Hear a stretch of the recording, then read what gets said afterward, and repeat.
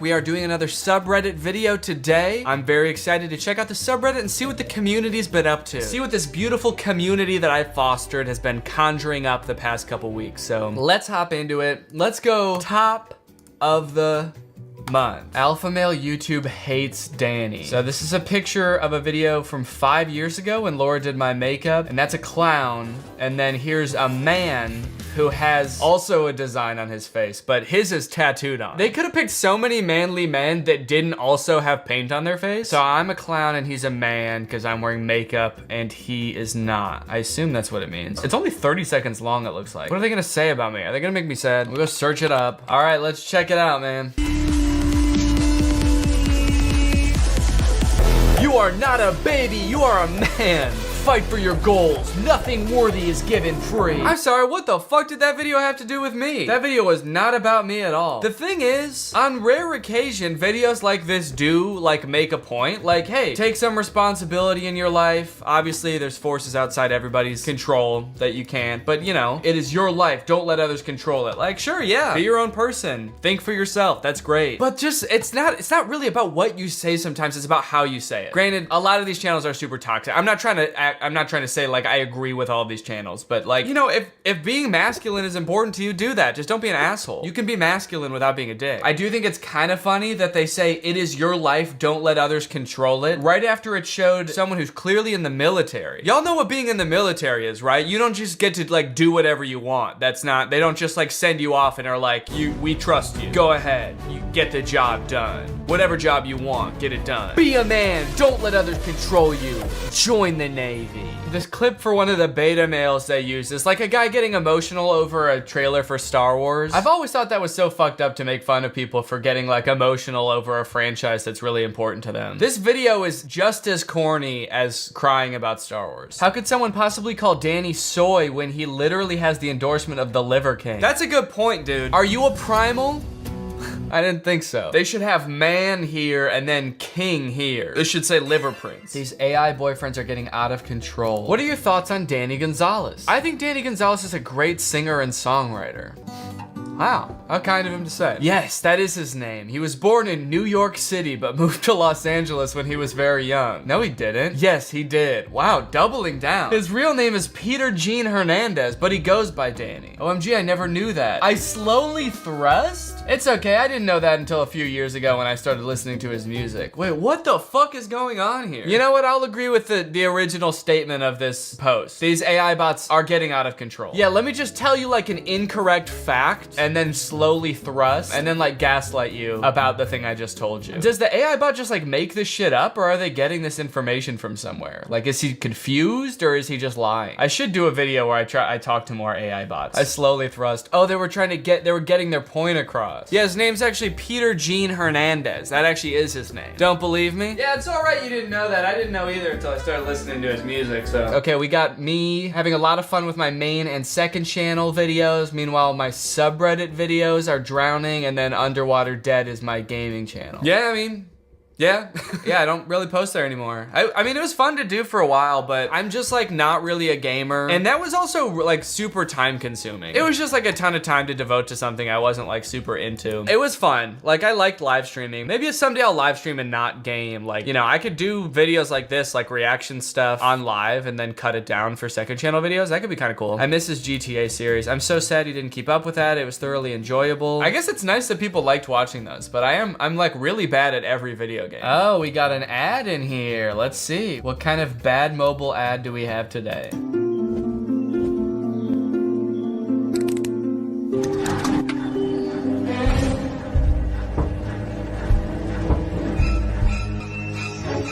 So she killed the baby. She had a baby, she loads the washer. Oh, she still has the pile of clothes in her hands and not the baby. The baby's binkies on the ground. So you can decide whether to throw everything in the trash or destroy everything with a hammer. Oh, and then you kind of just turn it into a second living room. That's tight. It's so interesting with these ads because there's no way this actually happens in the game. She got over murdering her baby real fast. Hey, we don't know how much time was in between there. This could have been months. Could have been years. We don't know how much time passed in between between her finding the binky and destroying her infant son's room. Why are you guys still supporting Danny Gonzalez like the police didn't find human remains as evidence of cannibalism in his LA home that he sold in 2013? Okay. People change, all right? People grow. That was like 8 years ago. What do you want me to do? I could go back to eating people. Would that make you happy? You want me to do that shit again? I don't think so. So how about just forgive me? I merged Danny with Danny. I guess you could say this is literally Too Danny, Too Furious. Ooh, this is weird. It's double Danny. This looks more like me than I did. That's awful. It's like every feature of my face is like double. Actually, it's kind of not. It actually doesn't really look like me. It's just kind of uncanny. It tried to make my face end right here, but then also made it end over here. How does Danny and Danny look less like Danny? Man's looks like a Tommy or Daniel or something. Yeah, he looks more like a Tom than a Danny. Can we get a Tom check? What do we think about Tom? Can we get a temperature check on whether this is Tom or not? Let me know in the comments. If I had to name this person, I don't think I would say Tom, honestly. To me, this looks like a Henry or something. Honestly, he looks British and he looks like his name would be Henry. Oh, interesting. Okay, so this is a comment from my last video about the MGK movie. Let's read it. I've watched your videos for years, Danny, but you're just straight up hating on him in this video. This is neither the best nor funniest movie review you did. That really hurts to hear, because every time I am trying to make literally the best video I've ever made, even though I've made hundreds of videos, I still expect each one to be literally the best video I've ever made, so that does really hurt to hear. You don't need to jump on the hate train, love. You're better than that. This movie was obviously dripping in irony and sarcasm. I agree that it's a very well written nor necessarily the best directed movie, haha. I think they mean I agree it's not very well written or the best directed. So it's a bad movie is what you're saying? I agree. But he's just a guy, not giving a single fuck. That was part of the problem with the movie, actually. It's that no one seemed like they cared. Doing whatever he wants to do, putting stupid jokes in and shit. Does this person agree with me? At first he was like, Danny, I'm sorry, but you're just hating on the movie for no reason. Sure, was it a bad movie? Yeah. Did it seem like he didn't give a fuck and was just throwing in bad joke after bad joke? Yeah. And were those all points you brought up during the review? Yeah.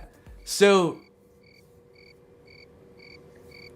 what was I saying again? But he probably didn't try winning an award. Don't tear people down for views, Danny. What I do on my channel all the time. You could have made this video funnier by being more neutral. Well, that's just not true. It always is kind of interesting because, you know, I have like such a wide audience that occasionally I will make fun of something that like has some kind of intersection with my fan base. And so it's kind of interesting to see how people react when that happens. Oftentimes people are like, hey, you know, I like this thing, but I don't mind seeing somebody joke about it. Usually people have a sense of humor about that kind of thing, or they'll leave like a jokingly upset response. It is kind of funny to see someone who's watched my videos for years. This person has watched me poke fun at other movies for years, and then the second I make fun of an artist this person's clearly a very big fan of, they're like, you know, you don't have to hate on everything. You should be more neutral. Wow, Marmaduke stand in the wild. Imagine this comment on any other video. On the Marmaduke video, the Ratatouille video. Danny, I'm sorry, but you did not have to jump on the hate bandwagon. Marcel has it hard enough as it is. He was clearly just having fun with it. He didn't give a fuck. He was just trying to steal some strawberries from the kitchen. They're wrong for that. MGK sucks balls. Okay, XEM1S, I've been a fan of your comments for years, and I've seen you say that countless other people suck balls and thought it was funny every other time, but you really crossed the line with this one. MGK is untouchable. He's a god, and he sucks balls, but when he does it, it's because he doesn't give a fuck. Danny as Marmaduke. I like that they put my picture on like a picture of someone else doing yoga. You can tell because they kept like the Google image results. Keeping it simple, hands and. This is Marmaduke doing yoga. Whoa, somebody drew me as a freaking Jedi and a Mandalorian? Okay, that's sick. That's so cool. Wow. So that's what I would look like if I was a Jedi. I'd make a cool ass Jedi. That's sick, thank you for making that. Okay, all right. I gotta come clean about something. I didn't want this to turn into a whole thing, okay? But there's been some misinformation that's gotten a little bit out of hand with this post, so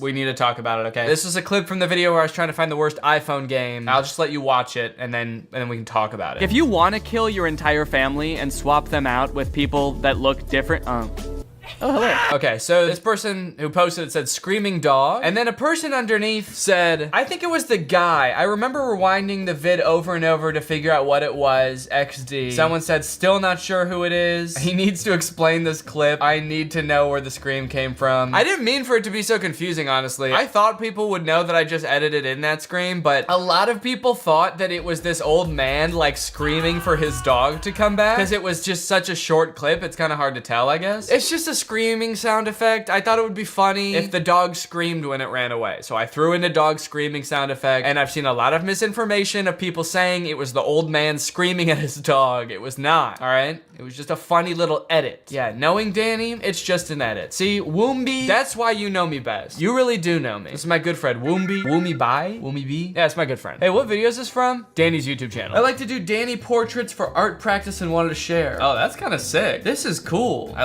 love the colors, actually. The yellow and the blue contrast really well. That's actually a sick ass picture. That's really cool too. These are all really good. Like, are these actually paintings? They look so good that it's like, is this like just a filter on a picture? But no, I guess it does look like they drew. Yeah, they definitely drew this one. That's insane. These are really cool. Look at the detail in my hand. That's awesome. Nice job. 2 thumbs right up my own ass. All right, I'm feeling a little bit crazy today, so what the heck, you know what? Let's go, instead of top of the month, let's just go new and see what people are posting on right in this very moment. We should all show our favorite Danny videos. Here's mine, the Joker video. That's a pretty solid video. I actually really like that one. I haven't gone back and looked at that video in a long time, but I remember it being really funny. Sometimes you just come across like a gold mine that is just so funny on its own that it makes making the video really easy. Like, I sat down to write that video and I feel like it just poured right out of me. It's just so ridiculous. It's like, how could I not write a good video about that, you know? Okay, this person said, trying Troom Troom's awful kidnapping hacks. That one's pretty good too. That one came out, I think, like a year ago, and is still like consistently one of my like most viewed videos every month. I wonder if I could pick my favorite video that I've ever done. I think I could. Let me think. I think my favorite video I've ever done was the Tesla video. That was like the most fun to make. I think it turned out really well. I was like really excited the whole time I was making it. Got everything that I look for. I am working on a video right now currently that I think has the possibility to be my new favorite video. It's another one of those videos that like I feel really excited the whole time I'm working on. I guess I don't really know when it'll come out, but I'm gonna go shoot it like in less than a week. So I'm really excited about it. Guess you'll just have to wait and see what it is. Whoa, I made a GIF of random frames from every single video from Danny. Oh, this is crazy. It'd be really cool, whoever made this, if you did it in order.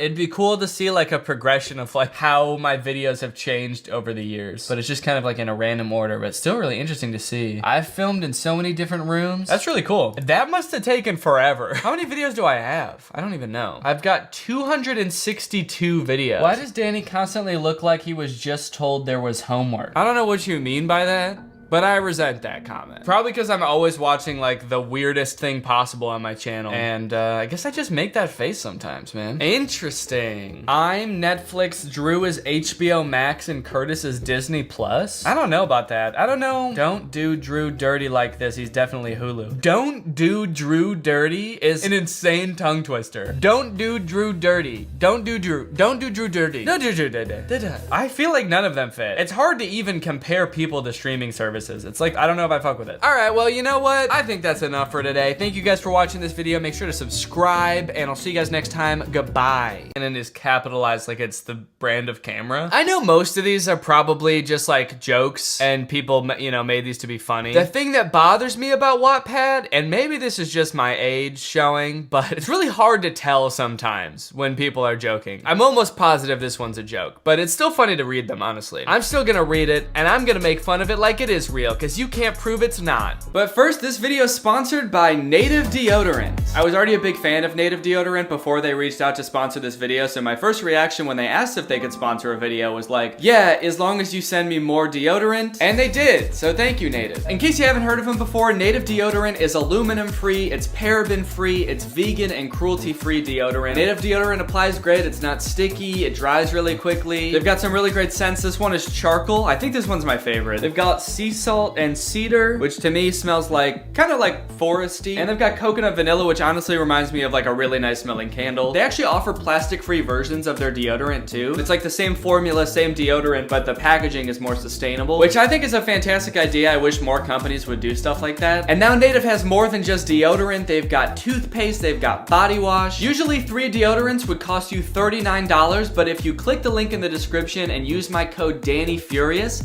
it's only $26. That's over 33% off. And with that same code DannyFurious, you can also get 20% off body wash or toothpaste. Thank you to Native Deodorant for sponsoring this video, and thank you to you guys for checking out Native Deodorant. Head on over to the link in the description if you want to check it out. And now let's continue with the video. I feel like you could not pick 2 people that I would like to see become romantic with each other less. Between John Cena and Bill Nye, dudes have probably never even met. I don't understand how you could ship such random people. All right, the first chapter is called Teach Me How to Wrestle. John Cena walked over to Bill Nye's house. He could drive, of course, but lately he wasn't feeling well. Thank you for clarifying that John Cena does know how to drive. This person's very careful not to slander John Cena right before talking about how he's probably gonna have sex with Bill Nye. He's like, okay, let me get the record straight though. This dude does know how to drive, and he could if he wanted to. Is this like comments on this particular part? Okay, I didn't know there was this feature. You can comment on every specific paragraph. Here we go again. This is the beginning of the story, dude. Oh, John Cena's going over to Bill Nye's house? Oh, brother, this ought to be good. We know how this ends. Do we? Why is this on my recommended? Kind of sus, I'll read anyway. You do kind of gotta be in a weird corner of Wattpad for this to show up on your recommended, right? It's not like you're reading, like, what's a normal thing to read about on Wattpad? It's not like you're reading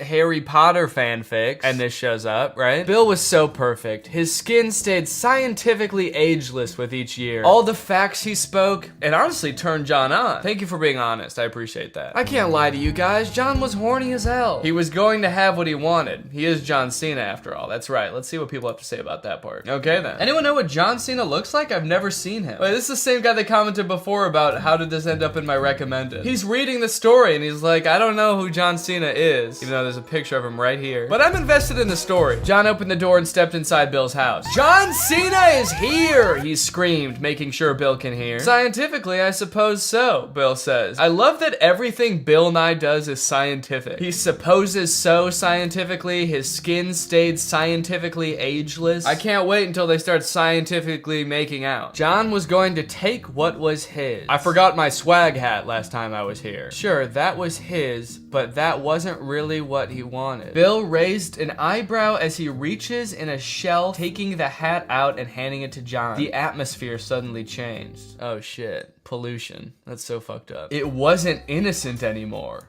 It wasn't swaggy anymore. I don't think it was ever innocent. It's just he showed up screaming. I don't really think you can say it was innocent. He showed up with blood vessels popping out of his head. I'm here! Just an innocent little boy, I'm here. John looked into the hat. There was a condom in it. Sort of a swag hat within a swag hat when you think about it. Let's see if anybody else made that joke. There's 100 comments about this one line. Oh, little plot twist. Seems like they got some people surprised. I love how invested people are in the plot. That crazy old saggy swaggy scientist knew he'd come back. So that just happened. Bill winked. Suddenly, John's right muscles made him want to do some biology. His right muscles? Is that like all the muscles on the right side of his body or like the correct muscles? Teach me how to wrestle, Bill said. Wait, so the last spoken thing was, I forgot my hat last time I was here. So in complete silence, Bill goes and gets his hat, gives it to John. They look inside. It's a condom. Bill looks up and says, teach me how to wrestle now. Later, they made love to John Cena's theme song on repeat. Later? What happened right after this? Teach me how to wrestle. And then they wrestled for a while. You thought that was gonna lead to them making love? No, dude, they did a lot. They did a lot of other stuff. Later on, they did have sex though. Yep, they did. Not related to anything that we talked about though. It was a different thing. Okay, next part, biology. Bill hadn't seen John Cena in what seemed like a million light years. What kind of fanfic is this? They just skipped over all the juicy stuff, I guess. Now it's far in the future. Also, light years is a measure of distance. It's the distance that light travels in a year, not a measure of time. So that's like saying Bill hadn't seen John in what seemed like Shit, 10 meters. He missed his shouting in his theme song. Oh, how they made love to that theme song on repeat. He still remembered that day. So the things he misses about John is his shouting in his theme song. It's funny, it seems like the person who wrote this doesn't seem to know that much about Bill Nye or John Cena. They just know that like Bill Nye's a science guy. Everything he does is scientific. And John Cena wrestles, yells, and has a theme song. And Bill Nye has a theme song too. And they haven't mentioned that at all. Give Bill a little credit here. He also has a theme song. John was going to visit him that day. He got a text informing him. And it looks like a very informational text indeed. Get ready to see John Cena's dick. Glad they're starting things off innocent as usual. John was always so forward. Bill loved it. Bill heard his doorbell ring a familiar sound. Yeah, the ringing of a doorbell, that should be pretty familiar. As he heard John screaming into the house. Bill was surprised his neighbors hadn't called the cops. John almost ran up and embraced Bill. Ready for this swaggy dick? Jesus Christ, man. Am I gonna have to edit this whole thing out? Am I gonna have to bleep this? I'm gonna have to review YouTube's monetization policy. Okay, let's see the comments. No comment. I'm gonna tell my crush this. Ready for this swaggy dick? You're gonna tell that to your crush? You know what would be a crazier pickup line? Get ready to see John Cena's dick. Hey baby, thanks for that tasteful nude you just sent me. Now get ready to see John Cena's dick. He's like, what? Wait, whoa, what? And then you send a picture of nothing because you can't see John Cena. 1 minute and we can do some biology, Bill said as he walked over to the stereo and played John Cena's theme song. Okay, this chapter's like a carbon copy of the first chapter. John Cena bursts in loudly. They talk, and then they make love to the theme song on repeat. They made love to the theme song on repeat for a second time. Is the next one gonna be the exact same thing? To be continued. Bro, that was the end? It's just 2 chapters of the exact same thing happening twice? I feel so cheated right now. Last updated in 2016. This is a tragedy. Shawty, it's been 6 years. Shawty, please come back. I have to know what happens next. I have a couple of pretty good educated guesses, but I'd really like to know for sure. All right, shit, well, I guess that was that whole story. You know what? I feel like we're just gonna end it there. That was a little bit too much. All right, well, thanks for watching, guys. Keep it real, stay safe, and most importantly, keep it real.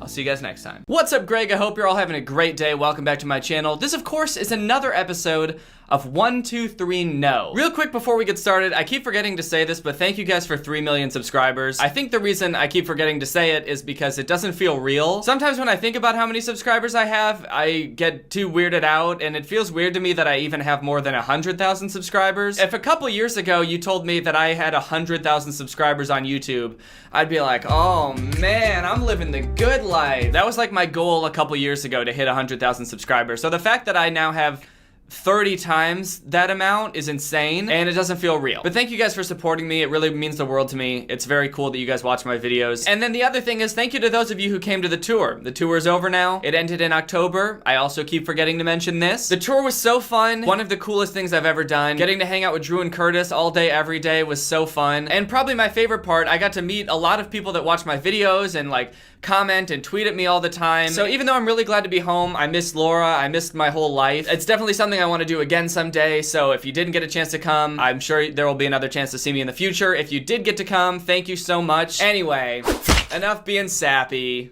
It's time to complain. Guys, Troom has a new competitor. A new foe has entered the match. A new challenger has appeared. 1, 2, 3, go. I found this channel a couple of days ago. They're pretty much just like Troom. They do pranks, they do DIY stuff, life hacks, crafts, anything that Troom does, 1, 2, 3, go does. And they're coming for the crown, baby. They're coming for that sweet, sweet crafting crown. Check out your new dresser, Mia. Well done. They want to be the crafting kings. When I say 1, 2, 3, go as a channel, what I really mean is that they're like a conglomerate of like 1,000 channels, I think. The reason I found them is because the other day I was scrolling on the trending page and they had 3 videos on the trending page. They had one at number 15, one at number 4, and then one at number 1 on the trending page. They were dominating the trending page on YouTube for like an entire day, which doesn't seem legit at all. It seems very suspicious. I don't know how they manage that. It's very strange. And the other weird thing is that they're all on different channels. The video at number 1 on trending was on the main channel 1, 2, 3, go. But then there's this other video that was on 1, 2, 3, go challenge. And then the third one is on 1, 2, 3, go gold. I don't know why they have so many channels. It seems like they pretty much do the same thing on every channel. I don't know if it's some way to like trick the trending or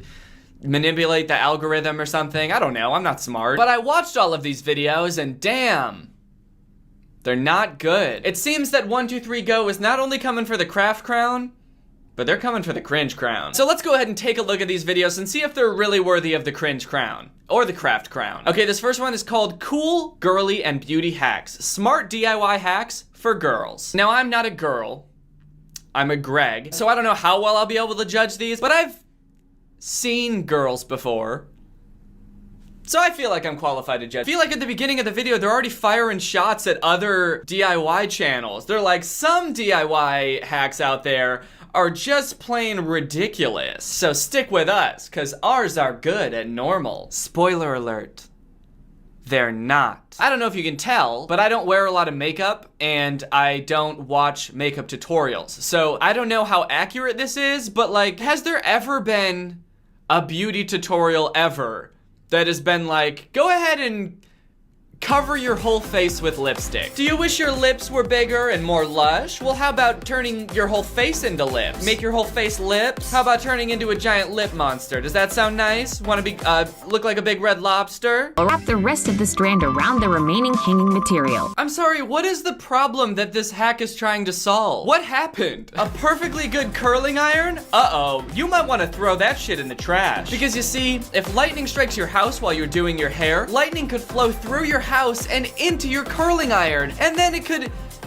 kind of mess up your hair. Oh no! So because of that 1 in a million risk, you're gonna wanna throw your curling iron in a fucking furnace and use a sock from now on. For the record, I know that it's possible to burn your hair with a curling iron, but that's not what happened. Electricity, green electricity, came through the cord and electrocuted her. That I don't think happened. If it works, I just feel like the story was a little bit off. Like she should have forgot her curling iron and then used a sock to curl her hair. Don't say that a curling iron's not gonna work. Obviously they work, that's why people use them, and they don't just randomly electrocute people. I like the little stories that they add in between the hacks that gives them like a reason to use the hack. It's not just DIY hack after DIY hack. There's a little story. It's a nice little, it's almost like a little beauty movie. But her logic in this scene as a character just doesn't really make sense to me. It's just kind of weird that she has no idea if the shaving cream would work or not. Like she has no reason to think shaving cream would fix her stain. But she's just like, I don't fucking know, shaving cream? It's worth a try. And she just randomly stumbles upon this amazing life hack. Does she do this every time it gets a stain? Just reaches for the nearest liquid and pours it all over her shirt and hopes that it has stain removing properties? I just feel like it would be more realistic if sometimes she tried like a random beauty hack that she had a hunch would work and it just doesn't at all. Like, oh no, I ripped my pants on the way to class. I'm gonna look like the dumbest, stupid fucking idiot in the whole class. Wait. A lighter! Could I melt my jeans and meld them back together? It's worth a shot. And then it just cuts to him standing in front of the smoldering remains of his house. Like, what have I done? I feel like that would be more realistic, personally. Oh. What kind of color was that? She just said spray some color on a brush. Was that spray paint? What was it? Was it spray hair dye? They didn't say. They just said spray some color on a brush. Just spray some color on a brush. Just pure color. Just spray some pure blue. The essence of blue. Just gather up the color blue and then put it in your hair. I don't know where to get that. Maybe I'm missing something, but couldn't you just spray the hair with the color? Why did you need to spray it all over a brush? Now you can't use that brush anymore. Now the brush is blue forever, or until you get it out somehow. This shit makes no sense. Thumbs down. Wait. Life hacks not making sense? What kind of world do we live in? Touching a bobby pin. Or having it on your finger. Also, does this even happen that much? When you reach into things, you come out with bobby pins all over your finger? She seems like it's really hurting her every time too. Does having a bobby pin just lightly clamped on your finger hurt that bad? The girl in the video is like, ow, whoa, oh! Help, someone help! I'm a doctor. Huh? You asked for help, I'm a doctor. Where the fuck am I? The hospital, you asked for help. I'm a doctor. Oh yeah, I have a bobby pin on my finger. Fuck! Oh shit. We have to take an x-ray right now. Put your finger in there. Okay. Oh shit. Oh, what? Your finger is fucked up. That is a fucked up finger. Is it broken? Broken? No, your bone is just dust. There's nothing to be broken. There's no bone anymore. Your finger's basically just a bag of sand. Well, can you fix it? I'm afraid the only thing we can do at this point is just cut off your whole ass arm. That makes sense. All right, let me just grab my knife. Oh, fuck! fuck, no! Anyway, the solution is to put it in a Tic Tac case. So that's the end of that video. The next one is very strange. It's a little bit different. This one is on the channel 123Go Challenge, and it's called Wearing Long Acrylic Nails for 24 Hours. Longest nails ever! Funny pranks by 123Go Challenge. This one is more of like a long skit than any sort of practical information, any kind of useful DIY tips. It's just a long skit about this guy's life being ruined. So basically, this guy and this girl are hanging out, and the guy makes the girl drop all her change. No, my change! Oh no, my change! All my nickels and dimes and quarters and half dollars. Why do they have half dollars? Do people even still use half dollars? I feel like I haven't seen a half dollar in like 15 years. So she tries picking up the change, but she can't because her nails are too long, and the guy gets all impatient. Fine, I'll help. What was that? What was that little noise? He grunted like a little gremlin. This bitch is taking forever. So finally he picks up all the change and he puts it in his pocket and he keeps it and he's like, if you drop it again, you won't be able to pick it up, so I might as well hold on to it. What if you drop it all again? It's definitely safer with me. So she gets all pissed, so later that night she sneaks into his room where he's sleeping, but it's the same room, he's just sleeping on the couch. They probably didn't have another set, they just had the couch room set, so that's just where this character sleeps. And while he's sleeping, she glues really, really long acrylics on him. As you do. And then the rest of the video is just him bumbling around being useless. He can't do shit because he's got really long acrylics. He can't seem to figure out how to pick anything up. Can't really manipulate things well. He's making everything look a lot harder than it should. He's really playing it up. There's one part where he's on the toilet and he tries to wipe his butthole, but I guess he's got really long nails, so he ends up scratching his butthole. Any last words, Kevin? And then like a couple scenes later, he's using his fingernails to skewer food and eat it, so that's gross. Amy, open your eyes. There's someone or something in your room. Huh? What is that? Please don't hurt me. Where the heck is the light switch? I found it. Okay, who's there? Show yourself. Hey there. Hey there. It was just me. I was just standing in your room like this, posing like a witch for no reason. Can you take my nails off, please? And she does. My regular nails. I thought I'd never see you again. All in all, this video was a disaster. Which brings us to the final video that was on the trending page. It's called Best Challenges and Pranks on Your Friends. And this one, of course, is on 123Go Gold. I'm not sure what makes this one gold. Maybe it's like their premium content, their most golden material. Dude, this shit is gold. Is this the best shit that 123Go has to offer? That wouldn't be saying that much, honestly. Let's find out. Hey girl, I think it's time for a style upgrade. Take this scarf. Now put it around your neck like this. Now take each side with opposite arms and flip them around your neck. Yep, like that. Take the ends and tie them in a simple knot. Tighten it, and poof. Whoa, how did you do that without choking yourself? This seems kind of dangerous. Trick your friend into fucking strangling themselves. You're gonna have so much fun watching your friend choke to death, all because of you. Jeez, you didn't tell me this was a life-threatening trick. They even say it's a life-threatening prank. But no, please, go ahead, try it. Try this shit out with a friend. It works better on people with asthma or other lung conditions. And the best part is, you'll get off scot-free. Your friend's gonna strangle themselves to death and the cops will be none the wiser. Now that's what I call gold. Mwah. That's gold. Ah, the bathroom. A private place where one feels most vulnerable. Also known as the perfect place to pull a prank. Snag an old toilet paper roll and run it under some water in the sink. Make sure to really soak it. Now crinkle it up so it looks like a... well, do I really have to say it? Yep, looks like a poopy. Looks just like poop. Whose poop is that supposed to be? That just looks like crumpled up cardboard. I don't want to get into the nitty gritty of what my poop looks like, but it doesn't look like that. Wait for an unsuspecting friend and... whoa, what the heck is that? Oh no, don't throw up. Oh no, there's poopy in the toilet where poopy goes? Oh man, I think I'm gonna puke. Gold. Finally, I'm done packing.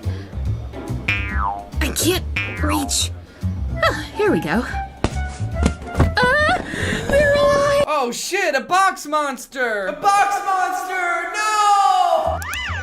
Emily, is that you? Oh, never mind, it's just a witch. Okay, this is actually kind of a good prank. It would scare someone, but I do feel like it requires a lot of planning, and also who has like a box room in their house? Is this supposed to be a prank you can do on a friend? Or is this like for coworkers? Because I could see you having like a storage room at work that's full of boxes, but then you're like ruining a bunch of shit at your job. You're like cutting open boxes that they can't use now. Or is this supposed to be at someone's house? Like, what room could you do this in? I've never been to a friend's house that just had a room full of boxes. Okay, so let's assume that this is supposed to be like at your job. You have a storage room full of boxes. You bring your own boxes from home. You cut them up. You're standing there. And then you just have to wait for like hours until someone comes back into the storage room. And also, you're not doing your job. You're not at your job because you're hiding in the storage room. Your boss is all pissed because he can't find you, and then finally he comes back into the storage room and you scare him and he pees his pants, and then you take off the thing and he's like, that was you? Why aren't you doing your fucking job? And then he fires you and you can't pay rent and you become homeless, and that's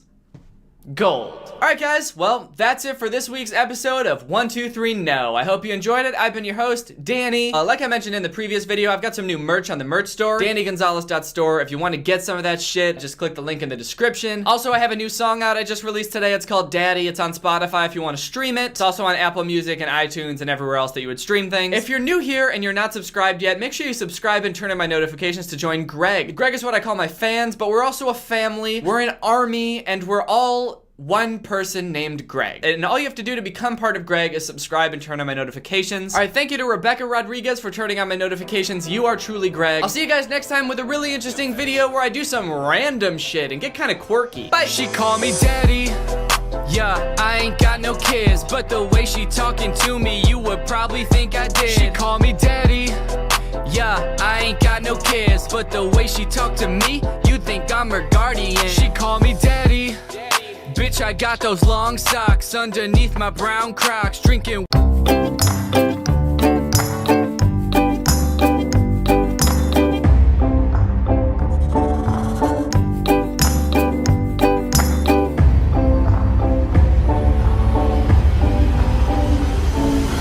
What's up, Greg? I hope you're all having a great day. Welcome back to my channel. This, of course, is another episode of sitting alone in an unfurnished room like a weirdo. So most of you have seen the video I made with Drew a couple months ago where we talked about the Jeremy Renner app. And since we made that video, a lot has happened in the world of Jeremy Renner. Firstly, just a few days after we made that video about his app, the app got shut down. Jeremy Renner himself posted this lengthy note on the app saying that he was taking down the app because there were too many trolls on the app, and he was going to be giving anyone who spent money on stars refunds. And for a second, Drew and I were like, huh? Did we do that? Did we roast this international celebrity's app so hard that he had no choice but to take it down? But then we looked into it a little bit more, and it seems like there were like a whole host of other problems on the app that we didn't even touch on, and it's been a long time coming. Unbeknownst to us, the app was full of trolls that were impersonating other celebrities. People were making accounts for like OJ Simpson and Casey Anthony and posting really weird stuff on the app. But worse than all that, worse than people making fake accounts for politicians and murderers and just all around spreading lies on the app, people were making fake accounts of Jeremy himself. They would make accounts where the name would be Jeremy Renner and the picture would be the exact same picture that the official Jeremy Renner was using. And since for some reason there was no like verification thing next to Jeremy Renner's name, anyone could make it look like they were the actual Jeremy Renner. And people would use these fake Jeremy Renner accounts to try to get stars from people, try to convince people to give them their stars because they would think that they were the actual Jeremy Renner, which is fucked up. Because as we all know, the only person who deserves stars is the real Jeremy Renner. No one else should be getting stars. So anyway, instead of implementing a policy where you can't make your name Jeremy Renner and you can't make your picture the same as the actual Jeremy Renner, he just deleted the whole app. He just got rid of the whole ass app, tossed the whole thing in the garbage. It's no good anymore. Ooh, stinky app, no good. Apparently it doesn't take much trouble for someone who's worth $50 million to be like, you know what, this is more trouble than it's worth. I'm not even making that much money. I'm just gonna delete the whole thing. Sure, it could have been a fun place for my fans to interact, but instead I had to make it one, all about money, and then two, the second that any trouble arose, I just am gonna delete the whole thing. But since that video, Jeremy also has another venture he's been working on.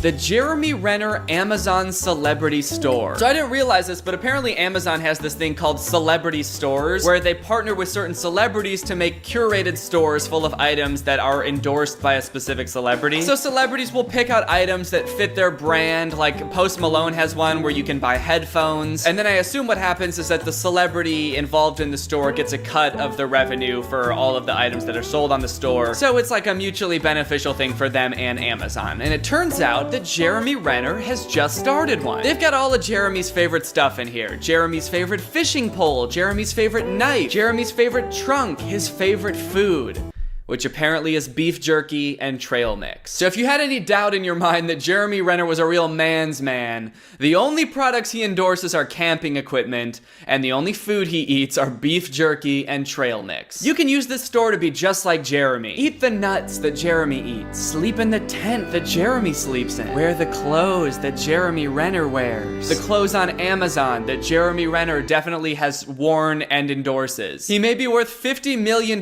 but he totally buys all of his clothes from Amazon and recommends Amazon clothing. Everything on this store just gives off like a weird off-putting vibe. Like all of the pictures of Jeremy Renner they use, he's tending to a fire and looking into the camera with that sultry gaze that Jeremy Renner is known for. I don't know what's got more smolder to it, that fire or the look in Jeremy's eyes. Here he's got some binoculars and looking kind of creepily into the camera. In general, the whole store gives off this vibe of like Jeremy Renner trying to act really cool, but it just reeking of like corporate sponsorship.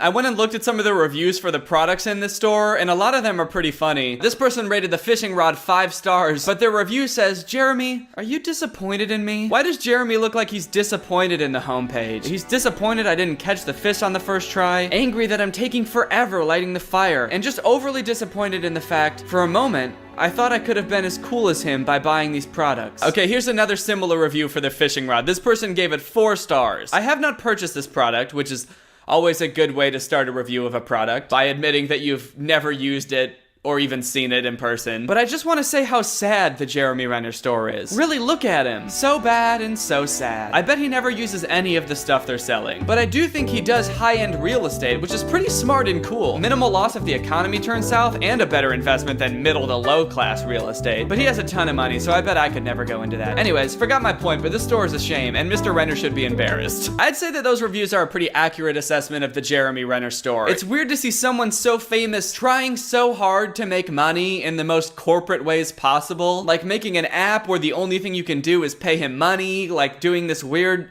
celebrity Amazon store endorsing products that he's definitely never used. So anyway, that's what Jeremy Renner's been up to lately. That's the only weird thing he's been doing. He hasn't been doing anything else weird. Other than that, he's been living a pretty normal life with his family, and he hasn't been doing anything weird or creepy, and he definitely seems like a great, well-adjusted man. Jeremy Renner's ex-wife claims he threatened to kill her. Jeremy Renner bit his daughter. Yep, nothing weird. He's not doing anything weird. He's just living his normal life and camping a lot. Those articles do kind of make the camping supplies seem a little bit less fun. Yeah, this whole list of stuff really seems a lot more suspicious after reading those articles. Like, what is he planning on doing with these bow and arrows? And who is he planning on watching with these binoculars? Jeremy Renner's life has really been in kind of a downward spiral ever since his app got shut down. Jeez. I didn't think it'd take that much of a toll on the guy. Anyway, after I was done researching the Jeremy Renner store, I started falling down all these rabbit holes of weird products that are on Amazon, and holy shit, there's a lot of weird products on Amazon. Okay, now here's a really fun product.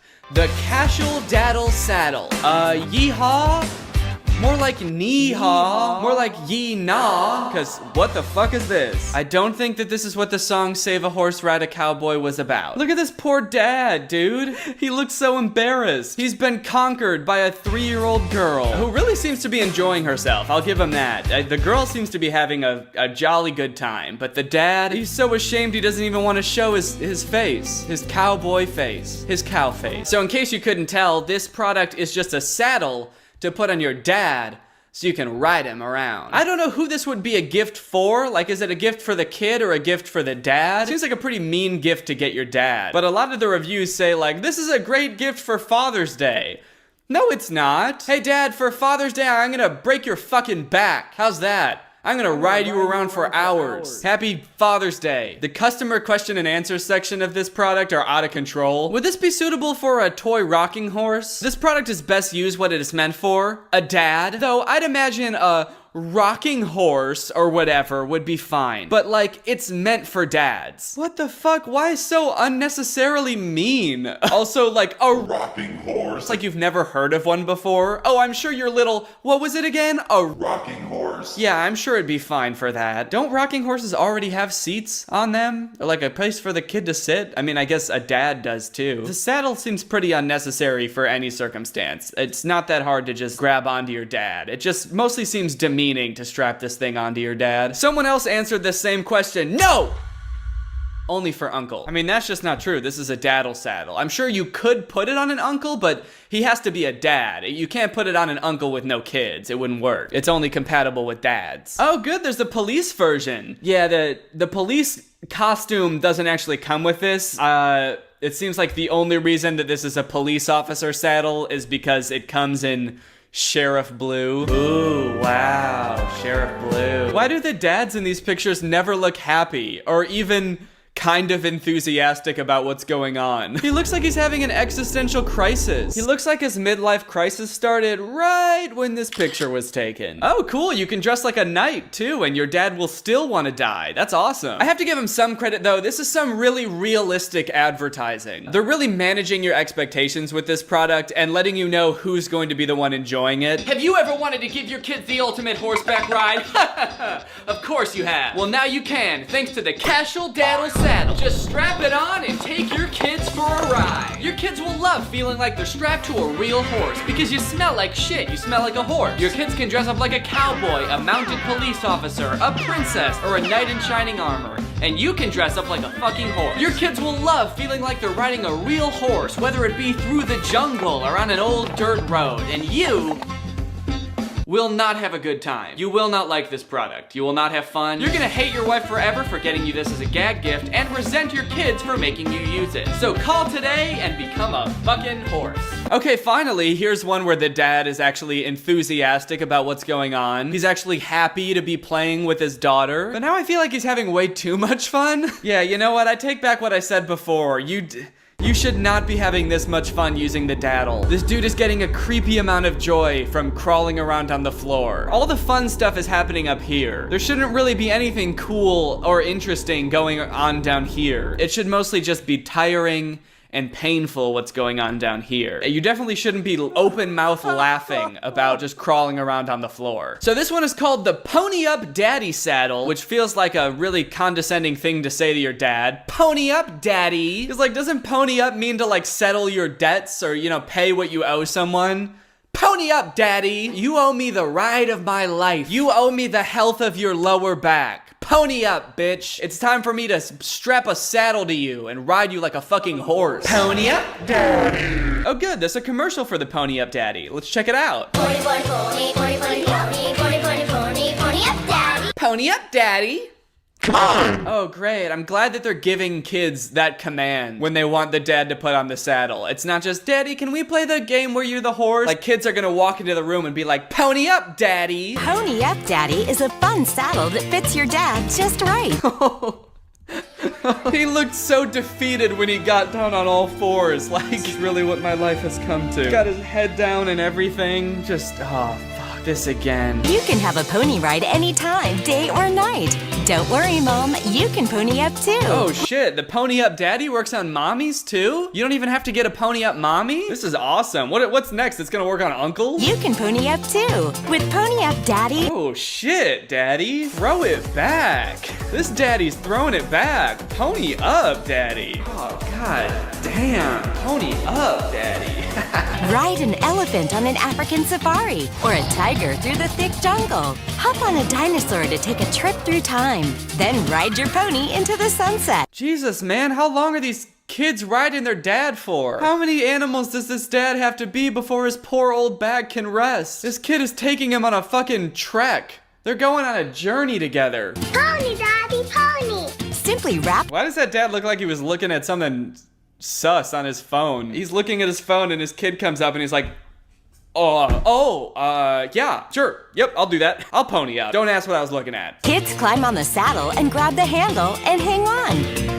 Pony, pony, pony, pony, pony, pony, pony, pony, pony, pony up, Daddy. No more ripped collars, no more stretched shirts, and no more broken jewelry. God damn, these kids are brutal. Just fucking choking their dads. You don't need to worry about jewelry getting pulled out or your collar getting stretched because the pony up daddy comes with a bit to put in your dad's fucking mouth so you can pull that shit when he's getting out of line. It's time to play with your kids again. Oh shit, it's time to play with my kids again. I gotta go play with my kids again. Okay, I'm starting to like it. I like the idea of getting off the couch and getting off your electronics and playing with your parents, but I feel like we could go even bigger. Just riding one dad, that's lame. And kids these days, they're resourceful. I think it'd be really cool if they started making like daddy carriages. So you could have like a carriage that you and all your friends sit in. It's got big wheels. And then there's like a group of 6 harnesses in the front that you strap a bunch of daddies into. So now you've got like 6 daddies pulling this little daddy carriage around. Now that would be cool. Taking your daddies out on a dirt road and just like,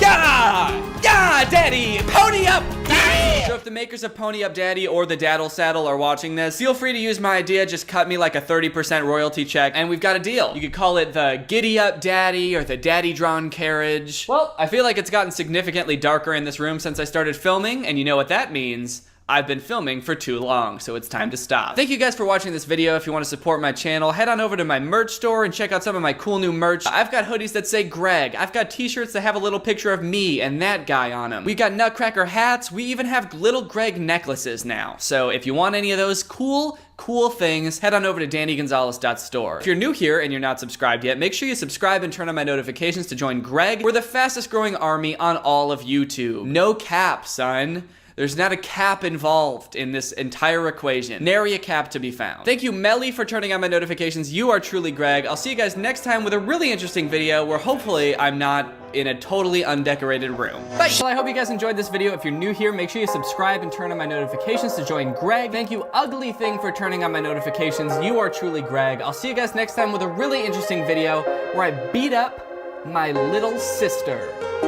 What's up, Greg? I hope you're having a great day. Welcome back to another episode of Checking In on Troom Troom. For those of you who don't know, I have a U2s now. He's a little vinyl figurine that looks just like me. I've been working on this for months, designing this with U2s. Here he is. Sweet as can be. I wanted this U2s to be sort of an homage to some of my most popular videos, those being the Trying Troom Troom videos. So you'll notice he's got the little chocolate milk tie, the hot glue gun, and of course a Greg t-shirt. So if this is something that interests you, head on over to U2s.com. It is live right now. It helps support me, and in honor of releasing this U2s, I wanted to do a video where we check in on Troom Troom and see what they're up to these days. It's been probably over a year since I've made a video about Troom Troom, and I'm kind of surprised with the direction that their channel has taken as of late. First off, they hardly do any like life hack and crafting videos anymore, which is really weird because that was like their bread and butter before. I mean, that was like the reason people came to Troom Troom, for like poorly conceived crafts that were also executed poorly as well. They do upload some here and there, and they're still like really bad. Like this one about getting kidnapped,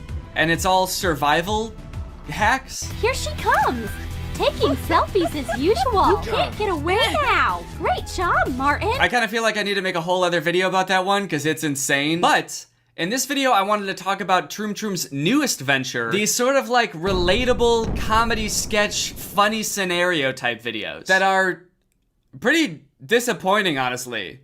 Honestly, kind of mean. So here's the type of video I'm talking about. It's called Rich Bride versus Broke Bride. They've got a bunch of videos like this. Rich blank versus broke blank, where they sort of like compare the lifestyle of one person who is rich and another person who is very much not rich. It's sort of like a goofy comparison, and it's sort of meant to be poking fun at both of them. But the thing is, they're like kind of trying to be poking fun at both the rich person and the broke person. But like the only thing they have to make fun of the rich person for in most of these scenarios is that like, wow, they have so much money that they can do anything they want and their life is actually pretty sick. But the broke person though? Oh shit, dude, their life sucks, man. Broke bride has bubble wrap, wedding dress, and they can't hire a photographer, and everything's going wrong, and it's funny because they're poor. So the first scenario is the proposal. It shows the difference between a rich bride's proposal and a broke bride's proposal. The rich boyfriend comes down from a helicopter in the sky. He gets down on one knee, says, "Will you marry me?" Will you marry me? Rich girlfriend says, "Yes." Yeah! Or sorry, yeah. Yeah. I feel like yeah is maybe a little bit too casual for the situation. And I promise to be there for you. Forever and always. Will you marry me? Yeah. Instead of coming down in a helicopter, the broke boyfriend just comes down in a regular ladder, just from like the top of a wall or something. I like that they made it so that he still had to come from the sky. They didn't have him just like walk up or something, which would be normal. Or what? Actually, I guess it doesn't really make sense that they're like walking up and immediately proposing anyway. Do they know these people know each other? It's kind of weird in general that they just walk up and the first thing they say is, "Will you marry me?" But I just think it's funny that they made him come from the sky also, just in his own like broke way. Like it's a well-known fact that like if you're gonna propose to a girl, you have to come from the sky. You need the higher ground. It's like a fight. It's a tactical advantage and a power move. You need the higher ground and the element of surprise. That's how I proposed to Laura. So broke boyfriend gives broke girlfriend, now broke fiance, actually, the ring. I don't know what that thing is. Is it a toy? Is it like a fidget thing? It kind of looks like a toy for a toddler. Is this a baby? Even if you were kind of strapped for cash and you couldn't afford a diamond, why put a baby toy on the ring? Oh wait, I guess I misread the title. This says Rich Bride versus Broke Baby. Oh, sorry, they're not even gonna get married. That's just a straight up baby. Rich bride gets a beautiful wedding, and broke baby gets a nap. She's very tired from being so young and so broke. Here comes the bride. Adele, Anthony, exchange your rings and vows. Now it's time for the ceremonies. The rich ceremony is of course beautiful. It's a very nice looking wedding. Maybe a little bit tacky. The bride does have a bouquet made out of $100 bills. But overall the message from the rich wedding is just like, dang, they're having a great time. And this day is gonna be one that they remember positively for a long time. Also, I love the officiant's hair. He looks like a Jedi apprentice. You may kiss the bride. Oh.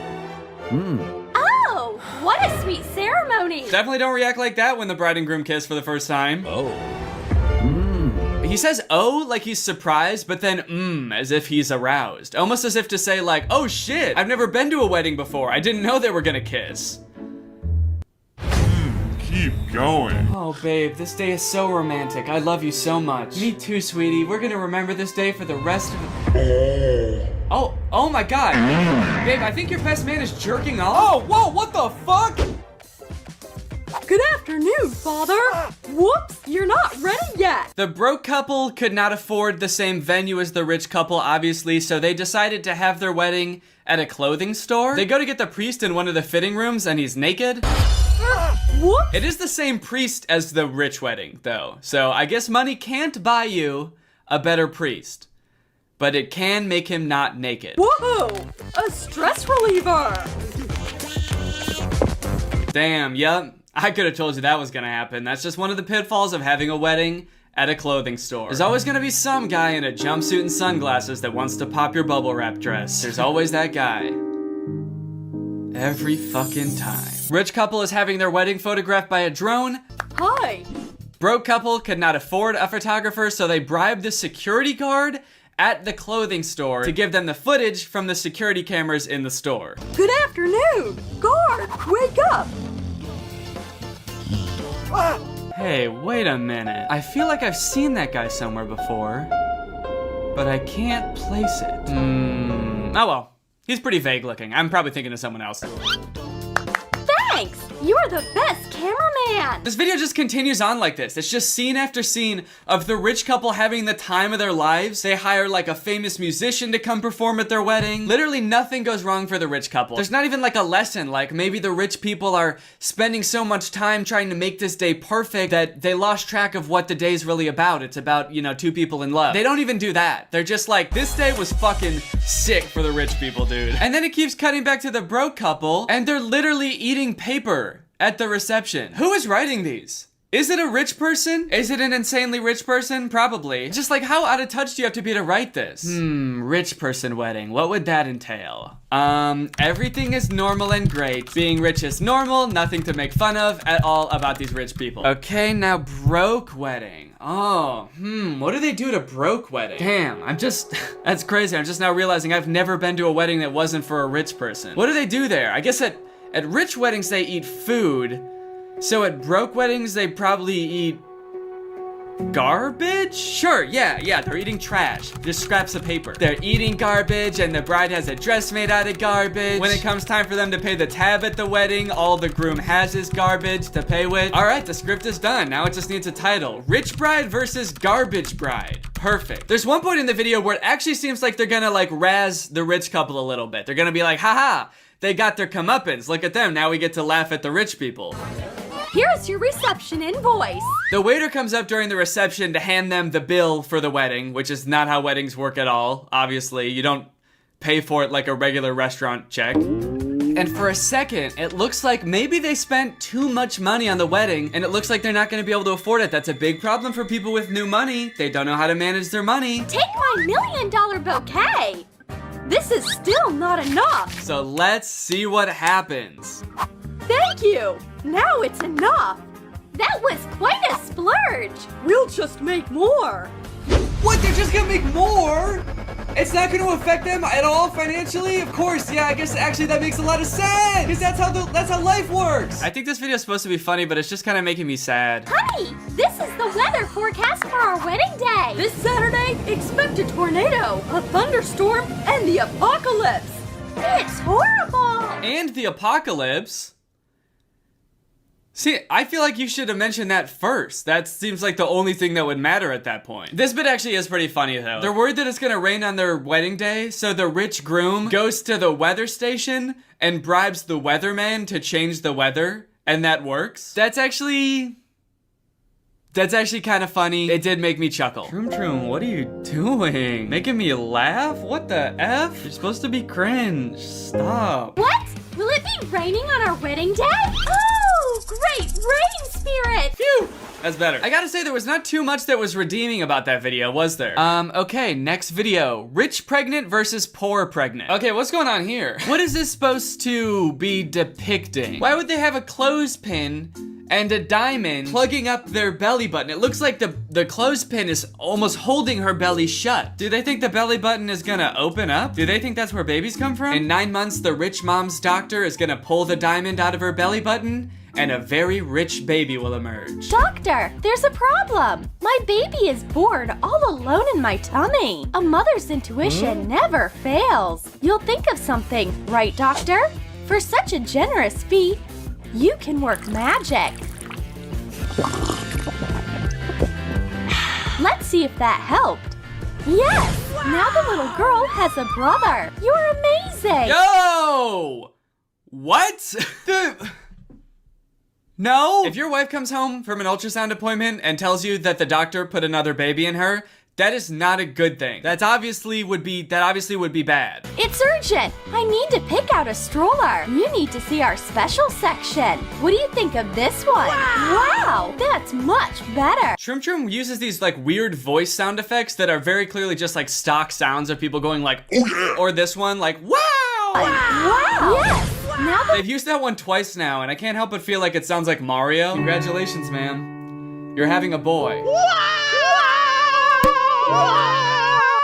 So then the poor pregnant woman just starts stealing stuff. She steals a cart from a guy living on the streets who uses a stroller. She steals from the grocery store. Dude, this is so weird. Why? And then they put the same joke in here that was in the last video where the poor mom wants pregnancy photos, so she goes to a store and tries to use the security cameras to get pregnancy photos. They can't even think of original ways to make fun of the people in these videos. All right, these videos are so bad. I'm gonna be done watching them now. I'm just kind of worried about these videos are obviously for kids. I'm kind of worried about the kids that watch these videos. But you know what? Maybe they took something away from it that I didn't get. You know, maybe there's some kind of lesson in here, you know? No matter if you're rich or poor, you know, the amount of money doesn't make you a good mom. And being broke doesn't make your kid any less special. And we should appreciate broke moms just as much, if not more, as rich moms, because they have a lot more to go through to give their child a good life. Who did you like better? Poor Lana or rich Liana? Tell us in the comments. Liana. Rich one is the best. I love the rich. Rich Miana. Rich Rihanna. Danny Gonzalez really needs to see this OMG. Alright, well, I think that's the end of this video, which means now it's time for a special sponsored segment. Just in case you haven't heard, Laura and I recently adopted a puppy. Just days ago, actually. This is her. Her name is Sunday. She is the sweetest baby. She has floppy ears and the sweetest face known to man. And since she's a little baby puppy, just 12 weeks old, we're obviously trying to spend as much time at home as possible. That means both of us working from home as much as we can, not going out for lunch every day, not going out for dinner every day. And boy, oh boy, has HelloFresh made that so much easier. We don't have to go to the grocery store as much anymore because every meal comes with all of the ingredients you need. We don't even have to spend as much time prepping each meal in order to start cooking because all of the ingredients are pre-measured. They take all the prepping and planning out of cooking, which means you can get dinner on the table in as quick as 30 minutes, even 20 sometimes with some of their quick and easy options. If we wanted to skip a week, add more meals, you can easily do that. We also love that it's a more sustainable option than grocery store bought meals. That's because HelloFresh's carbon footprint is actually 25% lower than grocery store bought meals. So in summary, HelloFresh is great because we get to spend more time at home staring at our sleeping puppy, we get to be a little bit more environmentally conscious, and we get absolutely delicious tasting meals. I swear HelloFresh does not miss. So if you want to sign up for HelloFresh, head on over to HelloFresh.com and use my code TrulyGreg14 to get 14 free meals plus free shipping. That's code TrulyGreg14 for 14 free meals plus free shipping. Thank you to HelloFresh for sponsoring this video, and you guys for checking out HelloFresh. Alright, thank you guys for watching this video. If you enjoyed it and you're not subscribed yet, make sure you subscribe and turn on my notifications to join Greg. Greg is what I call all my subscribers, and we're actually the strongest army on YouTube, based on a series of objective metrics that only I know. And all you have to do to join Greg is just subscribe and turn on my notifications, and I'll see you guys next time. Bye! This video is over now. Go find something else to watch, or just watch this video. I know we had a lot of fun, but you can't stay on this end screen forever. No. This video is over now. So why are you still watching this? What's up, Greg, and welcome back to another episode of 2021. More like 2020 fun. Guys, why does everyone on TikTok believe everything that anyone says? I keep seeing this dude on TikTok named Nick Suarez who's pretending to be a vampire on TikTok using special effects. He just keeps posting videos where his canines become vampire fangs, and like everyone believes him.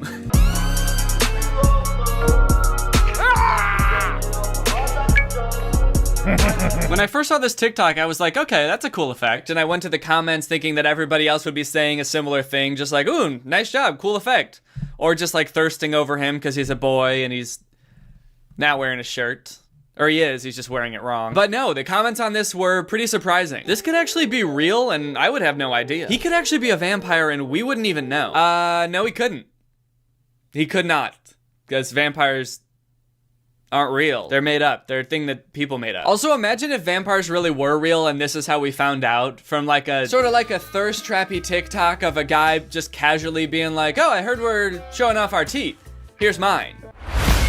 They just had to put this picture in like every history book from now on. Like, so this is when we found out that vampires existed. They've been around for like thousands of years, and we didn't find out until this guy made a TikTok video without his shirt on because he wanted to show off his teeth. And still to this day, it's the only evidence we have of vampires, but like, I mean, you can't dispute this. And he keeps making videos where he does this thing with his teeth, and more people believe him every time. It's so bizarre. Not me actually believing him. Why am I believing him? You're gonna make me believe you. Look, I don't believe this yet, all right? I'm not that stupid. 2 videos of you showing your fangs? I'm not an idiot.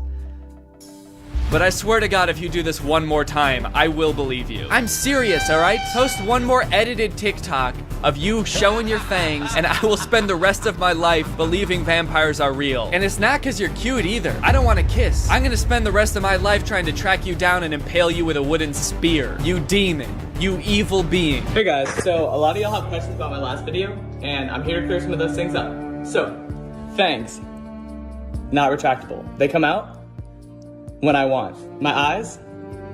Yeah, they do glow, and I could compel you, but I won't. And finally,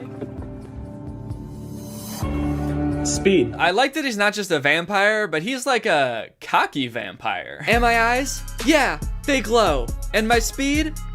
Yeah, it's really fast. Watching everyone I love die time and time again because I'm an immortal, ageless being. Drifting through time, becoming further convinced that nothing matters and life doesn't mean anything because I sold my soul to the devil 200 years ago?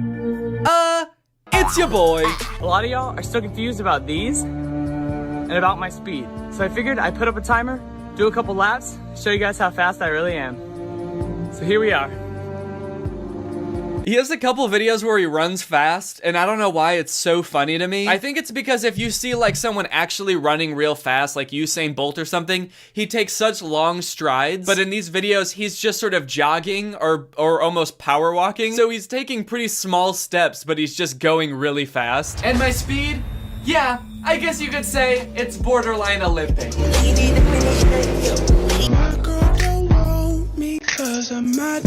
I like to think about what this one would look like without the effect.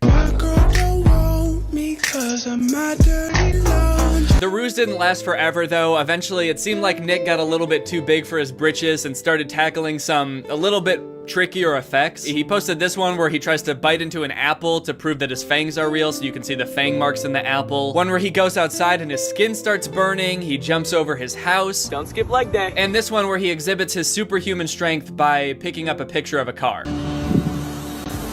Let me know if you have any questions. Now, I know that a lot of people who are probably commenting on these TikToks saying that they think they're real are either joking or literally 1 year old. But it's just crazy to me that like anybody would even consider for a second that this might be real, because vampires aren't real. And also this dude's a video editor. Like if you click on his profile and look at it for 2 seconds, all of his other non-vampire related TikToks are like him doing effects, like he's in the mirror doing one thing and then on the other side he's doing another thing, or he's parodying The Sweet Life of Zack and Cody where he's cloning himself. And honestly, I don't even think that this dude, Nick, is really trying to fool anyone. I just think he's a video editor that's like trying to have some fun. He probably didn't even think people would believe his first post. I don't really think his intention was ever to like deceive people into thinking that vampires are real. That, however, cannot be said about what I actually want to talk about today, which is this rumor about Kanye West and Jeffree Star, and more importantly, the girl who started it. So I'm sure a lot of you have seen this rumor by now because the memes have been everywhere, and honestly, there's been some pretty good memes about the situation. I think in general,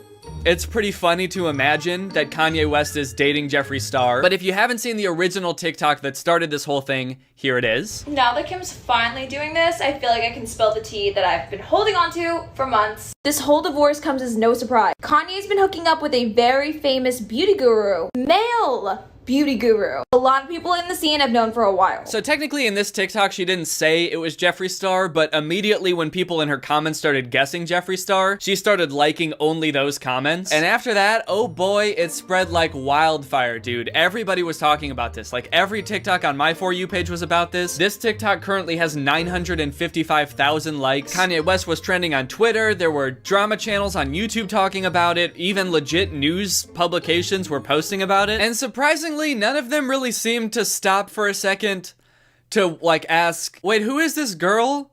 And why would she know that? The only thing her caption of her TikTok says about why she knows this is, my source is legit, I promise. But news publications were still like posting about this story as if it could have some credibility, even though if you scroll through her TikToks, like all of them are about just like chasing clout, trying to get clout any way she can. It's high-key so annoying when people are like, she just posted this for clout. Duh. Isn't that what TikTok's literally for? She's actually made up rumors about Kim Kardashian's friend before, but nobody really seemed to care. They were all just kind of like, whoa, you got a source? Oh, hell yeah, nice job. She milked a good amount of clout out of this situation for a while, posting more videos about how Kim Kardashian's suing her now, even saying that like Kris Jenner is threatening her, until one of her friends apparently posted a voice memo to TikTok that she sent him, saying that the whole thing was made up and there was no truth to any of it. Not even getting sued. I made this entire scandal up. There is literally not one bit of truth to anything I have said. I just tricked the entire world into talking about me again because I was on a lot of Adderall and bored. And then she confirmed that that was, in fact, true on her own TikTok. And that's on being an icon. We all had fun though, didn't we? You're welcome for the memes. The caption of this is, I was gonna wait to expose myself, but clout chasing locals I thought were my friends want to do it first. Lame. Wait, clout chasing locals? Isn't that what you are? She's like, okay, I may be a clout chaser. I may have made up an entire story about the Kardashians just for clout. But a local? Whoa, whoa, whoa, whoa, whoa, dude. I am not local. I am not local to anywhere. I don't live where I live. Anyway, the point I want to make here isn't that like people shouldn't have been posting about this. It isn't even that like, wow, how could anyone believe this? Because honestly, at first I was kind of like, maybe this is true. I don't know. It's kind of funny. It's got the right amount of juiciness and irony. Kanye West is pretty famously a womanizer. He's also worked with homophobic pastors in the past. Jeffree Star has said racist things in the past. So the fact that they could be dating is pretty juicy. It keeps it juicy.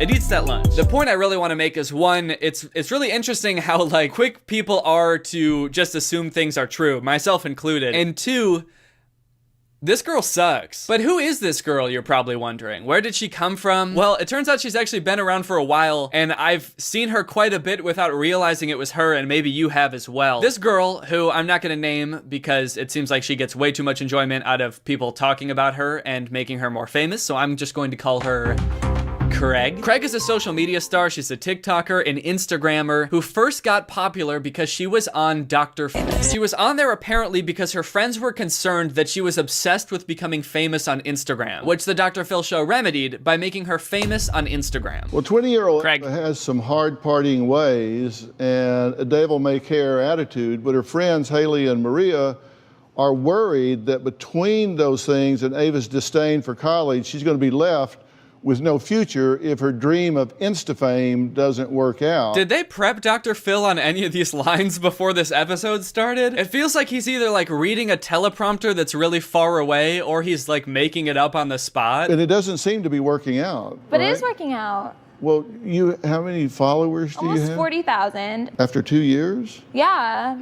That's not bad. Yeah, that's not bad. 20,000 every year. So she'll hit 1 million when she's 70 years old. Well, I have a YouTube channel, and last year I had 2 billion views, and it didn't change my life. Oh, there's my butt. How does it change your life? I don't know, because then people get to see my face and it makes their day better. So it makes me feel better, like I'm doing something good for the community, you know? I feel very philanthropic, is that the word? Charitable? When you're popping on social media, like you get all kinds of stuff. Like I get free laxative teas.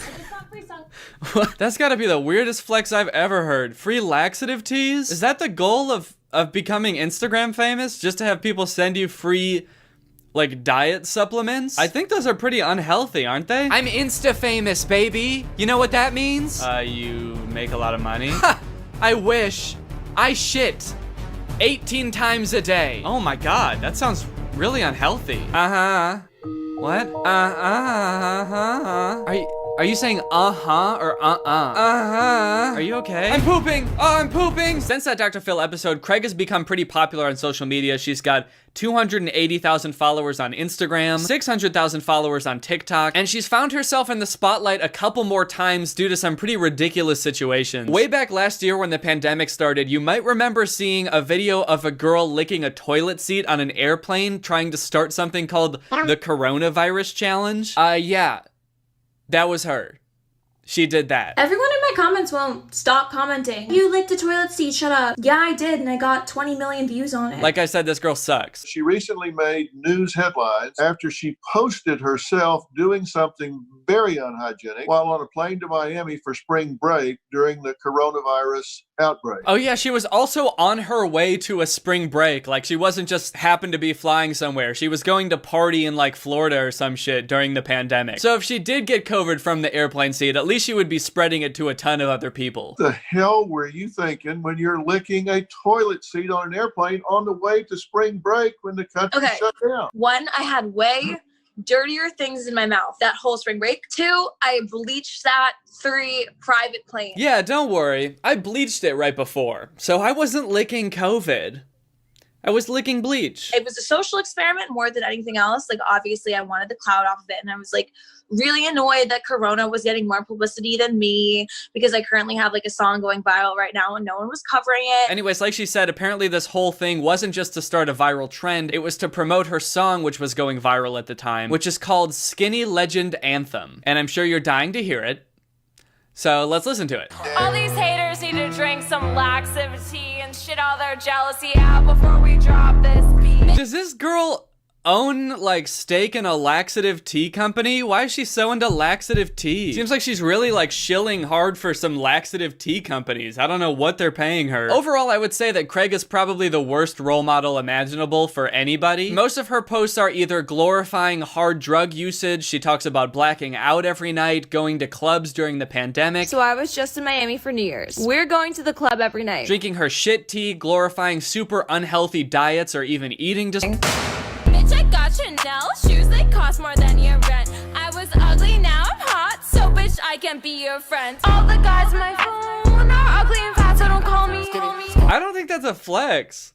All the guys in my phone are ugly? What, how is it? What kind of flex is that? Yeah, not to brag or anything, but I pretty much talk to the ugliest guys on the planet. Jealous? Haters? Now, since it came out that she faked this whole story about Kanye and Jeffree Star, has this girl taken any responsibility for her actions? Has she apologized? Has she said she won't do it again? No. Everyone's just so fucking mad that I caused the biggest internet scandal of 2021 so far. You're welcome.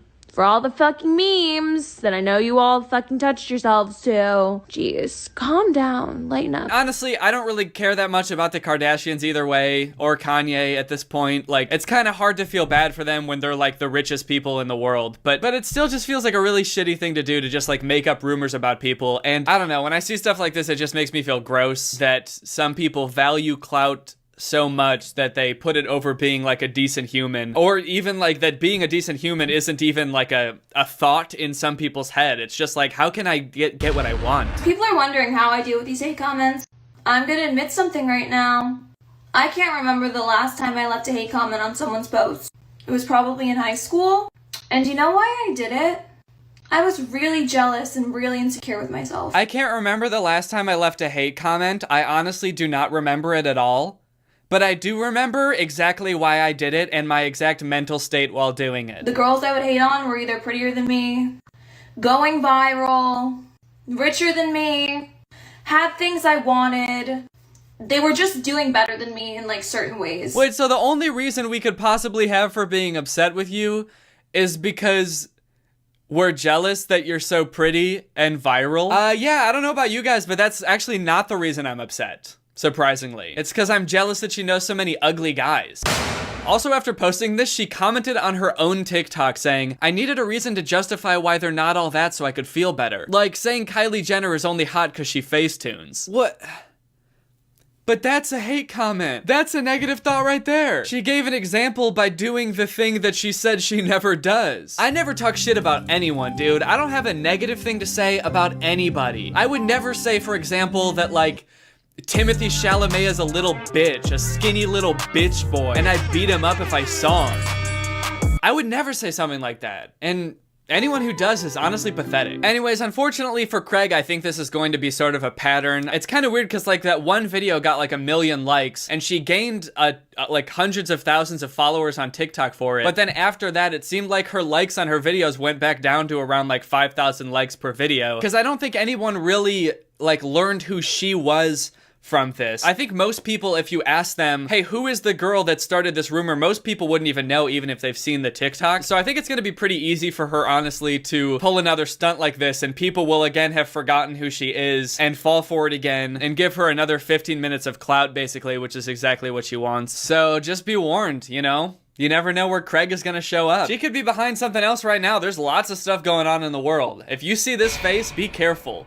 Because Craig's up to no good. All right, well, that's pretty much the end of the video. Now it's time to talk about our sponsor, ExpressVPN. This video has been sponsored by ExpressVPN. ExpressVPN is my go-to tool for protecting my online privacy and anonymity. Imagine for me, if you will, that every time you went online, there was just some guy out there that saw every website you went to, and he just writes it down and keeps it on a little piece of paper that he keeps in his pocket, and he just knows everywhere you've ever been, and he holds on to it forever. Well, for most of you, that actually is what happens pretty much every time you go on the internet. Because your internet service provider, whether it be Comcast or AT&T, is allowed to store logs of every single site you visit. And they're also legally allowed to sell this data to anyone. And that is one of the main reasons I always use ExpressVPN. Another great use for ExpressVPN, aside from protecting your data, is unblocking content that's not available in your area. For example, if you live in the US and you've ever wanted to watch The Dark Knight on Netflix, you can't because it's not available on US Netflix, but it is available on Canadian Netflix. So if you just open up ExpressVPN, change your server location to Canada, and then search The Dark Knight on Netflix, suddenly you can watch it. It's honestly pretty amazing. It works like magic. ExpressVPN has the fastest speeds, which I've tested myself since I'm always like uploading videos, downloading music and sound effects for my videos. They've got 24/7 customer support. It's super easy to use. You just click the big button that says connect and you're online. And it's not just me that's an ExpressVPN fanboy. ExpressVPN has been recommended by countless other YouTubers, and they've been consistently rated the #1 VPN by sources like TechRadar, CNET, The Verge, and many more. So find out how you can get 3 months for free by clicking the link in the description. That's expressvpn.com/Danny Gonzalez. That's expressvpn.com/Danny Gonzalez. Thank you to ExpressVPN for sponsoring this video, and thank you to you guys for checking out ExpressVPN. Okay, well, I hope you guys enjoyed this video. If you're new here and you liked it, make sure you subscribe and turn on my notifications to join Greg. Greg is what I call my fan base on YouTube. We're sort of an army, sort of a family, sort of a boss-ass posse of ugly guys. All right, well, I'll see you guys next time. Bye. This video is over now. Go find something else to watch, or just watch this video. I know we had a lot of fun, but you can't stay on this end screen forever. No. This video is over now. So why are you still watching this? What's up, Greg? So I'm a big fan of The Bachelor and Bachelorette series. And by big fan, I mean I watch it and complain the whole time because it's not exactly how I want it to be. But lately, I've been feeling even more so like the series has just taken a bad turn. There's really dumb, producer-created drama on the show. Because of this, I've sort of been on the lookout for new reality dating shows to watch. I found out that MTV has a bunch of old dating shows that I've never seen before. I've heard people talk about them, but I've never actually watched them. Kirby girls make my junk twitch. And I've sort of fallen down a rabbit hole, but this one in particular, it's called MTV's My Own, has been keeping me awake at night. Welcome to my palace of pink. The concept for this show is so bizarre. Before I tell you what it's actually about, I want you to picture what you think would make a successful dating show. Like, what would actually lead to a relationship that lasts longer than just the episodes of the show? What do you think is most important? I personally think the main person, the person that everyone's trying to date, making sure that they are like a well-adjusted person that has the ability to form normal, healthy relationships with other people and will like you for you and doesn't want you to be someone else, because that would be weird. So this show is about helping people who are obsessed with celebrities find someone who looks and acts as much like that celebrity as possible so that they can basically have their own personal version of that celebrity. That's why it's called My Own. There's episodes about people who are obsessed with Beyonce, P. Diddy, and the show tries to connect these people with someone who looks enough like Beyonce to sort of quell this person's desires, to make them kind of calm down about the whole being obsessed with Beyonce thing. Now, this show took place between like 2005 and 2006, so a lot of the episodes aren't available online anymore, but I found one on YouTube and I watched it, and it is every bit as weird as you would think. It's actually probably even worse. The only woman for me is both naughty and nice. I want my own pink. So at the beginning of the episode, we're introduced to the main character, Nick. Nick isn't looking for a Beyonce or a Kanye West. He's looking for his own pink. He wants his own personal pink. And this whole intro segment where they introduce this guy is just them sort of like listing and showcasing a ton of red flags. You and me, Friday night. What do you say? Kind of like they're just normal personality traits. This guy's room is one of the weirdest single man rooms I've ever seen. I know there's this kind of stigma about single men that they live in these ridiculous living situations with like no furniture or like decorations or anything. I wish this guy didn't have any decoration. It seems like his room is literally just a full-sized bed and white walls covered in posters of pink. There's also caution tape all over the walls and a danger sign on the front door of his room, which is kind of considerate actually, now that I think about it, because I do feel like you need to be warned before entering his room, especially if you look like pink, apparently. That danger sign means danger. If you come into my room looking like pink, I'm gonna try to marry you. You will not leave without becoming my lawfully wedded wife. Welcome to my palace of pink. There's so many things that I love about pink. She can sing, she's animal friendly, she does gymnastics, and she's the type of girl that I want around with my friends. Those are the things you like about Pink? Those are the only things this grown man who's obsessed with a female celebrity likes about Pink, really? It's kind of funny how they're trying to make it seem like he doesn't just want to sleep with her. They're trying to make it seem like he's into other obscure parts of her. He says she's good with animals. Is that something she's known for? I guess I don't know that much about Pink, but really? He's just like making stuff up? Yeah. The reason I want to meet Pink so much isn't for any creepy reason. She's so charitable and she's honest. I've never heard her lie. She never lied to me. She never talked to me. She's never seen me at all, actually. But I've seen her every day outside her house. This is my hermit crab, Pink. Ow! Ow! Fucking bitch-ass crab! Ugh! Pink would never do that, dude. Known Nick for like 15 years, one of my closest buddies. Then we're introduced to some of Nick's friends who give us a little bit more perspective on who Nick is as a person. Help us find Nick, his own Pink. I'm just trying to picture this show like approaching his friends to be on it as well and telling them like, hey, we're making a show about Nick. We're kind of exploring his obsession with Pink. And they're like, oh my God, thank God, finally. Are you gonna help him? Are you gonna try to get him help so that he can move on with his life? And the show's like, no, actually, we're gonna make it way worse. I don't remember the last time Nick got a date with a girl, but his obsession with Pink is definitely getting in the way of his love life. And a show like this definitely will not help if he realizes there are women who are willing to be his personal Pink. Also, even ignoring the Pink thing, I feel like that might not be the only reason he hasn't had a date in years. I think there's a good chance he has more going on, and the Pink thing is just kind of like the most obvious, glaring issue. Like, if you took away all the Pink posters in his room, he would still have just an empty room with a bed and a crab. So I think it's safe to say that there's more going on. I met Nick when he was the captain of our football squad back in high school.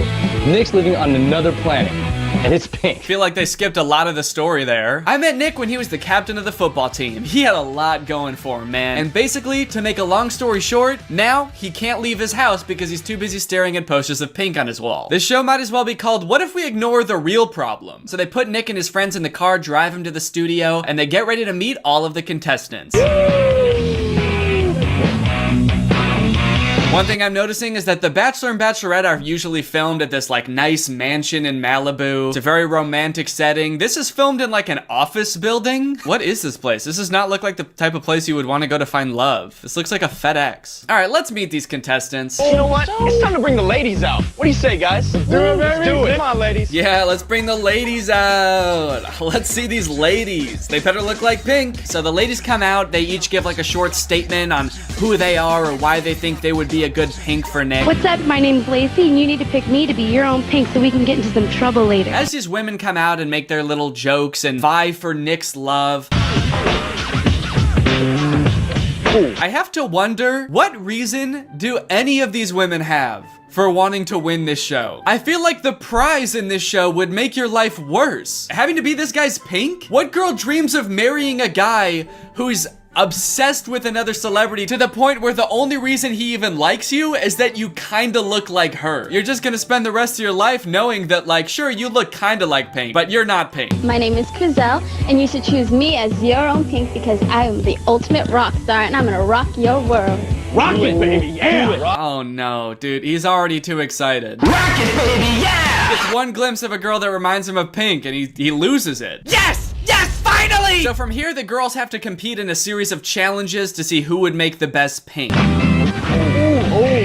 it like it's hot, dude. Drop it like I'm walking the rock. Guess I won't be getting in any trouble with her.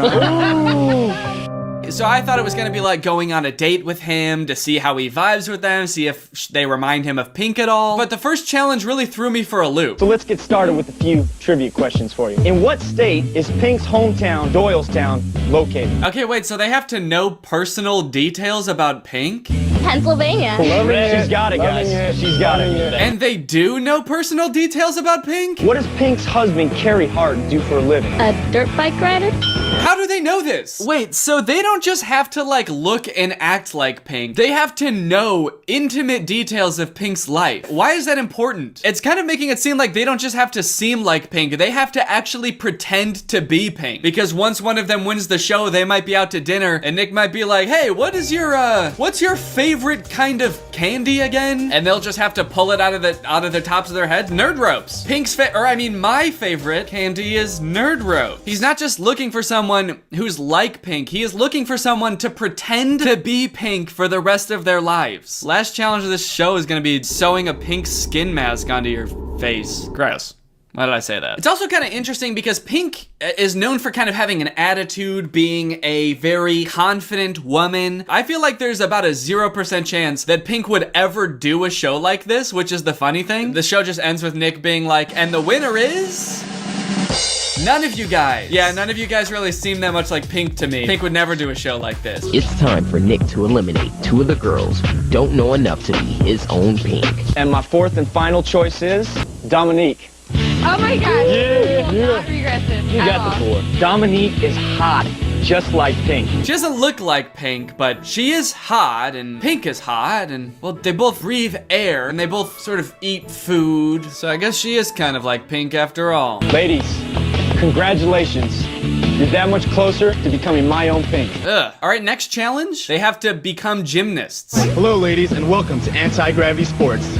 Before Pink became a rock star, she spent her childhood as a gymnast, and now it's your turn. That's right, apparently Pink did gymnastics when she was little, and so these girls have to also learn gymnastics for some reason. I guess maybe it might come up on a date at some point in the future with this guy, like, hey, Pink did gymnastics when she was little, so she should probably remember some gymnastics, like a little bit of gymnastics. And he might want his girlfriend, who is pretending to be Pink, to do a little bit of gymnastics.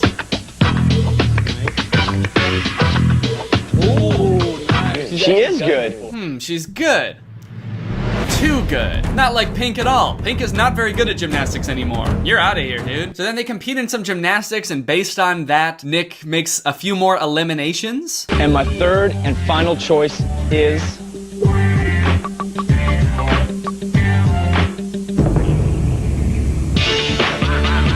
Oh, and they cut to a commercial break midway through the eliminations for some reason. I guess this is like a big cliffhanger. I'm not really sure how. I'm not at all invested in any of these girls. I know so little about them. The only thing I know is if they know trivia about Pink and can do a little bit of gymnastics. Are there people at home rooting for one of these girls? Is that why this would be a cliffhanger? We've only known these girls for 12 minutes. I can't imagine forming that strong of a connection with them in that time. I want Dominique to win so bad. Her story is so inspiring. She deserves this. Ever since she was a little girl, she's wanted to be someone's personal Pink. She's got this in the bag. Violet. Fuck! The 3rd and final challenge is that these girls have to perform a Pink song for Nick. They have to get dressed up like Pink. They've got to bring the attitude. They've got to bring a great vocal performance to win Nick's heart. The only concern, well, you lucky girl, stupid girl. It doesn't make any sense. Why do any of these challenges matter? Do they think that this is what Pink's day consists of? She wakes up in the morning, she gets questioned by her husband on where she grew up and like what record label she was signed to first. And then she goes to the gym to remember just a little bit of gymnastics. And then she comes home and does a personal performance for Nick. Yeah, that's probably what Pink does. I guess when you only see someone on the screen, you just kind of assume that what you saw them doing on the screen is what they're always doing. Whoever wins this show, she like goes home with Nick, and then that night she like gets in bed and she's about to go to sleep with him, and he's like, whoa, hold up, what the fuck are you doing? She's like, we're gonna go to sleep now, right? And he's like, no.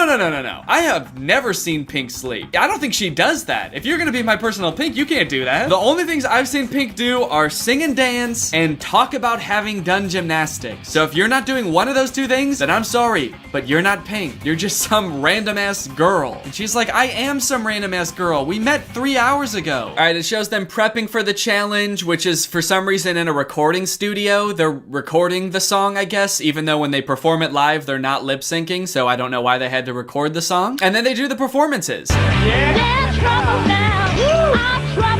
And right off the bat, this girl looks so much like Pink, and none of the other girls look anything like Pink.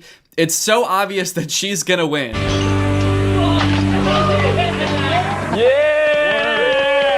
But they put her first and then make the other two girls try to follow that up as if they have any chance of winning against this girl that actually looks like Pink. They do okay given the circumstances. I mean, they're probably just confused, perpetually confused about why they're here and what choices in life led them to be here. But maybe this is what they want. Maybe they have like pictures on their wall that just say like, guy that is obsessed with Pink. And that's their dream guy. That's who they've always wanted to be with. But even if that is the case, they definitely squander the opportunity. Maybe if I act like that guy will call me that. They do not impress. It's time for Nick to bring down the lights on two of our hopefuls as he picks his very own Pink. All right, it's time for him to pick his Pink. Who's it gonna be? Ladies, all these performances were great. No, they weren't. Unfortunately, I can only pick one of you to be my own Pink. Desiree, I loved your performance, and you just look flat out hot. Desiree, I loved your performance. Actually, honestly, who am I kidding? I wasn't paying attention to it at all, because you looked so fucking hot. So there's 3 girls here, and he only gets to pick one. It'd be kind of nice if his friends got a Pink too, just for the trouble, you know? I mean, they helped with a lot of this. I think their own personal Pink isn't too much to ask for. Lacey, it's not you. I like how the contestants who get eliminated don't leave once they're eliminated. They just get the lights turned off on them, and then they get to watch in the dark as the only girl that looks like Pink wins. Violet, it's not you. Desiree, congratulations. My own Pink. Oh, that's awesome. I'm so happy for them. Can I go home now? Desiree impressed me from the start. She looked like an Olympic athlete, and she rocked it on stage with her performance just like Pink would.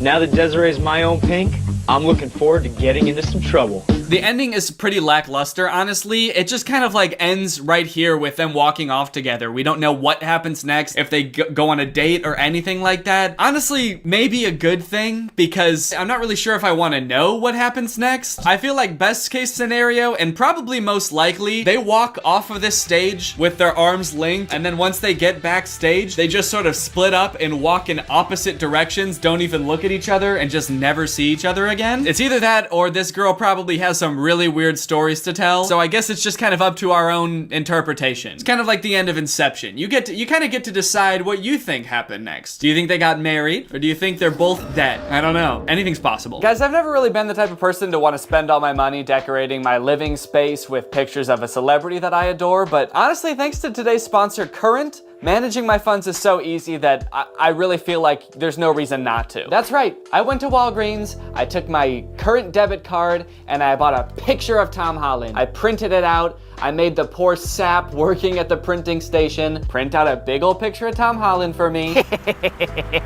Got my poster. And now I'm gonna put it on my wall. For those of you unaware, Current is banking for the modern age. It's banking entirely on your phone. I also bought this Scotch tape with my Current card. Current is hassle-free. They've got no hidden fees, no annual fees, nothing like that. They don't try to hide things from you like a traditional bank. They're very transparent, and it's totally free to sign up. You sign up, everybody gets a Current debit card, just like this one, so you could go and you could buy your very own Tom Holland poster. My favorite thing about being sponsored by Current is their generosity during these integrations. They're always giving away money to my followers just for signing up for Current. In fact, just over the last year, Current and I have given away $25,000 to people who watch just my videos. And today, we're giving away another $5,000. Shouts out to people in the past who have won before. People such as Stephanie Rod, 85, Stephanie Santo, 9, Linda Rebecca, Very Not Straight. All of these people have been paid by Current. How cool is that? Today we're going to be sending 10 people who use my code, Danny500, to sign up for Current. $500. They'll be chosen at random, so you don't have to be quick or anything. Just head on over there, sign up. In a couple weeks, we will select the winners and send them $500. Nothing else to it. So thank you again to Current for sponsoring this video. Very cool of you guys. And thank you to you guys for checking out Current. Thanks for watching the video. If you're not subscribed yet, make sure you subscribe and turn on my notifications to join Greg. We are the fastest growing army on all of YouTube. Please do not look that up. And I will see you guys next time. Goodbye.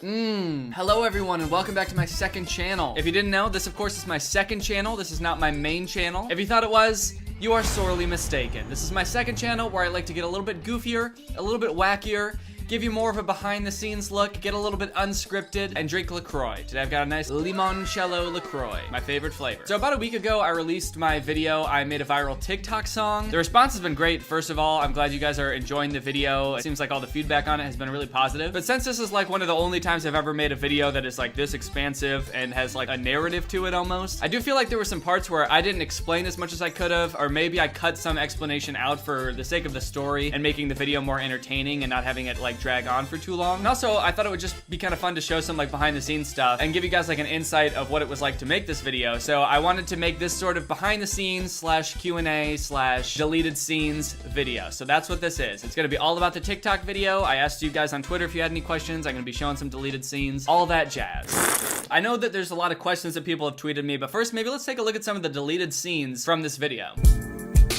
One last thing that I did that I feel like is really the cherry on top that's really gonna help people know that they're supposed to dance to this song is I added in sound effects for the dance portion. Let me know if you can hear them in the track. Like clap and slide, elbow shake, she don't wanna throw hands, she just wanna throw cake. So these are some cues that will hopefully tell people when and what to dance. Oh yeah, everybody's favorite dance. It's the sound effects dance. So I do have a dance in mind and I hope it works. I'm gonna do it now just to see if it all works out. Clap and slide. I see TikTokers do this kind of slide and then elbow shake. That's meant to be this. I hope people will get that that's meant to be this. And then it's like, she don't want to throw hands. So some like ba ba ba. She don't want to throw hands. She just want to throw cake. I see people do like this where they kind of shake their butt and twist out their legs. So there's like two boing boing. Like clap and slide, elbow shake. She don't want to throw hands, she just want to throw cake. Is that a good dance? Do you think the TikTokers are gonna like it? Is the boing boing sound too goofy for shaking your butt? I couldn't think of any other sound to put in there. Yeah, girl, let me see that ass go boing, boing. All right, let's check out some of these questions. Okay, I got a few comments about this. How did you end up getting the baby in the tree? And two, how did you get the baby to fall out of the tree at the right moment? The shot's actually two separate shots combined, one of me dancing and one of me throwing the baby up into the tree, the baby falling down and hitting the ground. I just cut that video so it's just the baby falling out of the tree, combined it with the video of me dancing, and then I could retime it to be timed perfectly, and that's how I did it. Nothing too crazy. I didn't have to climb up into the tree or anything. Actually, I think I have some clips of that, so let's show that. Here's me talking about that. Come to Papa. Going to shoot a video with my baby. All right, we have to figure out how we can get a shot where I'm lip syncing in the foreground and there's a baby falling from a tree in the background. So what I'm thinking is we can just do two different shots. And so if the camera's here, I'll be like right here, lip syncing or whatever. And then we edit in a shot of the baby falling from the tree. And I think to do that, we can just throw the baby up into the tree and have it naturally fall down. So let's see how that looks. Why make yourself look like a dad who dips at his son's Little League game rather than someone who could look like a prospective pop star? How did you decide to wear that? And I like how that is in all caps, as if that is like the most offensive thing I could have possibly chosen to wear. I decided on like the goatee and the mustache because I've never had facial hair. I can't even grow that thick of facial hair even if I wanted to, just because of my genetics. So I knew that facial hair would be a semi-good disguise because like no one's ever seen me with facial hair, so you wouldn't expect me to have facial hair. I also thought the sunglasses would be good because one thing that I learned from the Zayden video is like your eyes and your eyebrows are super recognizable. That was one of the things that I had the most trouble with Zayden, was like I couldn't get my eyebrows to look different and I could still tell it was me. So I brought like pretty big sunglasses to cover up my eyes and my eyebrows. And once I had the goatee and those sunglasses, I was like, okay, so it's pretty clear I'm dressing like a 40-year-old man because that's the only person that would have the goatee and the sunglasses. And then the clothes pretty much just followed suit. I just went to Goodwill and picked out stuff that I thought that guy would wear, the guy with the goatee and the sunglasses.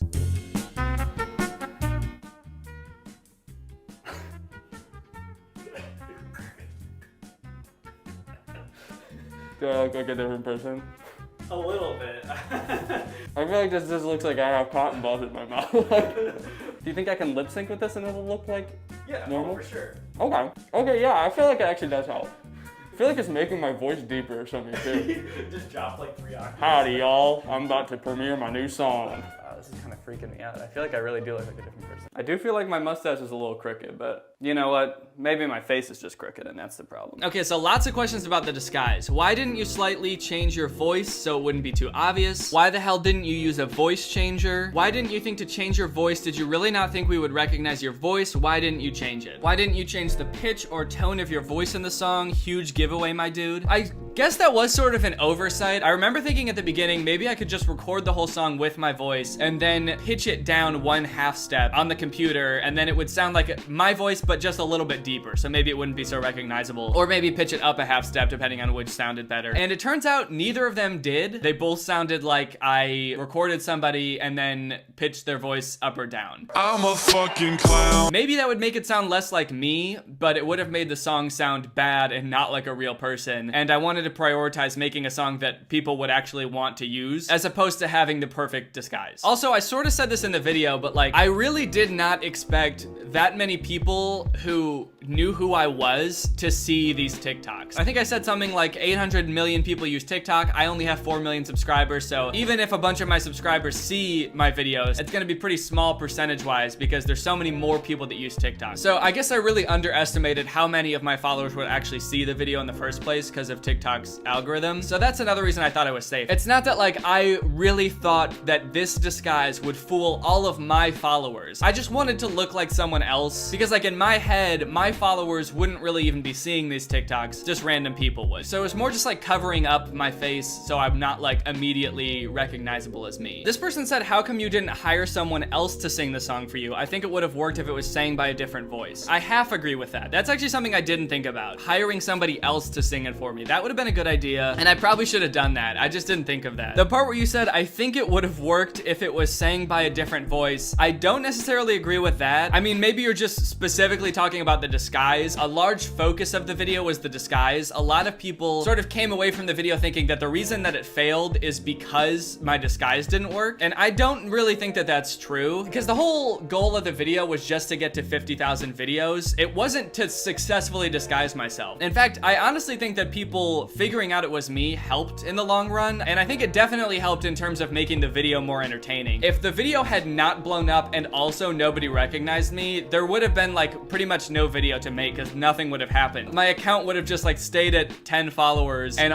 none of my TikToks would have been seen, and nobody would have made videos with it. There was definitely problems with the disguise, but I don't think that that's the reason that the song didn't blow up. In fact, I think that my disguise being bad actually helped the song blow up, just not for the reasons that I wanted. So I got some posters that I feel like Ned Flames would really dig. Hello. I got a Rick and Morty poster and then a Marvel Avengers poster. I guess I haven't really established too much about like who Ned Flames is as a person, so I'm just sort of flying by the seat of my pants. Just whatever feels right when it comes to him. Honestly, I feel like I'm taking the disguise thing a little bit too far. This video, I keep having to remind myself this is not what this video is about. This video is about trying to get this song popular, and this whole disguise thing has kind of taken up all of the time that I have allotted to do that. So hopefully it works. In hindsight, what is something you feel you could have done to better the chances of getting your desired result with the song? Yeah, so this is sort of along the lines of the same question. Like, if it wasn't the disguise that made it fail, why did it not blow up on TikTok? I actually just saw this video by YoBGS. He uploaded it 4 days ago, right after I posted my video, and it's sort of like a reaction to my video from this dude who is a radio DJ. Obviously, he knows a lot about music and like why certain songs blow up, and he gave his opinion on why the song didn't become as popular as it could have, and I actually agree with a lot of it. So if you want to watch that, I'd highly recommend it. But basically what I think is that there's a few reasons. One is the song didn't commit hard enough to any of the things in particular, with the exception of maybe the I'm a fucking clown line. I think the beat was a great beat for just like a catchy pop song, and at first that's what I thought that I needed for a TikTok song, but looking back on it, I feel like I picked the wrong beat. I should have probably looked more at the songs that were actually getting popular on TikTok, because now I see there aren't really any songs on TikTok that sound like Circus. So I think I should have tried to replicate an actual TikTok song a lot more than trying to get it to just sound like a generic pop song. But even then, I think I would still be worried. That would only work for like the dance portion, but then that wouldn't work for like the POV portion, because that should maybe sound like a heavy metal rock song. Like that's what POVers kind of like to use, like people like Goverbo. So I don't know, it's hard to say if like one beat would work for every portion. Maybe I should have just like released a bunch of different songs for each like line and just made like a bunch of 15-second songs and put them on TikTok. Maybe that would have worked better. Who knows? Since posting your video revealing the whole thing, has the song blown up on TikTok closer to the way you originally wanted it to? Well, not to brag or anything, but now instead of the song having 2,000 videos, it has 4,000 videos. So 50,000, here we come, baby. Are you banned from Illinois public parks due to how many times you threw that baby in the tree? No. That isn't the reason I'm banned from Illinois public parks. It's a different reason. What was the most difficult part of the process? Writing the song, making the videos, creating the persona, etc. Making the TikToks themselves, like actually recording them, wasn't that difficult, but it was a huge pain to every time I wanted to make a video to put back on the mustache and the goatee, and then like get changed again, put on a Ned Flames outfit. That was kind of a hassle. Maybe I would have made more TikToks with the song if it weren't such a pain in the ass to get in that costume every time. Maybe I should have just like stayed in the costume all day and should have lived like Ned Flames for a few days. Definitely the actual hardest part of making the video was editing the entire thing. I had a pretty insane amount of footage that I had to edit. It was, I don't even know if I could guess, but it was probably like 5 hours at least of footage that I had to edit through. But I think really the difficult thing was like turning it into an actual story. Cause like once I was done editing, it was kind of just like a bunch of scenes of me talking to the camera, but you didn't really get a sense of like what was happening from scene to scene, like what the actual story of it was. It was kind of just a bunch of me like doing stuff and not explaining it. Once I thought I was done filming, I actually had to go back and film all of that narration that was me in front of like the purple background, actually like explaining what was happening at each step. And I think that helped the video flow a lot better, but it was a long process. I think I edited for like 6 days, just did like nothing but editing. So that was the hardest part. Oh, this is something that I forgot to mention in the video, but I never talked about. I'm curious to how TikTok views translated to Spotify streams before everyone figured it out. If you noticed any correlation at all, especially since the song wasn't attached to you at all. I don't really remember. I think I remember at some point in the process going to Spotify and seeing that it had 13,000 streams, but I don't remember if that was like after the huge surge of people figured out it was me, if it was like some point before that. I don't remember when that was, but it's not like it had like hundreds of millions of streams on Spotify. It didn't translate that much, but it did translate some, but it's impossible to tell if that's because people recognize me. All right, well, I hope you guys enjoyed this video. I hope you got something out of it, learned a little something more about the process of making this video. Again, I will be disguising myself again. You will not know it's me this time. I guarantee it. Good luck trying to figure it out, bitches. Bye. What's up, Greg, and welcome back to another episode of me losing my absolute marbles over some ones and some zeros. I think it's kind of funny that this series where I try to find the worst iPhone game has become one of my favorite types of videos to make because I am not a gamer. I do not know good games. I don't really know where I get off calling these games bad. In my free time, I play next to no video games. And if I am playing a game, it's just Minecraft on hardcore mode, and I'm dying after 10 minutes and then not playing it again for 3 months. How is it that these AAA developers spend millions and millions of dollars on these games like Call of Duty and God of War? They work their devs to the bone, and their games literally do not appeal to me at all. But like one person with a laptop and a stupid idea like a game called Animal Go, it's just a really poorly made ripoff of Pokemon Go, is like the most interesting thing in the world to me, and I have to play it immediately. And if you're wondering, no, that was not a hypothetical title. That is a real video game called Animal Go Find and Catch Animon Edition. That is a Pokemon Go ripoff that I am going to be playing. I was just searching for Pokemon Go ripoffs in the App Store and I found this, and I knew I had to play it immediately. Although it was kind of hard deciding between that and Trumpy Man Go Bounce Balls at Him, but I think overall Animal Go has a little bit more to offer. As you walk around a neighborhood, your smartphone will vibrate when there's an animal nearby. Take aim and throw an animal ball. You have to stay alert or it might get away. Search far and wide for animal and items. Let's play it all. I don't really know if I can put as much stock into a suggestion to play the game coming from the game. Hey guys, here's kind of a fun idea. Let's play me. Let's play all of me. So it looks a lot like Pokemon Go, where you just walk around in real life and occasionally you'll stumble upon a tiger or a water buffalo, it looks like. You throw the animal's ball to catch it. The animal's ball? Okay, this game's a little bit more fucked up than I thought. And I'll be taking those, and then I'll be throwing them right back at you. I will say that now that I'm looking at all these animals' pictures together, they almost look a little bit too eager to be caught. And now that's kind of creeping me out. Oh no, you found me. You found my little pink elephant self. Don't trap me in my own ball. Please, anything but that. You're like, he's saying he doesn't want me to, but he really looks like he does want me to. No, don't cut my balls off. I would hate that. But overall, I'm excited to see where this game takes me, and I'm downloading Animal Go. Okay, this game looks horrifying. Jesus Christ. It's called Date Master Kissing Booth. Give the best kiss. It looks like some kind of game where you're preparing for a date by picking up different items along the way to your date. So you can either pick up money or bottles of poison, which would obviously make the date go pretty poorly because you'd be dead. You can show up either in a suit top or barefoot, and all of these, it looks like, influences this bar here. I guess once you get to the date, you can engage in some sort of kissing frenzy. And it looks like here that the kiss is going so well that she's crying. And I say that because this bar is filled up to the top where this emoji is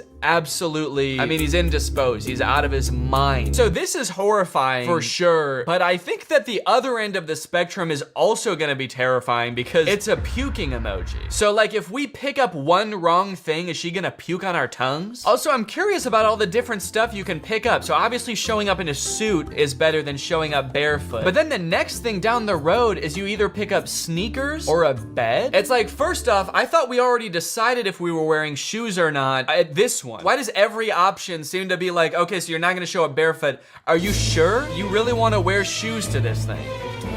Okay. And then also, like, are you stopping at an IKEA on the way to the restaurant to buy a bed frame? Also, not to harp on the shoe thing, but he is already wearing shoes. He's walking to the date and he already has on shoes. So why the fuck would he take them off before he gets there? Okay. That's enough about the shoes. Oh, it looks like so there's different kissing patterns. So in this one, you're sort of doing a little swirl with your tongue. Not so much of a frenzy as it is sort of like a kissing hypnosis. You are getting very, not sleepy, you are getting very horny. Wait, what the fuck is going on here? What is this? So we walk to the date, which I haven't acknowledged is like 30 stories up off the ground. And I guess that's where the date is taking place. And then it looks like after we're done kissing her like satisfaction meter is off the charts. It sort of appears that she's just been like discarded as she's drunk with love. And then we're just kind of like, all right, and off you go. Okay, I gotta figure out what's going on there. So I am downloading Date Master Kissing Booth. Okay, here's another interesting knockoff. This one's called My Goat Life Simulator. Crashy adventure of cute goats. This is not the actual goat simulator game, the very popular goat simulator game that a lot of people have played before. This is My Goat Life Simulator. Don't get it twisted. A short, fun game where you will take charge as a virtual goat and explore the beautiful green land for your progress. How long will you enjoy yourself as a goat? I don't know, man. That's sort of up to you. You design the game. They're sort of making it sound like a challenge. How long can you last enjoying this game? That's the challenge. Try to do it as long as possible. Let's play the whole game. Let's all play. Join the mate of your dreams, have kids, build a dream house for your family. So it seems kind of like a fun little just like life building game. I am curious to see what a goat's dream house looks like. Explore the green town and find all the secrets of your success. Fight for the queen's crown and win the queen title? Wait. What? Where the hell did that come from? The description took such a drastic turn. This is not what I was led to believe the game was about at all. It was like, live a simple life on the farm, grow your family, find the mate of your dreams, kill the queen, stage a coup and become emperor, take charge as a pro fighter, and knock down other goats to rescue your family. Our family was kidnapped by other goats? The simple life of a goat, you know? Trying to dethrone the queen like a Shakespearean play. Hamlet was actually based off goats. Enjoy the story of a real goat with a map to hang out in the town, a full-fledged feeding mode. What does that mean? A full-fledged feeding mode where you have to eat plants every 5 to 10 minutes for survival. Yeah, just like a real goat. You know how goats have to eat plants every 5 minutes or they'll die? I'm glad it's a full-fledged feeding mode though. Game developers, if you're watching this, I will let you skimp on any part of a game except feeding mode, okay? I need a full-fledged, no compromises feeding mode. Let me look at these pictures to try to figure out what the hell you do in this game. Escape from thief, okay. At least he's following COVID guidelines, that's good to see. Kick and pot the ball in hole. Okay, so there is a castle in the background I'm noticing, so I guess that's where the queen lives. I guess where we're gonna live pretty soon, actually. Jump over the wooden boxes in the yard. Hell yeah. Okay, now I'm in. I wasn't in before, but now that I know you can jump over the wooden boxes, I like whatever this goat's up to. This is how I'm gonna be in the game. Completely checked out. My goat wife is gonna be like, honey, please, you're so behind on bringing home food for the children and building our dream home and overthrowing the queen. What do you do all day? And this is gonna be me, just fucking Maybe I just don't know what a regular goat's life entails, but I'm super interested in this game, so I will be downloading my goat life simulator. Okay, now this next game, Scary Granny Contact Game, might sound a little bit like Bad Granny, which I've played before. But from what I can tell, this game is very different. First off, the granny in this game looks 1,000 times more terrifying. Holy shit, dude. That doesn't even look like a granny. This is so far removed from what like an old lady looks like. What the fuck is this? Beware of the scare. Are you brave enough to contact Granny? That's right. In this game, you can actually contact Granny. Take a look at this picture. This is the menu, it looks like. You can call, message, video call, play games, or mods. I don't know what that means, but the other options sound very interesting. Look at this. You can talk to Granny. Hi, where are you? Far away from you. Do you want to play hide and seek? No, thanks, I'm good. I see you. Oh no, this is my house. Okay, look at this. Look, you can FaceTime with Granny, and this kid is FaceTiming with Granny, and he looks horrified. And she's not even on the screen yet. I guess you can also just call her on the phone regular style, not on FaceTime. If you don't want to see her, you're like, okay, I'll get scared by Granny, I just don't want to see her. Hello? Oh fuck, it's Granny! That's scary! Disclaimer, don't play this game if you are easily scared. Calls, video calls, and chats inside the app are fake. Granny must say some fucked up shit, dude. If they have to be like, it's not real, okay? We swear. She's like calling in bomb threats. Hello? Oh god, you guys, it's Granny! What spooky thing is she gonna say? She says she's gonna do a terrorism? The fuck does that mean? And I am downloading Scary Granny Contact Game. All right, guys, we have a great lineup of games here. So without further ado, let's get ready to rumble! Wait a minute, gaming?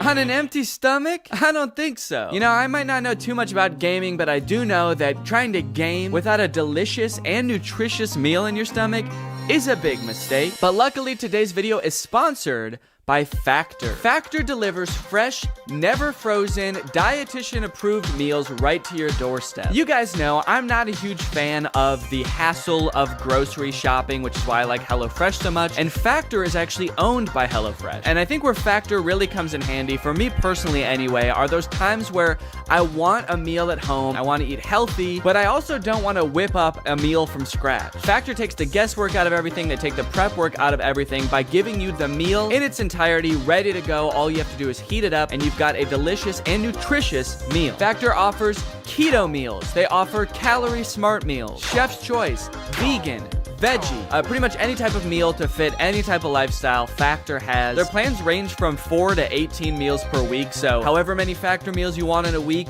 they can fit your lifestyle. They've also got a bunch of fun add-ons like these smoothies, which are very tasty. So if you want to check Factor out for yourself, then head on over to factor75.com or click the link below and use my code Danny50 to get 50% off your first box. That's factor75.com. Use my code Danny50 for 50% off your first box. Thank you to Factor for sponsoring this video. Thank you to you guys for checking out Factor.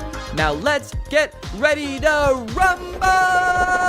Alright, boys and girls, it's time to play Animal Go. When I first opened the app, I was greeted with a very fun character creation page. There's a little player on the screen and it's telling me to enter my name. And the player is sort of dancing like this. Okay, what should I make my name? What is the name of someone who would go around catching animals? Cruella de Vil? Yeah, my main objective in this game is pretty much to skin every animal alive that I find. The first thing I noticed as my character was plopped into the world was a button at the bottom of the screen that said free animal ball. So I pressed it and it turns out the way you get animal balls in this game is by watching ads. A task that is significantly more embarrassing to do in public. You know, the nice thing about these games, you know, people say it about Pokemon Go too, is they get you out, you know? They get you out and about, walking into random fields, holding your phone like this. It's been a long winter and I haven't spent a lot of time outside lately, so it is kind of nice to just be walking around, I'll give them that. When I arrived at my first animal, it took me a second to figure out how to interact with it. Come on, dude, get to him. Jesus, is he running away? The hell? Wait, actually, is he actually running away? How do I get to him? Wait, oh, I passed him. But eventually I clicked on it. Do I have to click on him? And it was go time. Animal Go would like to access my camera. Hell yeah. This elephant had the upper hand immediately. Despite being right in front of me on the map, to my surprise, he was right behind me. And to my terror, he was in the sky. He's in the sky. Oh my god. I do have to give the game some props though. I really didn't think that there would be any kind of like augmented reality aspect to this game like there is in Pokemon Go. It just seems seems like something that's kind of difficult to figure out, and I think I'm right because they didn't really figure it out because the elephant was in the sky. But the elephant is firmly planted in the world. It's just not in the right part of the world. It should be on the ground, I think. So herein lies the first problem. There was absolutely no instructions on how to catch this thing, on how to capture this angelic sky elephant. I did not know what I was doing. So I just kind of fucked around for a while. I flicked the screen. I tried tapping the elephant until the game, I guess, just decided, no, you're done. It's not gonna happen today. You're not gonna catch the elephant, so you're done. Did I get him? It went back into normal view. Did I catch him? No, I didn't. I shook the failure off pretty quickly though and immediately set my sights on a new animal, a lion that was hanging out in a baseball field. Did they put him in the dirt? It's like the worst place for him to be is in this like muddy, wet sand. But hey, I guess that's where lions hang out. The muddy, wet sand of a baseball diamond. Oh, fuck. Oh, God. I can't. Watch what happens when my foot goes in here. Ugh. Can I just catch the lion from here? You could if you had any animal balls left. I don't have enough balls. That's right. When you watch an ad, you get 20 animal balls. But every time you throw a ball, despite the fact that you can see that ball coming back to you to be thrown again, you're actually losing that ball. To watch an ad to get more balls. I think I honestly have a better shot on the other side of this dirt. So I'm gonna go around. Oh yeah, I'm closing in on him now. And of course he's gonna be right behind me. Yep, there he is. I seriously have no clue how to do this. Look at him, he's just standing there begging to be caught and I can't even figure it out. He's giving me these like longing eyes like, please, please Danny, I just wanna be in a ball. It hurts to be out here. You may be having, oh, wait, did I get him? Didn't say I got him, but maybe. God damn it, dude. I think I just ran out of balls. My next attempt did not go well either. I even tried buying some magic dust from the store, but it turns out that that doesn't actually do anything. Where's the magic dust? There's no magic dust on my screen. I don't know where that went. I feel like my little Cruella de Vil character just snorted it the second he got it. He was like, oh, magic dust, sick, thanks. How the fuck are we gonna catch this lion, dude? I don't know. Oh my God, I'm just gonna waste all my balls. When I was playing this game, it was 45 degrees outside. I was getting cold. I was starting to lose hope. Do you think the people working in those office buildings are watching me right now, wondering what the hell I'm doing? But just as I was about to give it all up and throw in the towel, please, God, let me catch this water buffalo. Maybe I can, like, I hit him to, like, weaken him or something? Or can I move him around? What did I do? Wait, why did it vibrate? It vibrated that time. Did I catch him?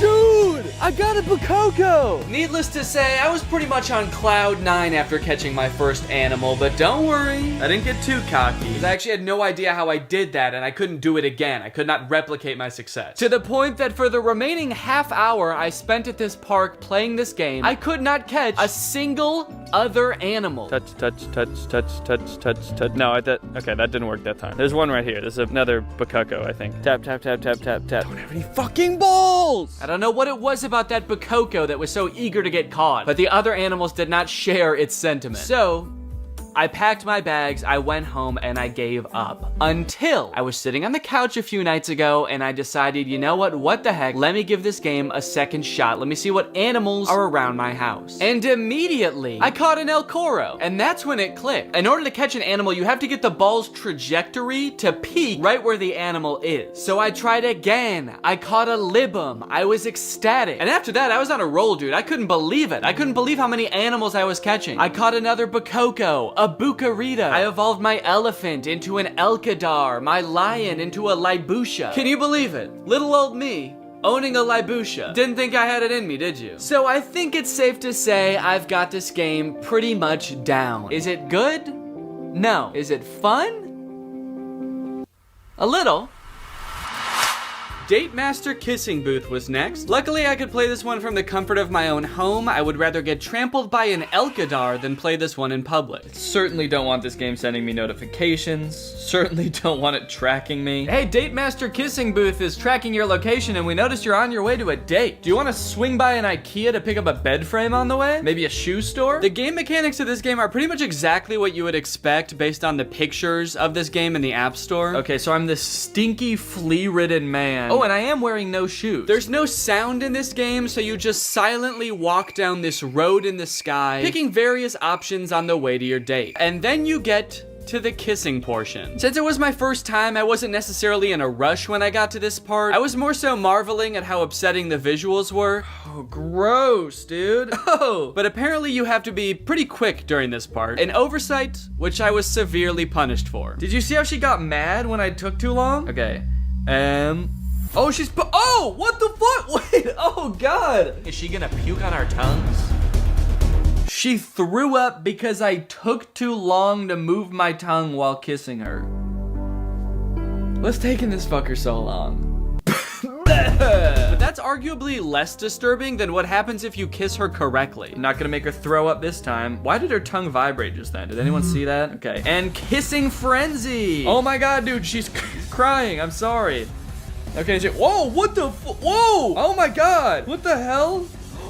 Dude, that was scary as hell. She turned into a rag doll. It was like her bones were breaking in midair. Under some kind of demonic love curse, my date is cast into the air, mouth agape, bones squishy, honestly. Looking like a character in Stranger Things getting their soul eaten by Vecna, or whatever Vecna does in Stranger Things. Remember that? And then I guess whatever she lands on determines how well you did on that course. Your soulmates. If I was really soulmates with this girl, I could have shown up without all of the extra shit. I could have showed up without the suit jacket, and she would have loved me anyway. I'm not buying this whole soulmates thing. After a while of playing this game, I started to feel like the choices you make along the way don't have much of an effect on your final score as long as you do well in the kissing section. So on the next go, I purposely picked a few of the bad options like a bucket hat and jeans, and I still did pretty well. Instead of soulmate, I landed on beloved, but I mean, honestly, that still sounds pretty good to me. Like, it still sounds like she likes me, you know? She wouldn't call me beloved if she wasn't like a little bit into me. When I tried purposely picking every bad option, however, I was not met with such grace. I was met with a Fortnite dance, actually. She Fortnite danced at me and called me a bad date. Anyway, I think we're done with this game. What do you say? All right, guys, let's take a trip out of the city and into the countryside. And also out of a man's body and into a goat's. So I thought this game was gonna be kind of like an open world game where you can live out the life of this goat as you see fit, but it's actually a very straightforward story type game that takes place over the course of 6 levels. The first couple levels of the game just get you acquainted with the general vibe and mechanics of the game. You pass through tires, you climb up a tower, all things that get you familiar with the controls. Your goat also has a pretty sick jump. Whoa, wait. Oh my God, oh shit. Can I like fuck with these goats over here? Can I, whoa, sort of like grind it along the goat, like a skateboarder. Let's attack a horse. Whoa!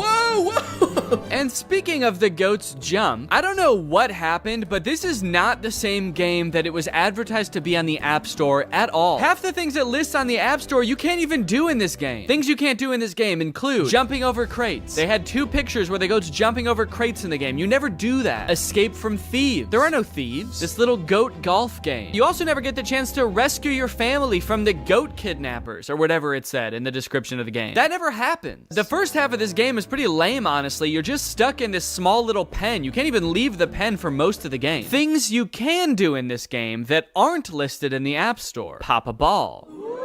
Jump and knock red ball. Oh, I don't know how this happened. How did the description of the game end up so drastically different than the game? Did whoever made this game get in some sort of horrible accident between completing the game and putting it on the App Store and developed amnesia so they just had to like guess what was in the game? Anyway, the story really starts to pick up around level 5 when we're told we have to go pay the queen a visit. Level 5, give Goat Queen a visit. Queen guards are causing a great deal of pain and disturbance to your yard animals. Go talk to her strongly.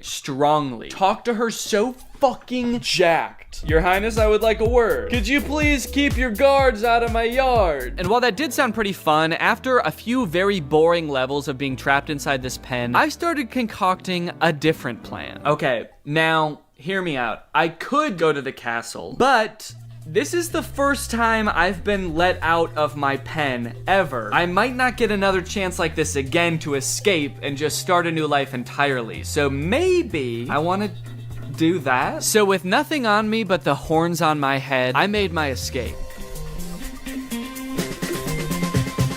Oh, fuck! What the? Damn it, dude! Look, there's an invisible wall right here! Like, 2 feet away from where I was supposed to go. What about this way? Yep, okay, there's an invisible wall there too. What the hell, man? Now I do want to kill this queen. I feel like she's behind it. Let's go talk to her jackedly. Okay, so then I storm into the castle. I give the queen a piece of my mind. My queen, your guards are disturbing my animals. So what? I ordered them to do it. She ordered her guards to just disturb my animals? Hey, go down there and disturb those motherfuckers, dude. Then you are a bad queen. Who the hell are you to judge me? I like that their body language doesn't match the growing intensity of the conversation at all. The queen is just like laying, who the hell do you think you are anyway? Eventually we decide talking isn't gonna cut it. We need to fight. So let's check out the combat in this game. Fight with the queen guards. Oh shit, oh my god.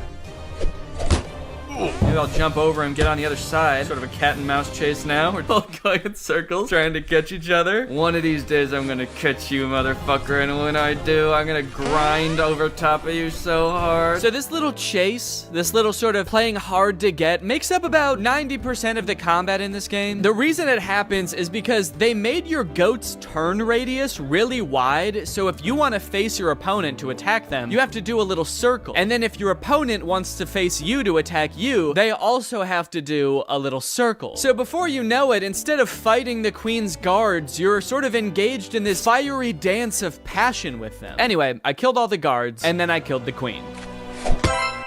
Oh, she's dead. And you might think this would solve all our problems, yes?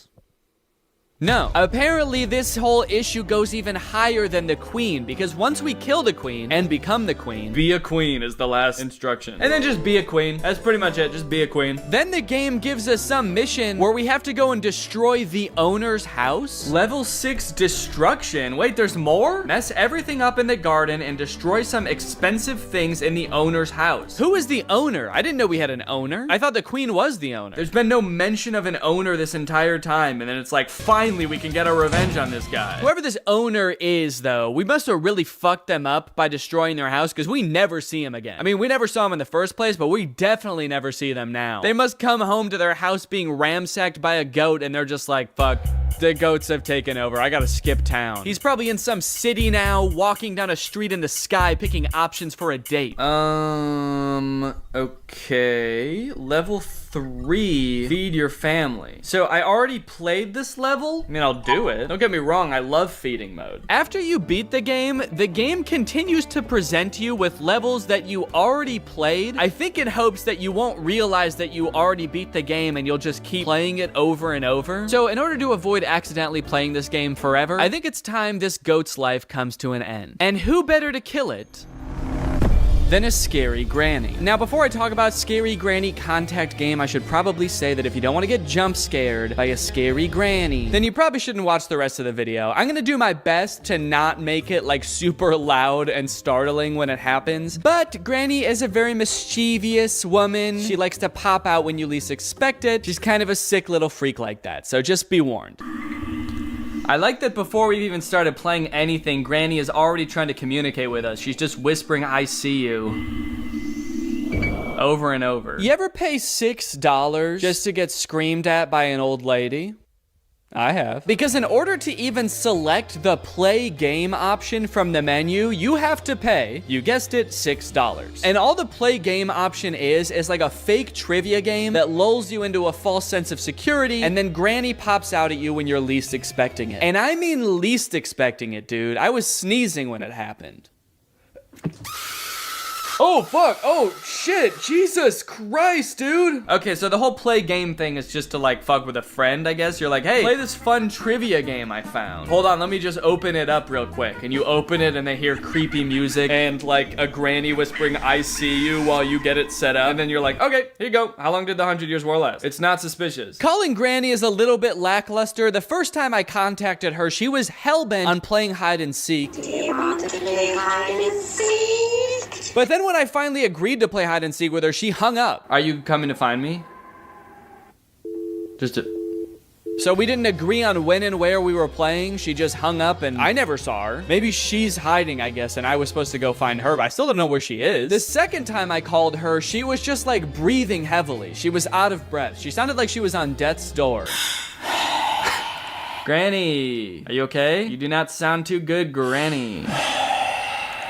Either that or, I don't know, I guess maybe she is playing hide and seek and she's in her hiding spot and she's like so excited for me to find her that she's panting basically. Can't wait for this motherfucker to find me. I'm gonna scare her. I'm so good. I'm a crazy grandma. Okay, let's message her and then we'll do the video call. Unfortunately, messaging Granny is much the same. I really thought this was gonna be some kind of AI chatbot where Granny is responding to what you're saying. And if this is some kind of AI, it's an AI that is designed to mimic a scary old woman that doesn't give a shit what you have to say, because she's gonna say what she wants to say whether you like it or not. And what she has to say is she wants to play hide and seek. Do you want to play hide and seek? This kind of seems like the same conversation we were having on the phone. This is my house. No, I'm at my house. Ah! Jesus, man. FaceTiming Granny is pretty funny, though. Granny game would like to access my camera. Okay. Hey, Granny. Granny, flip the camera around. I can't see you. Granny. Oh, look. Call finished. Wait, so did Granny just die? Because I was on FaceTime with Granny. She was holding the camera. And then she opened a door in her own house and got murdered with a chainsaw. It's not very scary. That's really sad. Dude, imagine that in a horror movie. Like, you know, a teenager gets a phone call that's like, hey, I'm right outside. I'm gonna kill you. And she's like, oh no, don't come in. And then the person on the other line is like, yeah, I'm gonna... Oh, fuck. Oh, shit. Dude, I'm getting mugged. I'm getting mugged. Help. They want all my money. No. They're stabbing me. Brittany, help. They're stabbing me. All right, guys. Well, I hope you enjoyed this deep dive into the App Store. If you did and you're not subscribed yet, make sure you subscribe and turn on my notifications to join Greg. That's what I call my fan base here on YouTube. And I will see you guys very soon. Bye-bye. What's up, Greg, and welcome back to another episode. What's up, Greg? You know, I feel like it's been a while since I found something real weird on TikTok. Like something so strange that I truly cannot wrap my head around it, but I've done it.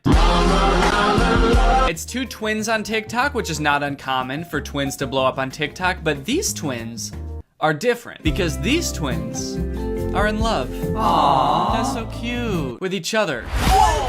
Oh, yeah, I know.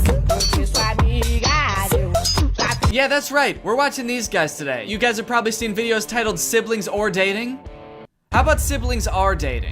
This is truly one of the weirdest things I've seen on TikTok in a while. And like the more that I look into it, the more puzzling it gets. It's like there are layers and it gets deeper and there were twists in here that I did not expect. These dudes run an account called Alisov Brothers. I believe they're Russian. And the vast majority of their TikToks is literally just them doing stuff like this. I mean, like, being about to make out with each other, not dentistry. Most of their TikToks are not about being dentists. Although they do have, like, a surprising amount. I feel like they have, like, 10 TikToks in this dentist chair. I don't know if they own a dentist business on the side. That is not clear to me. These dudes heard that self-care was important and took it so literally. This dude has his literal self cleaning his teeth and borderline making love to him. But this is, like, their thing. They have so many TikToks where it's like music playing and then at the end they just kind of like grab each other's faces and just like breathe into each other's faces.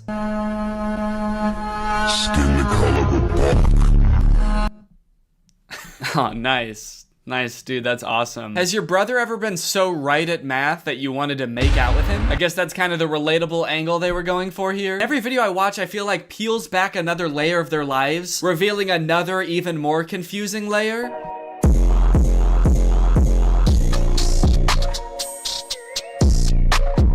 Totally indifferent to getting married, to literally the biggest day of your life, just so nonchalant. He became very nonchalant on his wedding day. And then at the end they hug. Seems like this is like the one time in most people's lives it's like the most acceptable to kiss in public would be on your wedding day. Or like suck each other's souls out or whatever they do in all their other videos. The old Machine Gun Kelly. But why are they so indifferent to their wedding? I know it's a fake wedding, but like, come on, dude. Act a little bit enthusiastic. You're getting married. To your brother. Actually, maybe it is kind of baller. Maybe it is kind of cool. It's the ultimate baller move to do literally the most insane shit ever, like marry your twin brother and not give a fuck about it at all. Just another day getting married to my twin brother. Nothing weird going on here. Just gonna give him a hug. We're getting married in front of a castle. This is our castle, by the way. We are Russian royalty, as a matter of fact. Is this like a wedding venue or is this their castle? Are these guys Russian royalty? I've heard that royal families can be pretty inbred, so honestly, I would believe it. I think that marrying your twin brother is literally keeping your genes as pure as humanly possible. If they could have a baby, it would just be them again. Uh-oh. What? People. Oh no, people. Oh no, people are gonna see us almost kiss. No! Okay, thank you. I appreciate the modesty. I'm right here. Thank you for once looking at the camera and realizing what you're doing is insanely weird. Thank you. Yeah, I don't know. This TikTok to me seems a little bit hard to swallow. I'm gonna call BS on the entire premise of this TikTok. As if these dudes are bashful or modest in the slightest. These dudes have a TikTok account with 2 million followers that is centered around these two brothers who want to have sex with each other all the time. I don't think that if they were gonna kiss and they saw someone watching, they would stop. They'd probably be like, oh yeah, come here. Oh shit, someone's watching us. Hell yeah, dude, let's traumatize this guy. Okay, so clearly whatever's going on here is just like for shock value to get views on TikTok. I'm gonna give them the benefit of the doubt and assume that whatever this is not like a real romantic relationship. It's just these two brothers who thought, hey, if we do this like weird shit, we can probably get really famous on TikTok. And I guess they have like 2 million followers, but like this video has 70,000 likes, which on TikTok is not that much. And some of their videos have like 7,000 or 8,000 likes, which I don't know about you, but to me, makes this a lot weirder. Like people will do weird shit for fame and millions of dollars all the time. You can't stop people from doing that. But for like 5,000 likes, you're gonna make the whole world think that you're in love with your brother for 5,000 likes? Is it worth it? It'd be funny if this is them just realizing that people can see all these TikToks. They're like, oh fuck, we've been posting these to a public audience? Oh, that is not good. I thought these were just for us. Cause yeah, man, I don't know. I just have a hard time believing that this would ever be the reason that you were outcast from society and had to run away together. These twins just robbed a bank and ostensibly murdered somebody, and somehow it's the most normal thing they've done so far. Imagine seeing this in real life and having to be the person that reported this crime. All right, was there anything weird about the guys who did this? Yeah, there was a lot. Oh no, is this another set of twins? No! What are they gonna do? Oh man. Oh no. Those poor girls. They're probably acting in this TikTok, but I think the idea of them being so genuinely mortified about what's going on in front of them, is actually very realistic. I wonder who these girls are. How did they get them in on this? It's actually kind of weird because they're not tagged in the video. So I'm kind of worried that they're just like regular twins, like civilian twins, not influencers at all. How did they get roped into this? Hey, we noticed you guys are twins. So are we. We have like 2 million followers on TikTok. Do you guys want to be in a video with us? Oh, yeah, that's awesome. That sounds fun. What kind of videos do you guys make? Oh, just pretty standard TikTok stuff. We do like dancing, pranks, silly comedy skits, challenges, making out with each other. We want to make out with each other so bad, but we never get to. We're two horny twins that just want to kiss, but we can't. Two poor twins go back to their job the next day and their coworker's like, hey, are you guys okay? You're both acting really weird today. Did something happen? I guess it just goes to show that you never really know what someone's going through. It could be this. Do you think that the guy twins are kind of like looking at the girl twins wondering like, what are they doing? Why aren't they making out? Do these girls not know that this is what twins do when your other twin is tied up and he's got no choice? You put his arms around you and you breathe him. You breathe the poor guy. One thing that I think is really funny about these guys is that on their Instagram, they have a business email in their bio. What company would ever want to sponsor two incestuous twins? What kind of business inquiries do they think they're gonna get? I just imagine these guys going to their manager and being like, hey, do we have any new brand opportunities? And he's like, yeah, actually, we've got 7,000 emails from people offering to pay you to stop posting forever. Oh, that's kind of weird. So that many like individual people want. No, it's companies. They're literal companies that want to pay you to stop posting. Big ones too, McDonald's, Coca-Cola. They're willing to put a lot of money into getting you guys to stop. I actually went through their profile a bit and I did find one post that I think is sponsored. It doesn't say hashtag ad, but it says products used in this video, and it's tagging this company at 7 days. And it's an ad for a makeup company. Kind of an odd collab. I don't really know how that fits the theme of the account. I guess it could be for people who are in a relationship with someone that doesn't look exactly like them. And so maybe you can use this makeup to make them look more like you or something. I'm not really sure. So not every one of these guys' TikToks is about them wanting to kiss each other or like rub up on each other. They do have a couple of like normal TikTok content, which I feel like given all the other stuff is even weirder. Like you can't just post a normal TikTok and act like all of that stuff it didn't also happen. You'd think that being an incestuous twin would be enough for the TikTok algorithm, but I guess not. Even these guys have to, you know, branch out and diversify. I guess it goes to show how hard being a creator really is. They've got this prank video where one of the twins puts on like a scissor headband and then rubs fake blood all over him. And his twin brother comes in and they both faint. My favorite part about this TikTok is that when they both fall over, you can see a mirror in the background and there's just like a guy sitting in a chair helping film, I guess. I'd like to imagine that that guy sitting in the camera is actually their third twin, or their triplet, I guess. He's their brother also, but he never gets to be in them. He's like in charge of setting up the camera and everything. And every time he sets up the camera for a video, he's like, hey guys, I had an idea for a video. What if this time you guys want to make out with me? And the other two brothers are like, ugh, gross, dude, that's disgusting. You're our brother. They've got another TikTok where this dude does the exact same prank again, but with this like eyeball sticking out of the head device, which is absolutely grotesque, I must add. And it's interesting because this time just one of the twins faints. I guess the pranker is getting a little bit used to it, but I got a feel for the twin being pranked. I mean, this would be a lot to walk in on. Walking in and seeing your brother, like literally with his eyeball hanging out, yeah, I would faint too. I would be horrified. I really feel for this guy. Plus, that's not just his brother, you know? That's his husband. Honestly, I haven't watched all their TikToks. There could be some other weird twist like this is also his dad or some shit. I'm hesitant to try to box them into any kind of like nuclear family that we would all be used to. I don't know what's going on with them at all. They've also got dance videos, which get pretty spicy.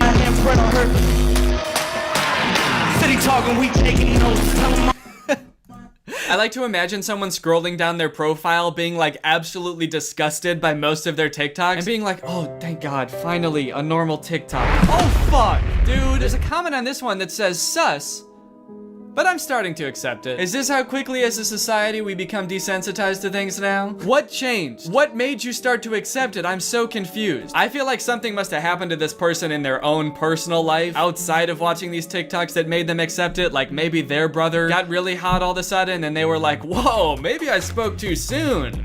These TikToks are kind of on point. Okay, wait, hold on. So now this is confusing. I've started to see comments that are really throwing a wrench in my understanding of this situation. This comment says, are you guys dating or brothers? And this person responded saying, actually at first they were saying, but did not know they were related until the DNA test showed up. Oh, they meant dating. Actually at first they were dating, but did not know they were related until the DNA test showed up. So this person is saying somehow these two guys fell in love without knowing that they were twin brothers. These guys are like, whoa, that's crazy. I mean, we knew we looked exactly alike and we were both coincidentally adopted from the same orphanage, but how was I supposed to know I'm related to the guy? Okay, now I'm seeing comments that are saying that they might not actually be brothers. My guess is they aren't really brothers. They look alike, but they had cosmetic surgery to look more similar and they're just acting like brothers. Okay, I'm sorry, that seems so unfeasible to me. Spending thousands of dollars to look like somebody else, to get 70,000 likes on TikTok and have everyone think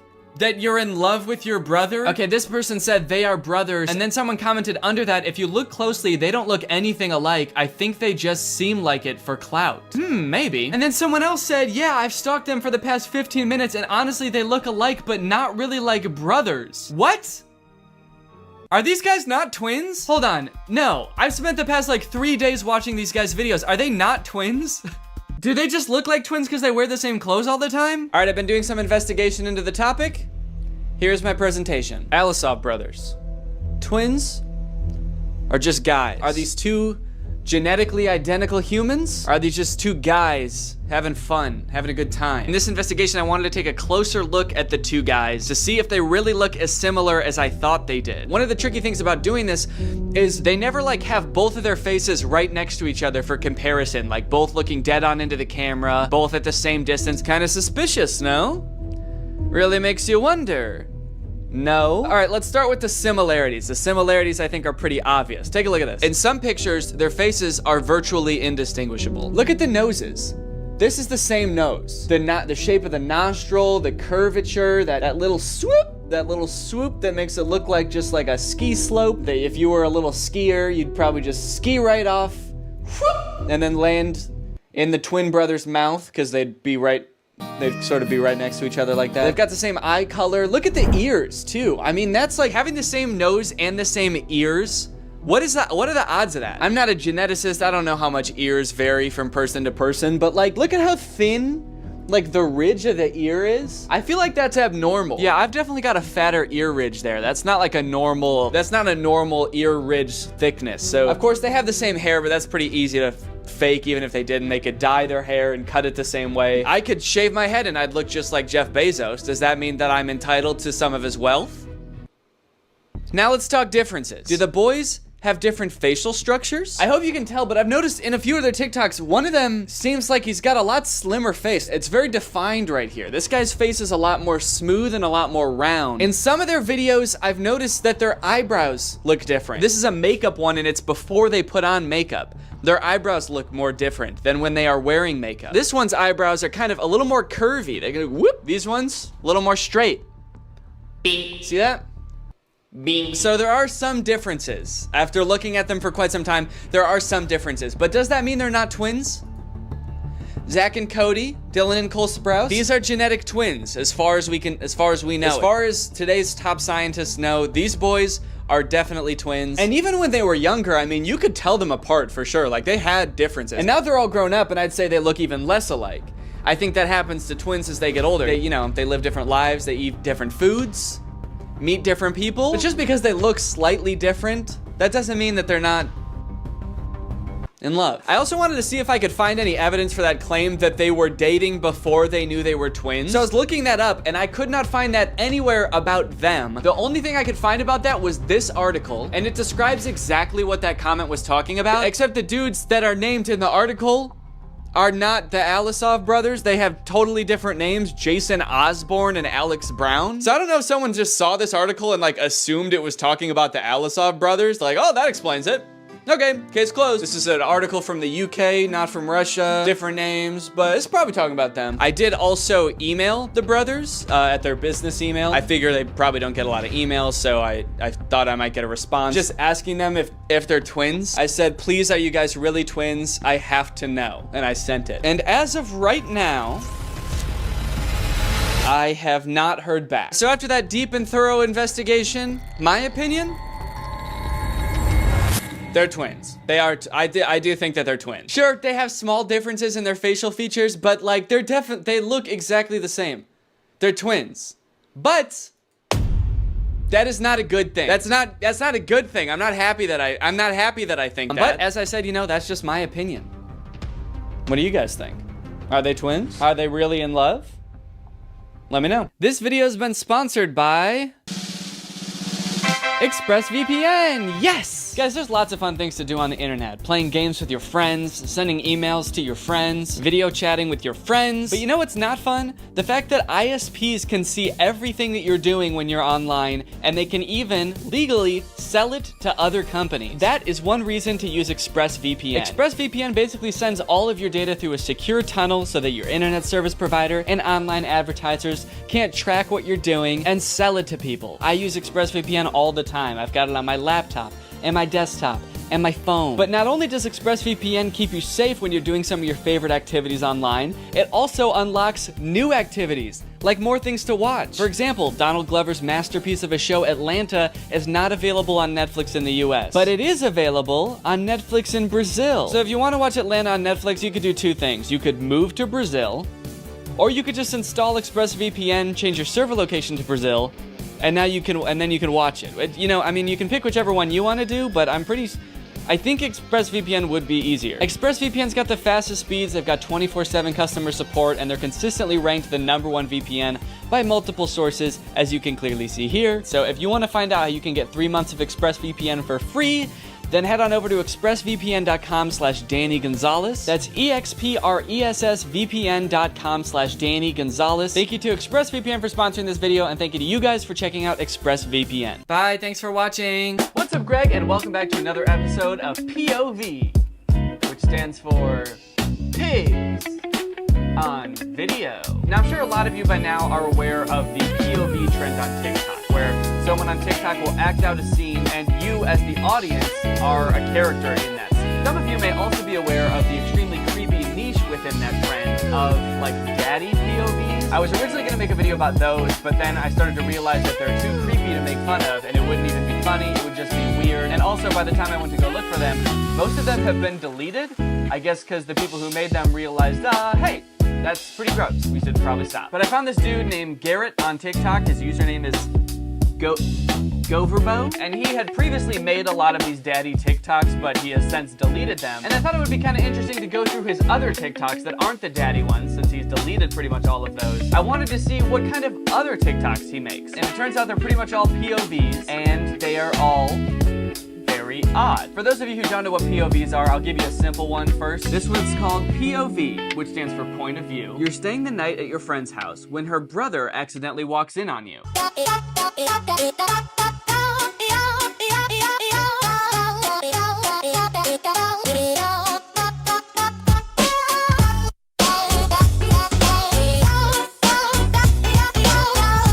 Everyone's fantasy, I think we can agree. You're staying at a friend's house, there's a knock on the door, and their brother comes in, and he, like, eyes you up and down. I think deep down we'd all like our friends' brothers to undress us with their eyes. Just sounds kind of fun. But I would say that them being that innocent is pretty rare with old Goverbo. For example, this one is called Your Boyfriend Snuck Into Your House After You Ignored Him All Day. A pretty reasonable response, honestly. Let's check it out.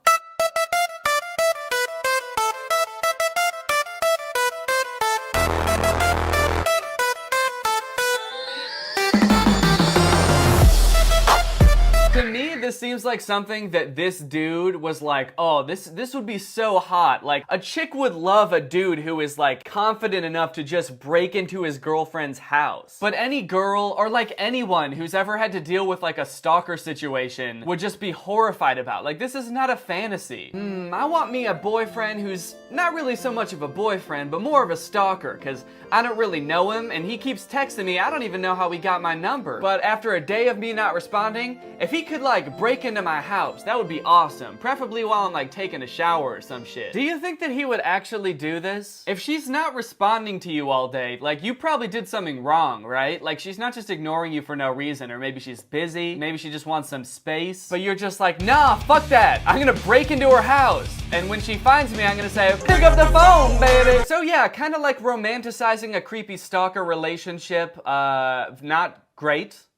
Definitely not good, but it gets worse. So let's check it out. POV, you ran away from your kidnapper, but his men found you.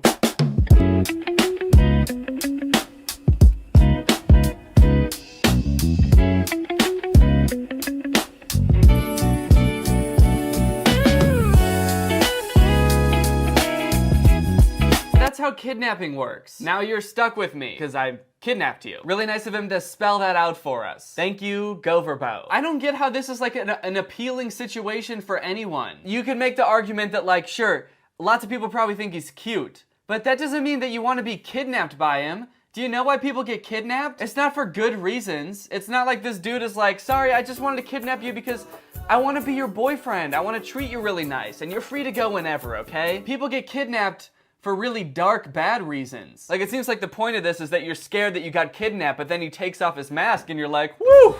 Maybe this won't be so bad after all. But the darkness of this TikTok seems to be lost on most of his fans because they're all children, mostly like little girls, which honestly makes it way more gross. Romanticizing kidnapping for his like little girl audience. That's so fucked up. Wait, he even had us as the audience say, I didn't miss you. Like, we're clearly not okay with being kidnapped. This isn't even like a fantasy where we're like, we kind of want to be kidnapped, like it's some kind of kink or something. So we're not even cool with what's going on. We're just like, I want to go home. Hashtag POV, your serial killer boyfriend followed you home again. Oh, not again. He followed me home again? Ugh, when will this serial killer boyfriend learn? I'm sorry, but what the fuck is a serial killer boyfriend? He just kind of throws that into the caption like, we all know what that means, right? We've all had a serial killer boyfriend, or have been a serial killer boyfriend.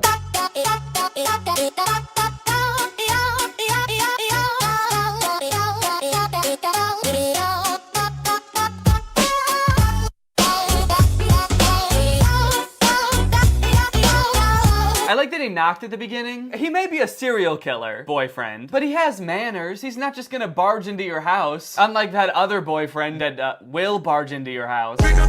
Okay, so like in this TikTok, we're like hiding from our serial killer boyfriend. Is he still our boyfriend? He's obviously done something that has made us want to hide, probably be a serial killer, but he's still our serial killer boyfriend. He's not our serial killer ex-boyfriend. I guess we haven't broken it off yet. We still kind of like can see the good in him, you know? He may have killed 30 people, but I'll be damned if I don't think I can change him. This comment says, when people have literally died because of stuff like this, and that has 24,000 likes. And honestly, I gotta agree with him. It's not even like this. People have died from this. Serial killer boyfriends. Hashtag POV, your boyfriend tries to abuse you in front of the gang leader's son.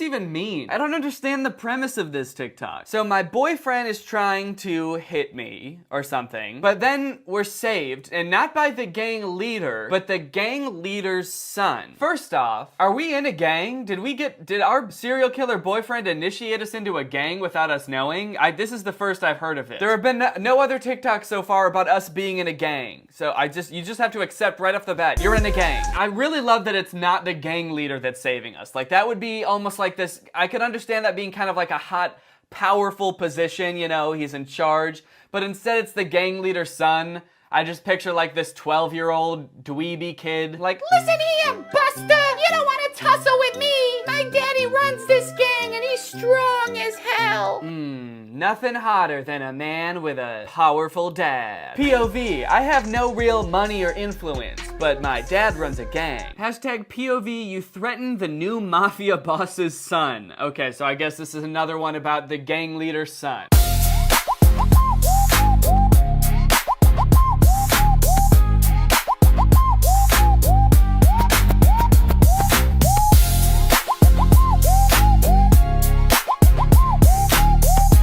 Oh shit, what a badass, dude. He's got a dad. It's just so funny to act like a badass because your dad's in charge. It reminds me of in elementary school, there was a girl in my grade whose dad was the mayor of the town that I lived in, and sometimes she would get into fights with my friend, and every time she would tell him that her dad was gonna kick him out of town. As if like the mayor of our town would really exile a 9-year-old because he got in a fight with his daughter. Just imagine like a 3rd grader packing up his bag sobbing because he's like, I don't want to leave, but the mayor kicked me out. It's just such a weird concept to flex not even your power, but your imaginary dad's imaginary power on TikTok. I want to see more people doing that. That's a cool concept. I want to see more TikToks of people flexing their dad's power. Ha!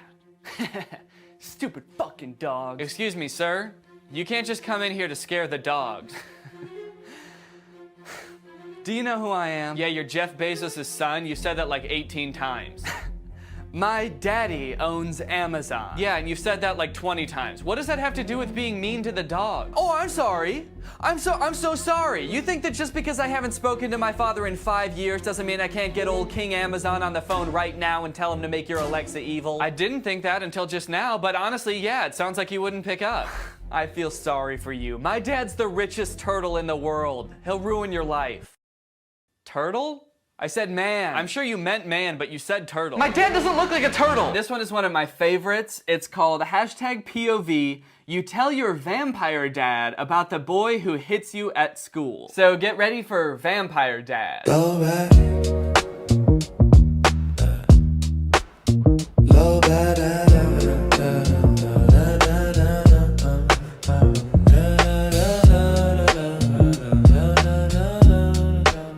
Aw, great! My dad killed my bully. That's what you want, right? My grown-ass supernatural dad murdered a little boy at my school. Thanks, vampire dad! I like that the caption calls him vampire dad, like he's some kind of superhero, like, wow, there goes vampire dad to go kill that kid. Wait, if my dad is a vampire, doesn't that make me a vampire too? Is vampirism, is that genetic? Because if so, I feel like I could have taken care of it myself. I don't even know how I have bullies in the first place. If I'm a vampire, I'm immortal, I can turn into a bat. Who's gonna bully someone that can turn into a bat? You don't want that smoke. You don't want that bat. You don't want that puff of smoke as I turn into a bat. So I really like the concept of this TikTok. I like Vampire Dad a lot. I feel like that provides a lot of good unexplored territory. We could do a lot with Vampire Dad. What I don't like about this TikTok is that this fucking dude doesn't even look like a vampire. He looks like a sexy vampire, like a Twilight vampire. He doesn't even have fangs. He's just some guy. Can you imagine how different this TikTok would be interpreted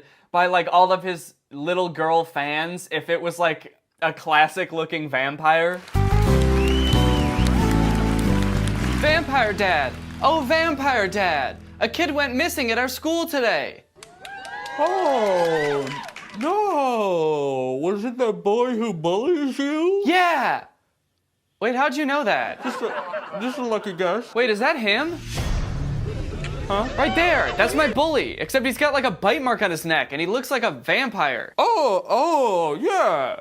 I guess it is, what a coincidence. Dad, did you try to murder my 8-year-old classmate? Uh-oh, looks like he caught me. Oh, Vampire Dad. Whoops. Wait, so you turned him into a vampire. Doesn't that make him immortal? Oh, fuck, you're right.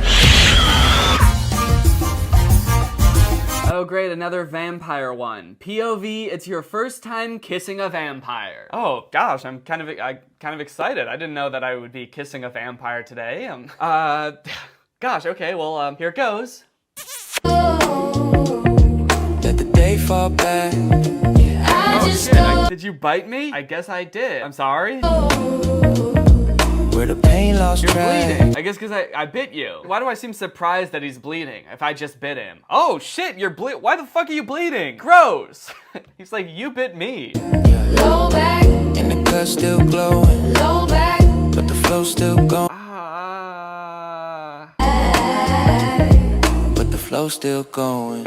Yeah. This is my first time kissing a vampire. All right, let's get that straight. I bit him? I'm not a vampire. I'm kissing a vampire, and I bite him. If I'm just a regular ass dude, why would I bite a vampire? Wouldn't he bite me? And on the neck, not on the mouth? Also, how hard did I bite him that he's already got that much blood all over him? I must have really chomped down hard on him. Just still glowing. Low back. But the flow still going. Oh boy, and look how he goes back in for that second kiss. Just like, oh yeah, give me some of that. Alright, #POV, we're dancing at a party and your ex walks in. Uh-oh. Well, judging by kind of like the macho persona that this dude puts on, I'm guessing he's gonna like do something to protect me from my ex. Maybe he's my serial killer ex. So let's see what old Goverbo does to protect me or hide me from my ex.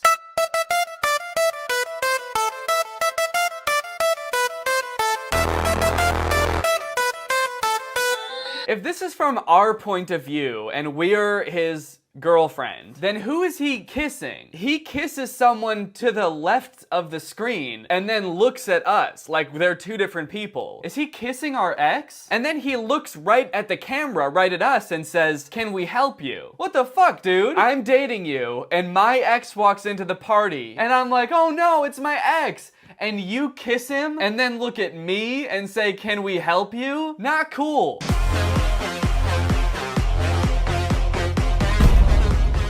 Oh shit.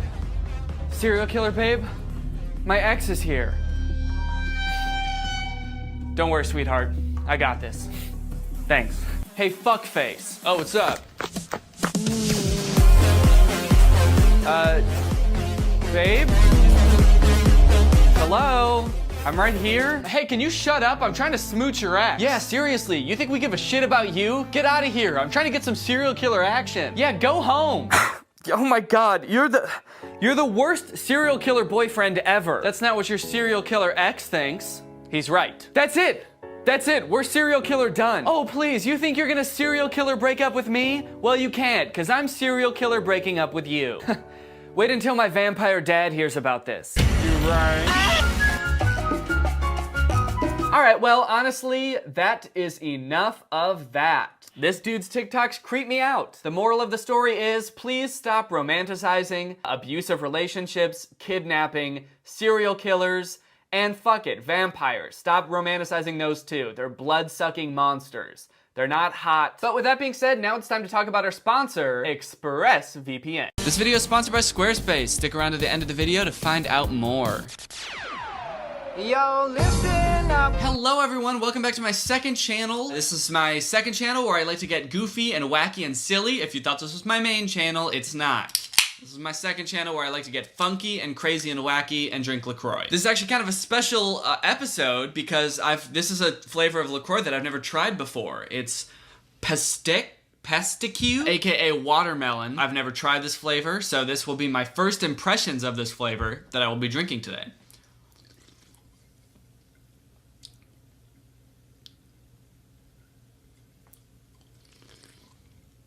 Not my favorite flavor. Not the best flavor of LaCroix that I've had. In fact, pretty disappointing, honestly.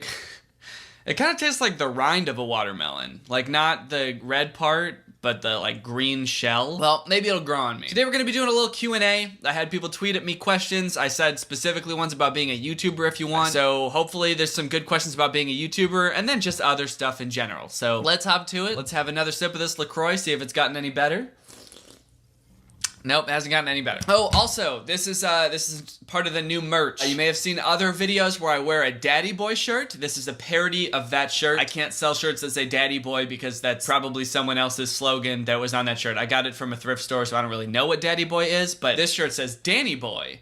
So I can sell this shirt because it's got my own name on it and my own gender. When did you know you have transitioned to someone who just makes videos to an actual YouTuber? Like, what triggered the realization that it's a job? It was probably honestly just the moment that I started doing it full time. I had a job for a while I was doing YouTube, and then the moment I decided to like quit my job and just do YouTube full time because I was making enough from YouTube to treat it like a full-time job, for me at least, that's when it became a job and not just a hobby. I feel like I always tried to treat it like a job because, you know, dress for the job you want, not for the job you have. So I always tried to like work on it as if it were my job. How long are your videos unedited, and could you post an unedited video? An unedited video is usually anywhere between like 40 minutes and an hour and a half. Let's see how long my most recent video about the Joker was before I edited it. 52 minutes was the Joker video. That includes me sitting down and talking, all of the green screen sketches, and then the ad read at the end. So all of that was 52 minutes. One thing I found while I'm editing is that my video will usually turn out to be about a third of the total time that I filmed. So if I film for an hour, which is 60 minutes, the video usually comes out somewhere like 20 minutes. Most of the time that gets cut out is just me saying the same line over and over, trying to get it to sound right in my head. So as for your second question, can you post an unedited video? Absolutely not. That would be so embarrassing. I think that in one of my old videos on this channel,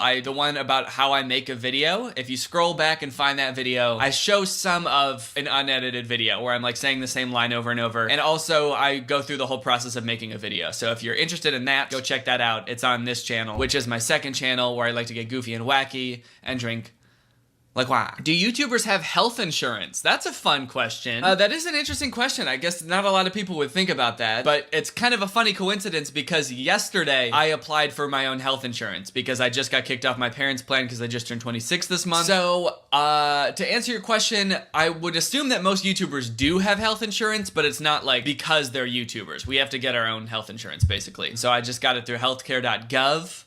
Shout out to Obama. Do you need a following in order to start a YouTube channel? I'm trying to figure out what that means. Do you need to already have subscribers on YouTube to start an account on YouTube? Or like, do you have to be famous somewhere else before you can start a YouTube channel? Yeah, actually, unfortunately, in order to start a YouTube channel, you actually have to have 10,000 followers on Instagram. But as we all know, in order to start an Instagram account, you have to be verified with 100,000 followers on Twitter. And in order to make a Twitter account in the first place, you have to have 1 million followers on TikTok. And in order to even get a TikTok account, you have to be cast on the show Riverdale. So it's really tough to break in, but once you do, it's pretty much smooth sailing from there. So being a YouTuber always sounded fun to me. Is it ever really stressful? Why or why not? Being a YouTuber is definitely really fun at times. It's definitely really rewarding, especially if you post a video that you worked really hard on and it does well and you get a lot of positive feedback on it. Even people that you know in real life are like, hey, that was a really great video. That's like the really rewarding side of it. I would say the stressful parts for me at least is like trying to come up with new ideas. That's usually the most time consuming part and the part that I still second guess myself about the most. Deadlines can also tend to be pretty stressful. Brand deals usually have pretty hard deadlines that you have to meet. And if you sign up for like to do a brand deal for a specific month or a specific week, then you end up not having a good idea for that week. It can be really stressful trying to like pull something together and get it done really quickly. Have you ever considered drinking LaCroix on your main channel, not your second channel, where you get a little bit goofier and wackier? Are you insane? Drinking LaCroix on my main channel? Are you trying to make me lose all my subscribers? My second channel is where I get goofy and wacky and drink LaCroix. If I tried to pull any of that shit on my main channel, I'd be canceled within the hour. LaCroix is just too wacky for my main channel. You know how serious I am on my main channel. There's no goofing around over there. I think the problem with the watermelon is that LaCroix's whole thing is it has no sweeteners, it doesn't have sugar or even artificial sweeteners. I feel like the taste of watermelon relies so much on the sweetness that when you take that out, it just tastes kind of bitter and nasty. Like lime, the flavor of like a lime LaCroix just kind of tastes like sour, and that's like the good part of a lime. It doesn't really need to rely on sweetness, but I feel like watermelon does, and it's really letting me down. Do you think your location affects your career? Like if you move to another state, would that impact your channel or anything? I don't think so. A lot of people actually assume that I live in California because I'm a YouTuber. They just think that all YouTubers live in LA, but I live in the suburbs of Illinois. So I would think that if it was gonna affect my career, it would have by now, but it hasn't. I used to live in California. We moved in 2018 back to Illinois because this is where my family lives, and I've never really felt like I got that much out of living from LA from like a career standpoint. We just wanted to be closer to our family, so that's why we moved back to Illinois. I don't really feel like it's hindered me that much. It's not like I do collabs that much on my channel, and even when I do collabs, it's usually not with people that even live in California. I don't particularly think that there's one specific location that's like amazing for YouTubers and you have to live there to be a YouTuber. Any fun memories from high school? Oh yeah, actually I've got a lot of good stories from high school. I've got, man, so many good memories. I mean, we used to get into a lot of trouble. We used to have a lot of fun in high school. Man, those were the days, huh? All right, next question. What's your favorite crazy, wacky thing to do on your side channel that's too crazy and wacky for your main channel, other than drink LaCroix? Probably this. What are your political personal opinions on hamsters? Photo for reference. Okay, thank you for the photo. So that's a hamster, huh? Personal and political opinions on hamsters. Personal opinion, I think that they seem like nice little animals. My sister used to actually have a hamster when we were kids, and it seemed pretty chill. As for political opinions, specifically about hamsters, I am far right. Very far right about hamsters, alt-right even. This might be too serious, but it's about being a YouTuber. How do collabs work from a monetary point? If all the revenue goes to the one that uploads the video, does that person pay the other one? One for each kind of deal, or is it just for fun? Okay, this is a good question. This is why I wanted people to ask questions about being a YouTuber, because this is something that like most YouTubers don't really even think about. But I've never heard of another YouTuber paying a YouTuber for a collab. It's mostly just like for fun, at least in like my circle of people that I've talked to, and I know personally, I've never heard of anyone paying for a collab like that. So it's usually just for fun. Sometimes there's kind of an agreement, like if we're hanging out together, we'll each do a video if we each have a good idea, but sometimes like each person doesn't have a good idea for a collab anyway, but that's not really for monetary reasons. It's more like if you're in town and you're visiting me, we should get as much content out of it as possible and each make a video. What are the best and worst things about working completely from home and on your own time? The best things are probably everything that you would expect. I don't have to like drive to work work every day, so I don't have a commute. I get to set my own hours and do whatever I want. I can set my own deadlines. I'm not really beholden to a boss, so what I post is pretty much my decision. Downsides are kind of all of those things, but the bad version of them. So I don't have to go to an office every day, but that also means that I don't talk to anyone all day. I get to set my own hours, but that also means that I don't have a time that I'm supposed to stop working or start working. So I can sometimes accidentally work too much, and I can sometimes accidentally work too little, and it's because I have no schedule. I also frequently forget what day it is. In fact, before the pandemic, the only way I knew what day it was is when Laura was gone and when she was at home, but now she's home all the time and I don't know what day it is. What do you want to be when you grow up? Spider-Man. Could you give me a senior quote? Yeah, I love coming up with senior quotes. How about something fun like, congrats seniors, we did it. Have a great summer. The person below me will die on March 23rd, 2037. Kind of fun and also kind of ominous. How do you feel about me morphing you with Drew?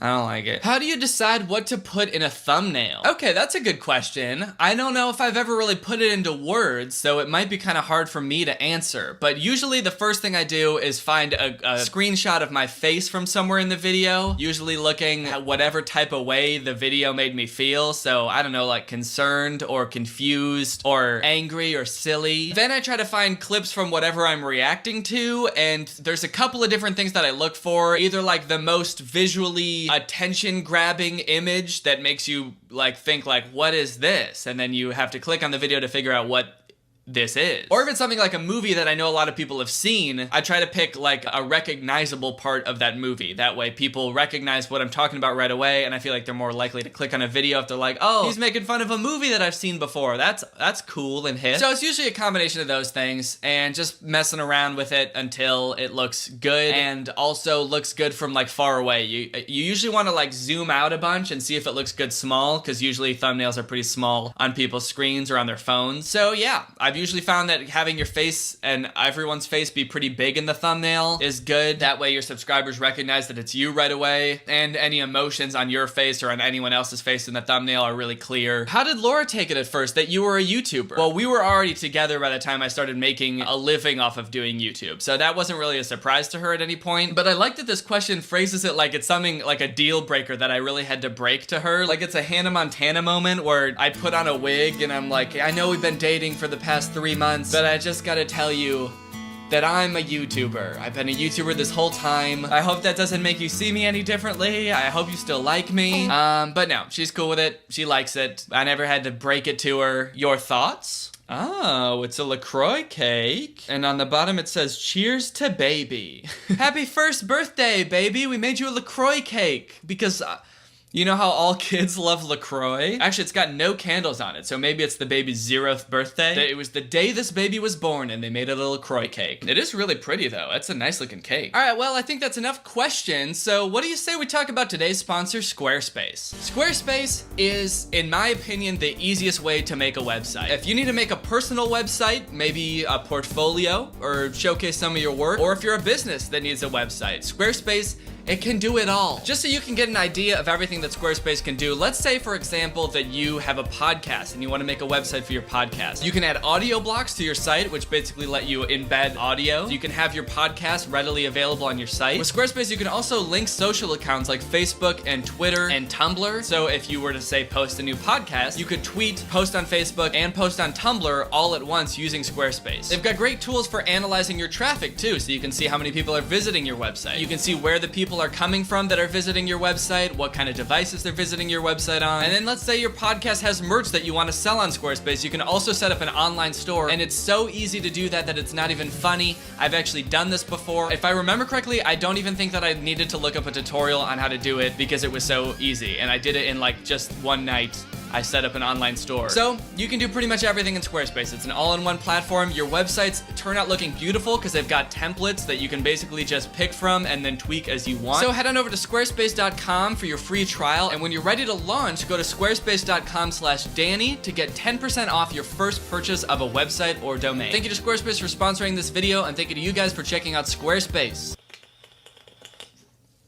Alright, that's the end of the video. What's up, Greg? I hope you're having a great day. Welcome back to another episode of This Actually Happened. Except it didn't. Lately, I've become a little bit obsessed with this radio show that I hear when I drive to the gym in the mornings a lot. It's called Waiting by the Phone. If you listen to good old Fred and Angie on 103.5 in Chicago, then there's a good chance that you've heard it before. I think that it is awful. And I've been listening to it a lot lately because it confuses me so much, and now it's taking up all of my thoughts, and so I need to make a video about it to vent so that I can stop thinking about it, and I can transfer all of my concern to you guys.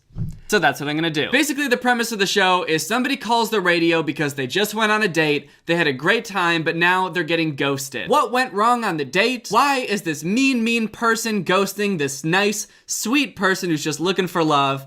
But then craziness ensues. Here's the thing though, every single situation in all of these dates that they describe are so insane that they could not possibly be real. So in the past week, I downloaded the iHeartRadio app. I think I might be the first person to ever say that or admit that. So let's start off by listening to one, shall we? We're gonna listen to this one. It was actually recently voted the #1 episode of Waiting by the Phone by Waiting by the Phone fans. They had a little contest. This one is called The Drug Deal. So let's take a listen. Why'd they get blown off? We'll find out now in Waiting by the Phone with Fred and Angie.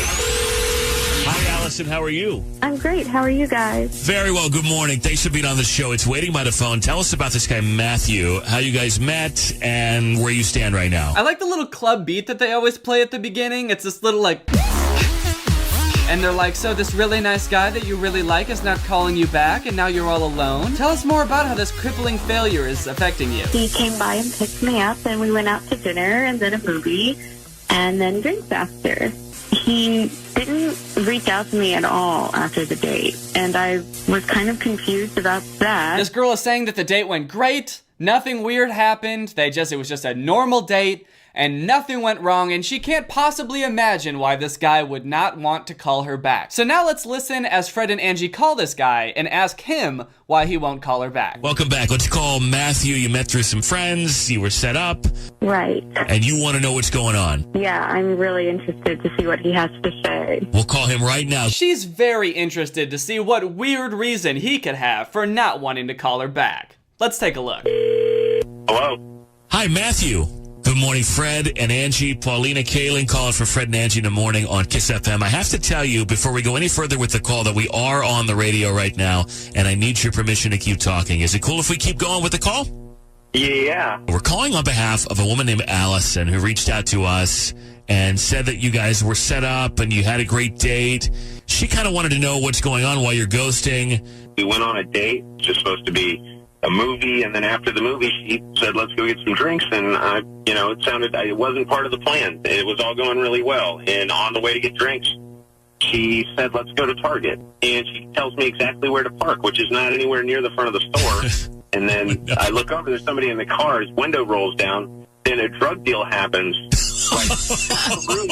They were in the middle of a date, having a great time, and she thought, hey, you know what would be really fun, a fun thing to do with this stranger who I know nothing about? I'm gonna take him to deal some cocaine. At the very least, this girl has some very serious time management issues. She booked a date at the same time as a drug deal. That's a big no-no, we all know that. We all learned that in Drug Dealer 101. You don't book a date at the same time as a drug deal. So now that she knows why this dude won't call her back, let's see how she responds. Will she be like, oh, of course.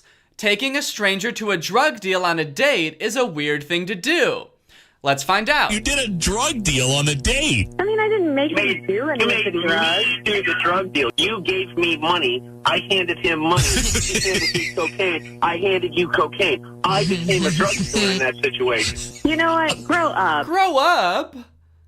Huh? Why is she so flabbergasted by the idea that this dude didn't want to do a drug deal on a date? Even people who deal drugs know that you should probably get to know someone and, build trust with someone before you reveal to them that you are a drug dealer. Allison, you have to acknowledge that maybe if he's not into that, then he doesn't want to get nailed for buying it. Oh, please. He wasn't buying it. We were just out to have a good time, and so I was trying to make it better. Okay. Look, so is there any way, would you get past this, Matthew? So then Fred and Angie ask if there's any way that the dude could get past this and go on another date with her. He obviously says no, and that is the end of the episode. That is an episode of Waiting by the Phone. So, aside from how wild that was, it's kind of like a weird premise to begin with, right? Like, it's about people who are getting ghosted. Their texts aren't being answered, their calls aren't being returned, but they want a second date, so they figure, hey, maybe if I call the radio and I get the radio host to interrogate my date, they'll want a second date with me. Because that's really what people want, is to be interrogated on the radio. And the fact that the premise is weird would be forgivable if it weren't for the fact that this entire show is completely fake. That's right, the date didn't even happen. The whole show is fake, the date was fake, the story's fake, cocaine's not even real. Even though they do a couple things to try to make you believe it's real, like when the person answers the phone, Fred and Angie have to ask if it's okay that they're on the radio, making it seem like they need to get consent because this person hasn't signed a release. But all in all, they do such a bad job of making this seem real. For one, they seem to do this show a lot. I think they do it multiple times a week. In fact, on the podcast page, they upload one of these podcasts every weekday, so 5 times a week. So you'd think they would need people to be calling in constantly to volunteer to be on this show. But one thing that I've noticed while listening to the show is they never advertise how to get on the show. They never say a number to call or a website to go to or an email to email. There is no way, from listening to the show at least, to get on the show. So I decided, okay, let's give them the benefit of the doubt. Maybe I just have to do a little bit of digging to get on the show. So a couple days ago, I tried my best to get on Waiting by the Phone. And here's what happened. So I'm just gonna Google it to see if there's a number listed anywhere. All right, so I Googled Waiting by the Phone Kiss FM phone number. The first option is just an episode of Waiting by the Phone that you can listen to. And then the second one is Best of Waiting by the Phone. These are some videos of Waiting by the Phone. Okay, so there's no number listed anywhere for you to call Waiting by the Phone. Literally no information on how to get on Waiting by the Phone. So what I think I'm gonna do is over here on Kiss FM's website, you can click, there's an option to contact Kiss FM. So I'm gonna do that, and then there's a few numbers here: studio line, business line, advertise with us. So I'm just gonna try calling the studio line and see if I can get on Waiting by the Phone. Okay, I am calling Kiss FM's studio line.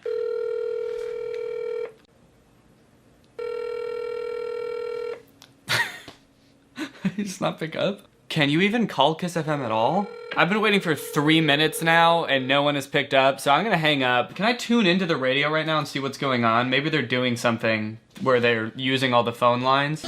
Okay, no, they're just playing Selena Gomez. So, no reason that they shouldn't be able to pick up the phone. I assume they have employees that do that. Maybe I'll try calling the business line. Waiting by the Phone is serious business, so you gotta call the business line. Thank you for calling iHeartMedia Chicago. Our office is now closed. I found an email form I can fill out to send to them, so maybe I'll do this instead. Help! I want to be on Waiting by the Phone. Please help! Yes, I would like a reply. Yes, I am not a robot. And submit. Your request has been received. All right, we'll see what happens. All right, it's the next day. It is 10:54. So hopefully this is within office hours of the Kiss FM studio line. I'm gonna try calling them again. They're not gonna pick up, are they? They're never gonna pick up. Okay, so I'm just gonna assume that their studio line doesn't exist and there's actually no way to contact Kiss FM unless they ever respond to my email request, which I also doubt they will do. So yeah, it's impossible to get on the show because everyone on the show is an actor, and if you are not an actor, then you cannot be on the show. Alrighty, let's check out another episode, why don't we? This one's called The Dump It Dash. How you doing? Doing very well. How about yourself? Very well. Thanks so much for calling. Waiting by the Phone. Tell us about your date with Stephanie, how you guys met, and where you guys stand right now. Well, we were talking for a bit on Bumble. We went out for drinks, Cinco de Mayo. We even hooked up, which was awesome. Oh man, they hooked up? That sounds awesome. It might have just been, a kind of a one-night thing because she hasn't responded to any of my texts warmly or hasn't jumped on anything. Okay, and that you didn't want a one-night thing. Like, you obviously you've reached out to see her again. You want to repeat at least. Well, that's where we come in. We'll call and ask some questions. You'll be on the phone. Maybe we can straighten this out and set you guys up on another date. All right, so the date went great. They even hooked up. It was awesome. And this dude couldn't think of any reason that this girl wouldn't want to text him back. So let's see what the girl has to say when they call her. Can you tell us where you guys stand? So he called you? Right. It's called waiting by the phone. He's a little confused. He reached out to us and told us about the date. He likes you, wants to see you again, and is hoping we can put you guys back together. Probably not. So what happened? Because why are you just not interested, or did something go on, or did he say something, or? I mean, it just like, all right. He the bed. He pooped in her bed, left, and then apparently was like, damn, that was a great date. I killed it. I didn't think I had it in me, but I hooked up with her and pooped in her bed? That was awesome. I woke up and there was in my bed. I forgot to mention that Joe is here. Joe, you left that detail out. Oh my God. That's a key detail in all of this. Oh my God. It's not a real detail. So he tries to defend himself for a little bit, being like, what?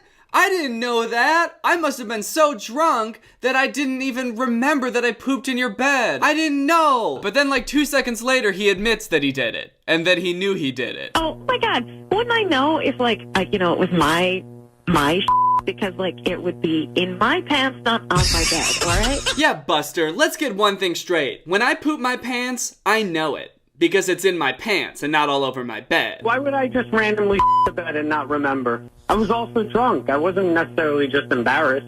I barely knew that. He barely knew? How do you barely know that you pooped in someone's bed? Oh, come on, dude. I barely even knew I pooped in her bed. Yeah, I know that I pooped somewhere that wasn't the toilet. And yeah, I noticed there was poop in her bed. But how was I supposed to know those two things were related? So this whole time, this dude knew that he pooped in this girl's bed. He knew it from the start, but he still went for days without her texting him back, wondering why she's not texting him back.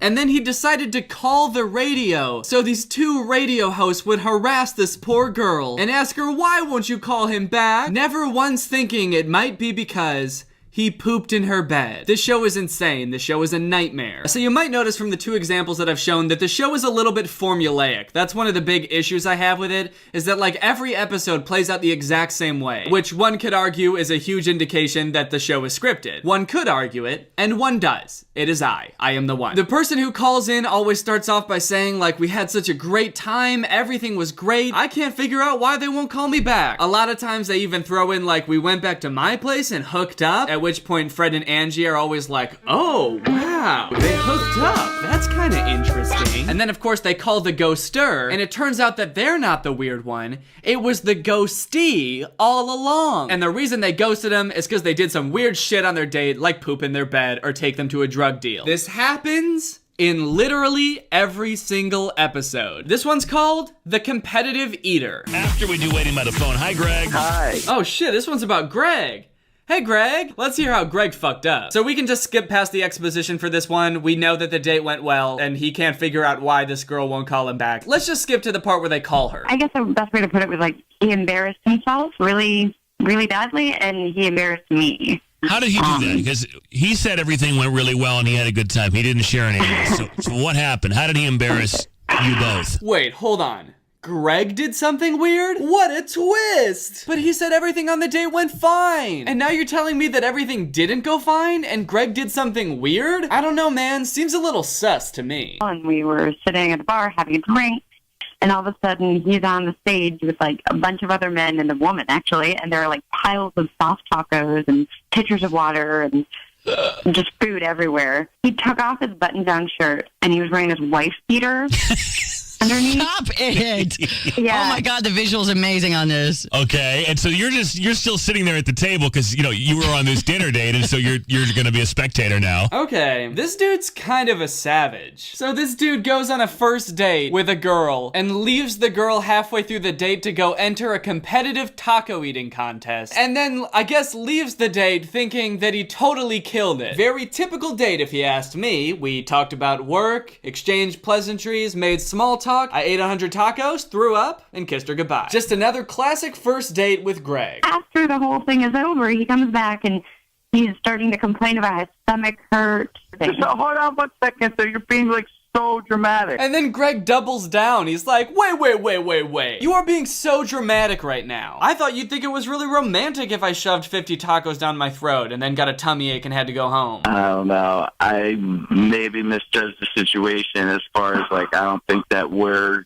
compatible. Now he's like trying to break up with her. He's like, look, I just don't know if we're compatible, okay? I don't know if I could ever be with someone that didn't want to watch me strip down to my tank top and eat soft tacos by the dozen. It's like, dude, we've all already established that you're not compatible. That's why she didn't call you. I guess it's important that you come to this conclusion too, but don't act like you're the one who decided it. These characters are so bizarre, and I understand that that's the point. Like, that's where the entertainment value comes from, is like, whoa, this wacky thing happened. But Kiss FM releases one of these episodes every weekday. So they expect us to believe that they find 5 of these scenarios every week. Mind you, without knowing that the scenario is this crazy beforehand. They just know that there's a very normal sounding guy who had a very normal sounding date and now someone's not responding to them. Like, how many people would you have to go through until you got to a situation that was this weird? Because I feel like 99% of the people they call would just be like, oh, yeah, we just didn't really have a strong connection and I didn't really feel like seeing him again. Because obviously, not every single first date goes wrong because someone started competitively eating or pooping in someone's bed. All right, here's one more episode called The Crazy You Date. Hey, Zach, how you doing? Oh, I'm all right. Yeah, I went on this date with this girl, and I had a really great time. We got drinks. We even hooked up. That was cool.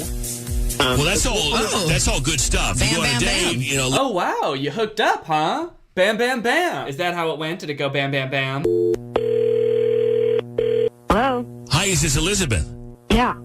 Good morning, Fred and Angie from the Morning Radio Show on Kiss FM in Chicago. I'm sorry to bother, but I have to tell you that we are on the radio right now. I would need your consent to continue with the call. Is that okay if we talk for a couple of minutes?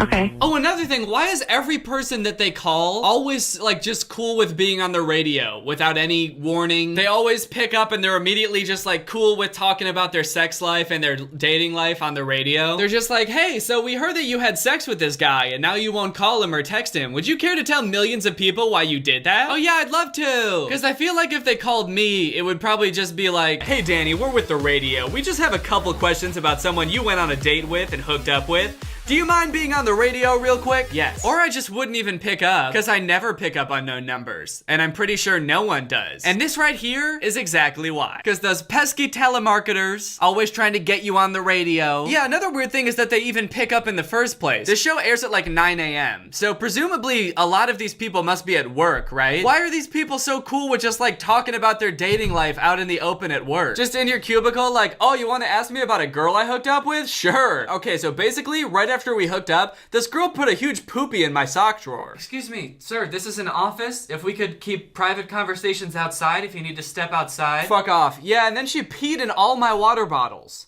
Yeah, an entire 24 pack. I don't even know how she found the time to do that without me noticing. All right, anyway, let's find out why this girl is ghosting this guy. Wow. Well, he really freaked me out. Why? We went on this date and we were having a good time and talking about all the shows that we're binging, and I started talking about this show, You, that I'm obsessed with. I thought that, that was the end of it, and then we go back to his place and like hook up, and then he disappeared for a while, and then he came back wearing this ball cap, like that guy Joe. Wearing the hat?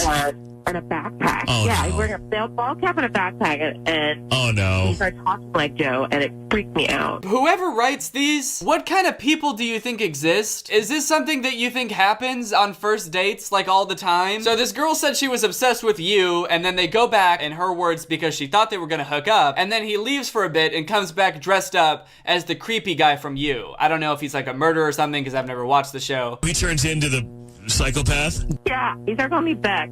Oh my God! I would have ran so fast. Oh no! I'm The guy's a scared right psychopath in the show, and you're embodying that. Yeah, I thought you were into that, Beck. I thought you would like it if I, for all intents and purposes, a stranger to you, dressed up as a creepy psychopath from a TV show while you're alone with me in my apartment. I thought you'd think it was hot, babe. How was I supposed to know? Wait, the weird thing is that the dude said that they hooked up at the beginning. Remember? Bam, bam, bam. But the girl says they just went there because she thought they were gonna hook up, but then he left and came back dressed up as this dude from You. So did whoever wrote the script just forget that they had the guy say that they hooked up? Or does the guy think that dressing up as a character from You counts as hooking up? Does he think that's what hooking up is? Anyway, that's the end of that episode. I would just really like to be in the minds of Fred and Angie and whoever writes the show. I don't know if it's Fred and Angie or if they even know that the show is fake. Maybe they don't even know. Maybe someone else entirely writes the show and the producers at the show do the whole thing, but Fred and Angie don't even know that it's fake and they think they're really on the phone with real people. Because a lot of the times the reactions do seem surprisingly genuine, but the show is definitely fake. I just don't know if Fred and Angie know this. Alright guys, I hope you enjoyed this video. If you're new here and you're not subscribed yet, make sure you subscribe and turn on my notifications to join Greg. Greg is what I call my subscribers. We're an army, baby. Fastest growing army on the whole internet. Don't look that up. Alright, thank you Stella for turning on my notifications. You are truly Greg. I'll see you guys next time with a really interesting video where I climb onto the top of the Empire State Building with a little girl in my hand and swat away planes, but then I die. Bye! This video is over now. Over now. Go find something else to watch, or just watch this video. I know we had a lot of fun, a lot of fun, but you can't stay on this end screen forever. No. This video is over now, over now. So why are you still watching this? Hey guys, before this video starts, I have a surprise announcement. I am doing a stand-up show on October 9th at Zany's in Rosemont, Illinois. I've done little bits of stand-up here and there over many years, but I've never really gotten into it until this year. At the beginning of the year, I've started going to open mic, doing little sets at other people's shows. I still don't have an hour of material yet because that takes a really long time to build up. I've got like 15 to 20 minutes. So I'm putting together a show with other Chicago comedian friends that I've met while doing this. So if you want to come, have some laughs, experience the Chicago comedy scene, then check out the link in the description. Get some tickets, and I'll see you guys there. All right, guys, I'm back with some of the most absurd clickbait on the internet. I had Robert scour the web once again for clickbait that I can't believe anyone actually falls for, quite frankly. I don't know who's clicking on this. The first example that Robert has in here is just Julia Roberts' husband gained 280 pounds and looks disgusting now. I'm looking at this man. I don't even know that he weighs 280 pounds altogether. In fact, Robert included a picture of him. He looks like he weighs as much as me. And I weigh 30 pounds. So a recent picture of Julia Roberts and her husband, who does not actually look disgusting and also appears to weigh less than 280 pounds total. Yeah, that's what you might assume, but you're not taking into account the fact that Julia Roberts' husband is actually 20 feet tall. So actually 280 pounds is kind of nothing to him. I kind of skipped over the fact that they called him disgusting looking. He looks fine. He looks normal. Of course he doesn't look disgusting. He's a handsome looking guy. There's two drastically different levels of enthusiasm in this picture, but I wouldn't say that makes either of them look nasty or vile. Guy Fieri's new wife might look familiar. This ad would not work on me at all because, one, I don't care about Guy Fieri. Two, I can tell you right off the bat, that's definitely not his wife. And three, that guy doesn't look familiar either. I don't know. Is that Matthew McConaughey? I actually can't. Maybe it is. I can't tell. It's definitely not his wife though. But now I do kind of have the urge to look up what Guy Fieri's new wife actually looks like. Okay, well, Guy Fieri has been married to the same woman since 1995, so I don't think he has a new wife. I guess new in, like, relation to the history of the entire universe, maybe? But maybe I should actually look at what his wife looks like and then decide if she actually does look familiar. Mom? Holy cow, she does look familiar, dude. I guess that ad was just specifically for me. They spent 20 grand on an ad just for me to see that's like, Danny, you might want to see Guy Fieri's new wife. Sandra Bullock's son is all grown and he looks familiar. Okay.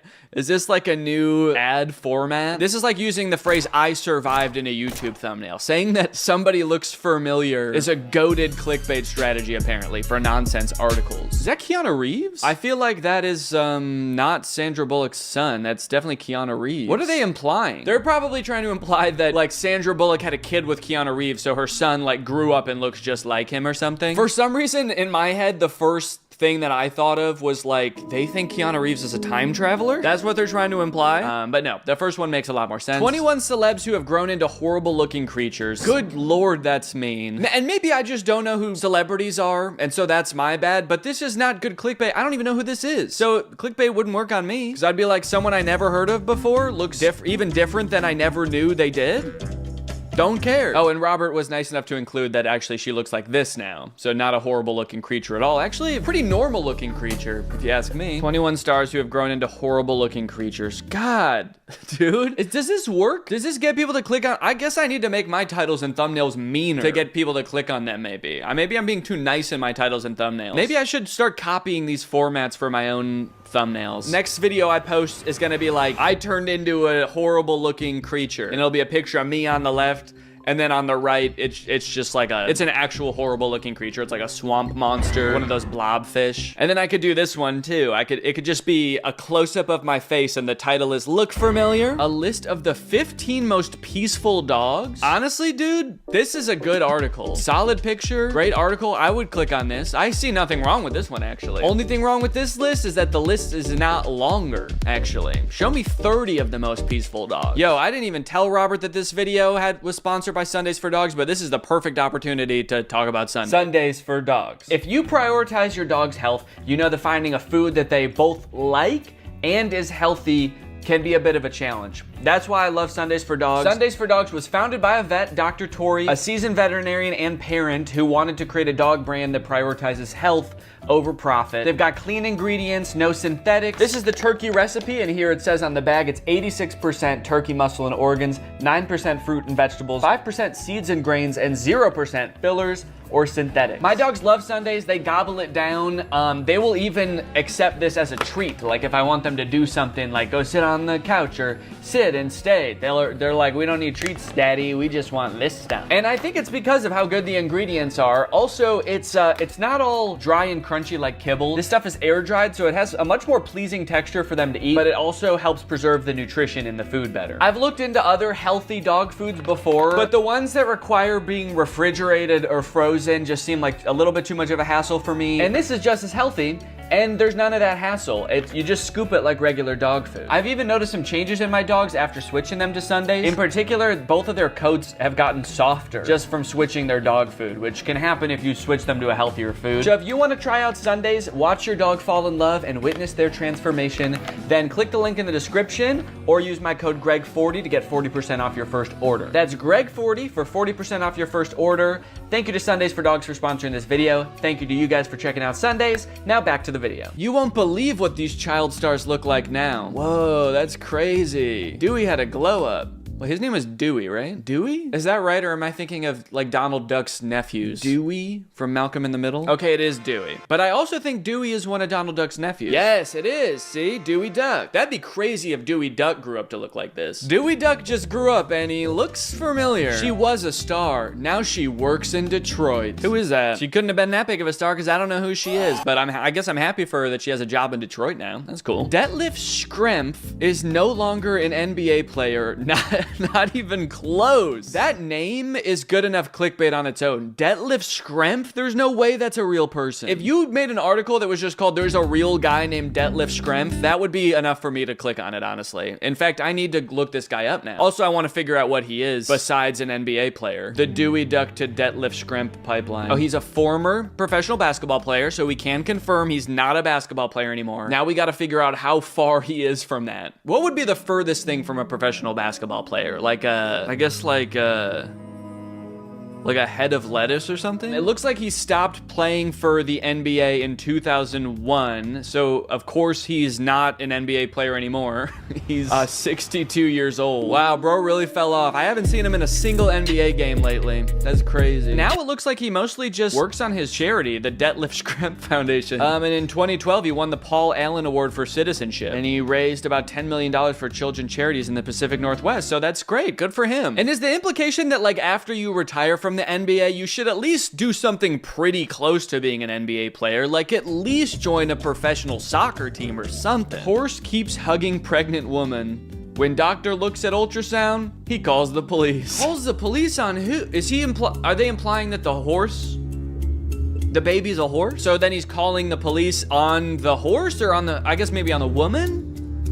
On the baby? He's like, yo, you are not allowed to be half horse. Straight to jail with your half horse ass. Costco shoppers say this $7 generic Cialis is actually worth it. I like this one because it looks like both the man and the woman were enhanced to look completely different. Or this photo is just AI. But it kind of just looks like they both have insane face filters on. Like this is actually a young guy with an old filter on. This woman looks nothing like this. This is just a photo of two very normal looking people that is photoshopped to hell. Also, like the reflection of his glasses is just him pointing using his finger like this. Yeah, this is AI for sure. A brood of worms will crawl out if you drink this at night. Is it just a glass of worms? Like, there would have to be worms already in me in order for that to happen, right? So it's gotta just be like, it's worm egg. Is this a good thing? Is it a bad thing? I like that he's pointing at one of the worms. This one's my friend. Please drink the liquid so you can free my friend. Japanese grip device could delay assisted living for millions. What does that mean? The torque ball? Oh, okay. So they're saying if you work on your grip, as you get older, perhaps you won't have to go into assisted living because you got such good grip that you can hold on like crazy. Okay, I have the actual link here. Let's take a look. How this Japanese device helped our family postpone the assisted living conversation. We tried to get my dad into an assisted living thing and he just grabbed onto my throat and wouldn't let go. And he said, no, no, no, I'm not going. And this dude's got a crazy grip strength. This is a really long article. Oh my gosh. 79, Margaret had switched to pull-on clothes because she couldn't manage buttons. 3 weeks after starting Torque Ball, she called me in tears. She's like, I can't drink a glass of water anymore. Every time I pick it up, it shatters in my hands. My grip is insane. Okay, so yeah, it's just a ball that measures the torque of your grip. I got a ball that measures the torque of my grip. Okay, sorry. And it looks like this is for sale. I wonder how much it costs, this Torque Ball. Yo, $80 for the Torque Ball. All right, okay, this was a tangent. Let's get back to the list, guys. This guy did the coolest but possibly most illegal DIY project ever. The end result, genius. Can't imagine how this would be more illegal than regular graffiti. Maybe he had to carve into it to get it to grow like that? 8-year-old starts singing with her eyes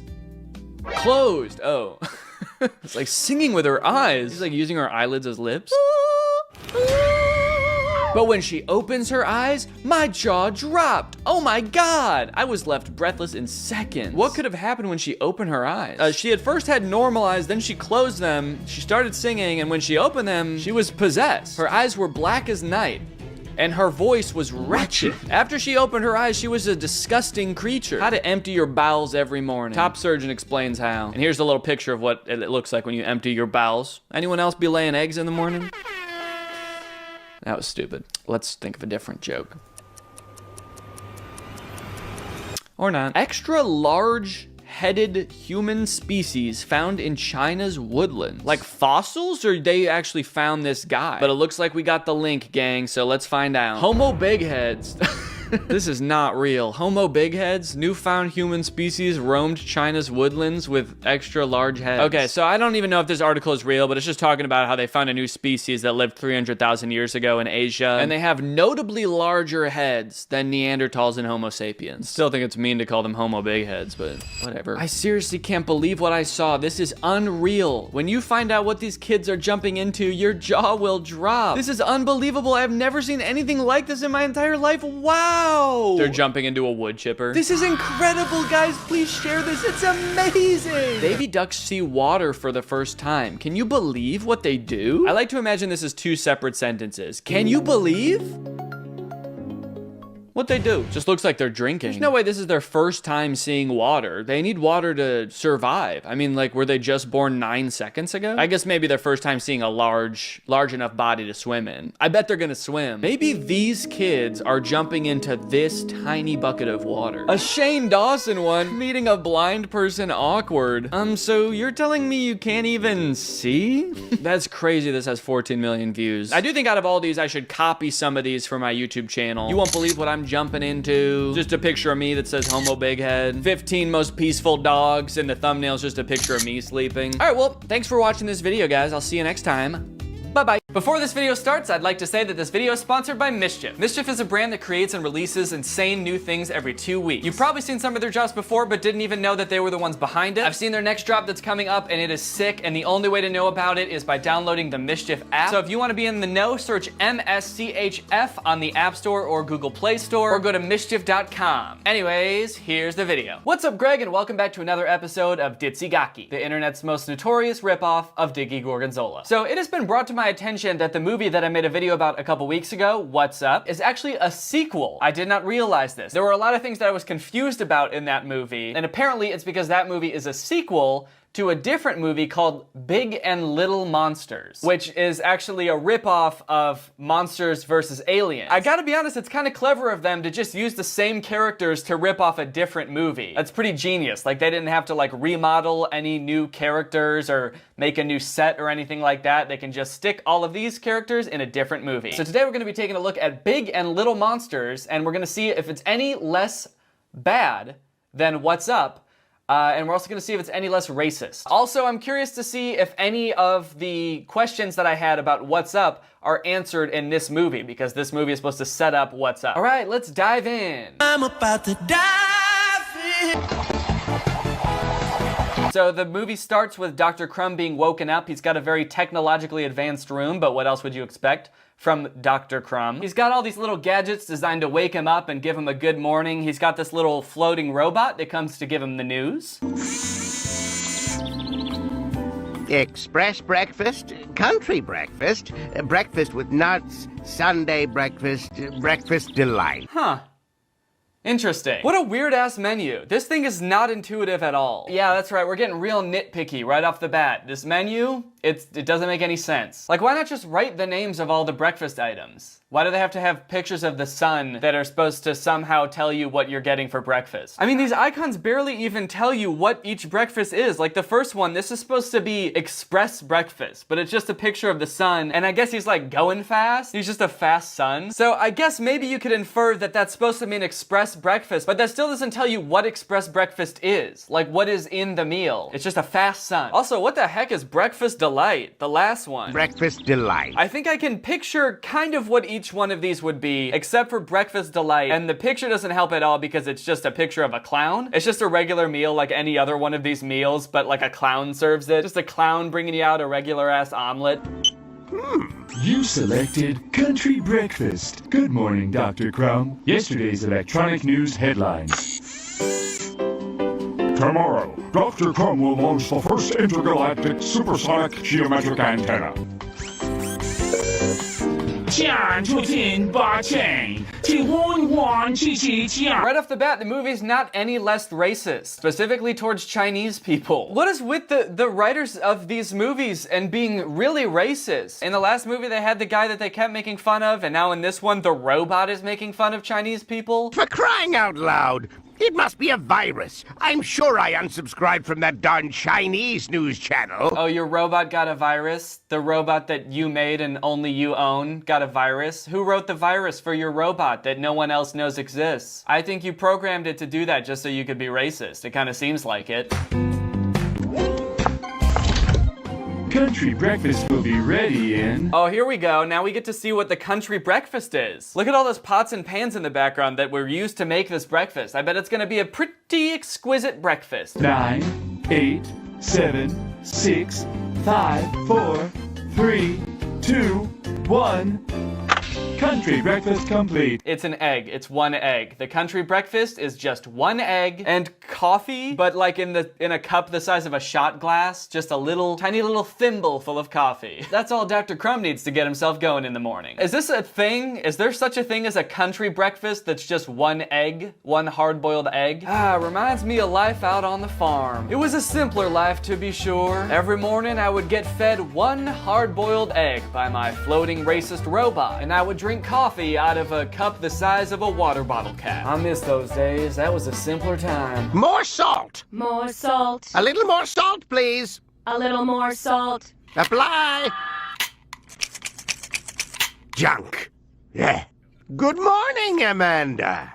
Oh, this junky concentrated salt laser still isn't working right. It needs to be fixed right away. Who can eat breakfast like this? So one thing I noticed right at the beginning of this movie is that Dr. Crumb seems a little bit different. He seems a little more cranky and jaded, especially towards technology. Like right here, he gets pretty pissed about his salt laser not working. I don't know why he needs a laser to put salt on his egg. I feel like a salt shaker would be just as convenient, if not more, because you don't have to like change the batteries or invent it. So over breakfast, Amanda, Dr. Crumb, and Gunto are all talking about their big day today because this like intergalactic antenna that Dr. Crumb and Dr. Zooks have been working on for a really long time is about to be operational. This antenna is apparently supposed to help them contact extraterrestrials, get messages from aliens, all that good shit. So they're all really, really excited. Oh boy, the antenna! We're officially late! We've got to get out of here! Guto, what on earth are you doing? Guto, give me that! I have no idea what you're doing, but this isn't one of your silly toys, you hear me? So in addition to being pretty cranky in this movie, Dr. Crumb also hates Gunto. I don't know what happened between this movie and the next one that made him like Gunto, but in this movie, he fucking hates his own nephew. It's really weird, which was pretty shocking and devastating to me, because I happen to be a pretty big Gunto stan. In a few moments, we'll be able to communicate with any intelligent being in the vastness of outer space! Dr. Crumb, please, Dr. Zooks, just one more question. What about our security? We're still pretty traumatized by the images of that film showing how you fought off those terrible aliens during the infamous invasion of 54. One thing that they keep bringing up at the beginning that's going to be important later is this alien invasion of 1954. So apparently there was this alien invasion back in the 50s that Dr. Crumb and Dr. Zoops helped stop. They got rid of all the aliens, fought them all, sent them back to space. Not really clear what they did, but that's the reason that they're such famous scientists now is because of that alien invasion back in the 50s. Remember that for later. Just tuck it back into the depths of your mind. You're gonna need it. You're gonna need to know about it later. If you will allow me, I'd like to ask a very special young lady to help me turn on the antenna. My niece, Amanda. Can I go with you, please? No, you stay here. You're too immature to handle a machine like this. Do you see this? Even Amanda's getting in on the Gunto hating action. Put some respect on Gunto's name, man. Disrespectful.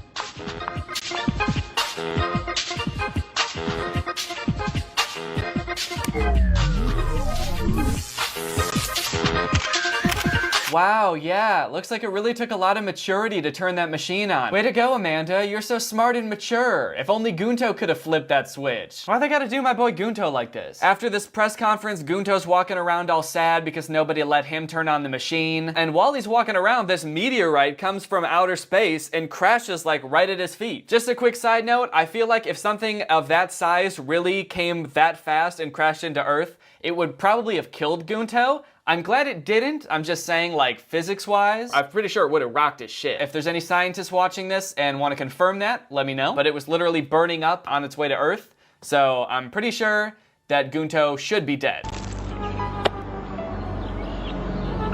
Wow, this is so beautiful! Oh yeah, shit. Look at that green ball. So beautiful. Green ball. Flat green ball that is somehow not affected by light. There's no shading on this ball. It's so beautiful. Uncle, there's something I've been meaning to ask you. Is it possible for the antenna to receive alien messages through a baseball? No, Guto. You already saw. So you might have thought that the animation in What's Up was bad, but get ready because it seems like there are a lot of issues that they had worked out in What's Up that they were still having in this movie. For example, in this movie, there's a lot of scenes where certain characters' hair and clothes will just start vibrating for no reason. Like in this scene, Dr. Crumb's hair is just going brrrr. Why is it doing that? What's up with that? You know, maybe it's because he's so goddamn smart. Ever think of that? His brain is doing fucking front flips in his head. He's so smart that his brain just gets bored sometimes with regular life, and it's just gotta do extreme sports in his head, and it's making his hair go. It's time to go to sleep. Still plenty of awkward pauses in this movie, though. There was no effort to change that. I mean, I guess this movie came before that, so it makes sense that there would still be so many awkward pauses. Starting to think that this was more of an artistic choice than a mistake. That moment when you're putting your brother to sleep and you've already tucked him in. It's time for bed. New message. It's a message! It's a message! Oh shit! The intergalactic antenna is getting a message. Our boys Dr. Zooks and Dr. Crumb are over the moon. They're getting their first message from aliens, so let's check it out and see what it says. Lost, sugar, mutation, danger, salty junk food, hurry, salt, repeat, no sugar.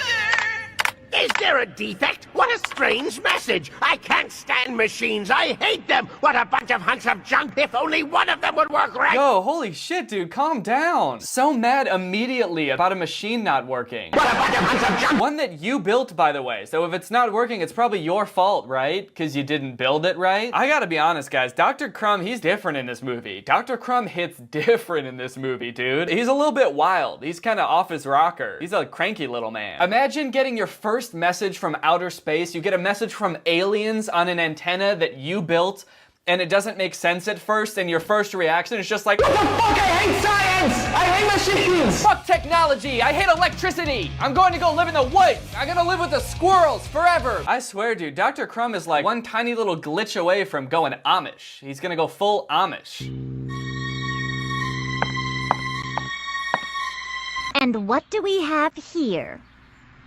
It's a piece of the baseball I saw hit the antenna. That's what I was trying to ask you about at dinner. Remember? I thought it could be a message from space. Uh-oh, it looks like whatever was in that green ball, remember the sexy hot green ball from earlier? Whatever was in it, it looks like it escaped, because it's in pieces on the floor. What do you mean it hit the antenna? But when?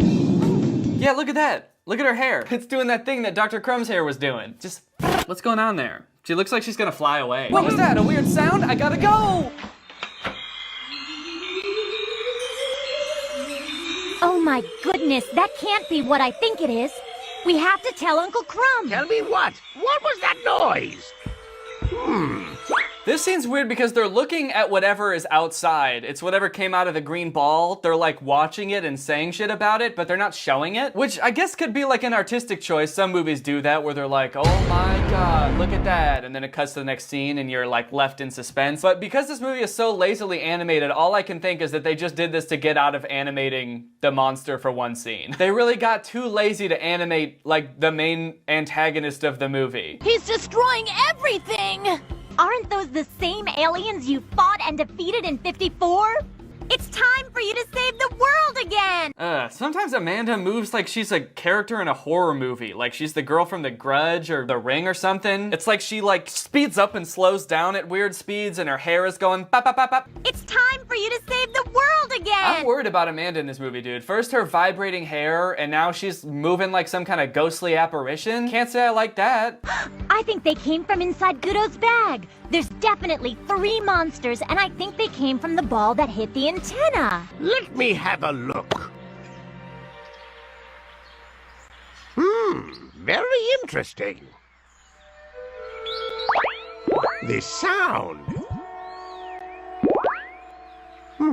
Oh, fuck, dude, what? He just licked that thing. He doesn't know what that is. I guess Dr. Crumb also thought the ball was really good looking. He really liked that sexy green ball. He's like, oh, fuck yeah, let me see that shit. I gotta taste it. But even Gunto didn't think the ball was that good looking. Look at him. His face says it all. He's disgusted. Obviously, it isn't a spaceship. Organic material indicates the formation of a living outer covering inside of which these strange beings develop. In other words, we can say that your baseball here is an egg. Oh shit, it wasn't just a regular green ball, it was an egg. Now I know why Dr. Crumb wanted to taste it. He thought that shit was a whole ass country breakfast. So Dr. Zooks analyzes the egg, finds out it came from outer space because it's got some star fragments in it. And then Gunto also turns on the news and they hear that there's monsters ravaging the city. They're at the zoo and they're eating animals and shit. It sounds actually horrifying. Even like the anchor on the news is terrified. The wrath of destruction is terrible. In an instant, the monster mercilessly tore apart a garden. Turn it off, Gunto. And for some reason has run into the zoo. It's sheer madness. Amanda and Gunto get pretty gung-ho about going to fight the monsters because they're like, well shit, we got Dr. Zooks and Dr. Crumb. They fought aliens before in the alien invasion of 1954, so we'll be good. They've got plenty of monster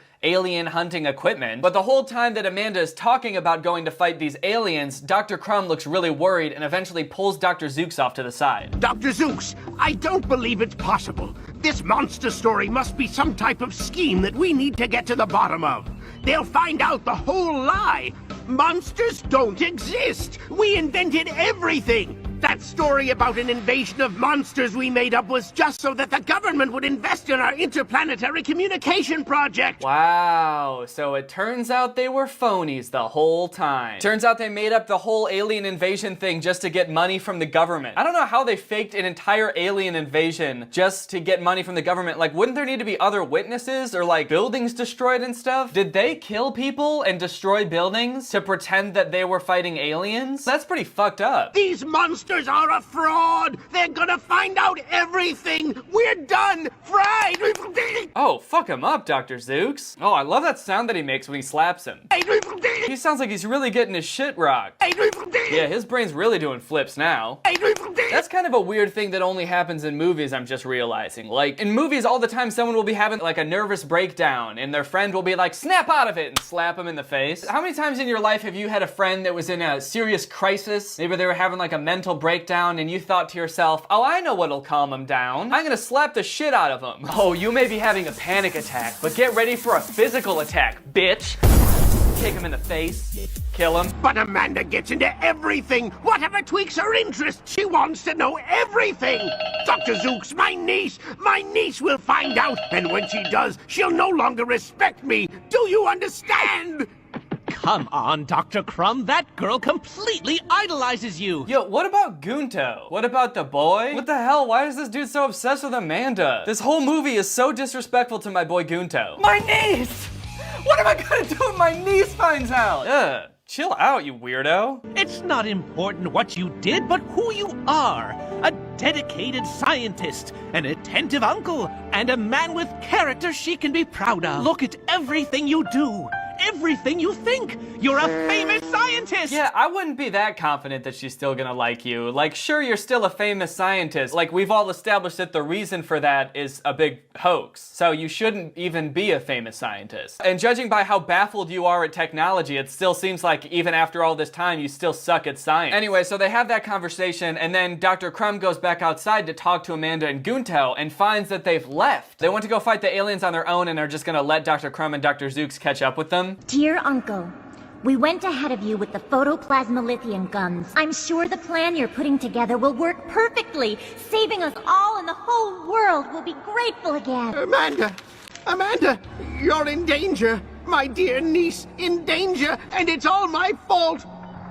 What are we going to do? What about Gunto? Hey, remember the little boy? The little boy that you're to care for? You know, you got Amanda, and then your much more younger and defenseless little nephew, Gunto. Yeah, he's there too. He's gone off to fight monsters with fake guns. Do you think that that's maybe a problem too? Or are you just concerned about the niece? So Gunto and Amanda show up to the park. They find this guy selling popcorn, so Gunto starts to buy some popcorn. But then one of the aliens pops out of nowhere, and they all freak out. Dr. Zooks and Dr. Crumb pull up just in the nick of time, and they hop in the car and they make a getaway.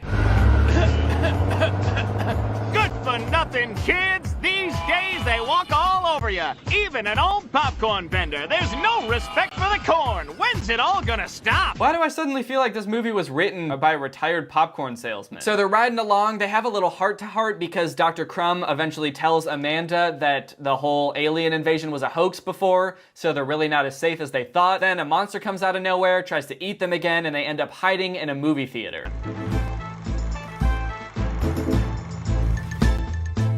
Do you think those monsters are gone?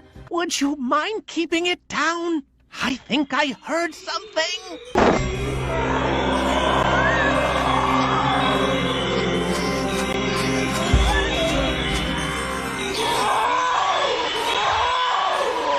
How did that work? I guess the salt shrank the monster, but like, how did the salt come out of the salt shaker like that? Like, Gunto shook it up and popped it open and the salt just came shooting out. Hey, animators, you know that salt isn't soda, right? You know that that's not how salt works? You can't just shake up a thing of salt and let it spray like that. That's not how it works. Also, Loki kind of disturbed about how pained the monster sounded as it was being salted. Like, that is some seriously haunting shit. It really seems like it's experiencing the most pain it's ever felt.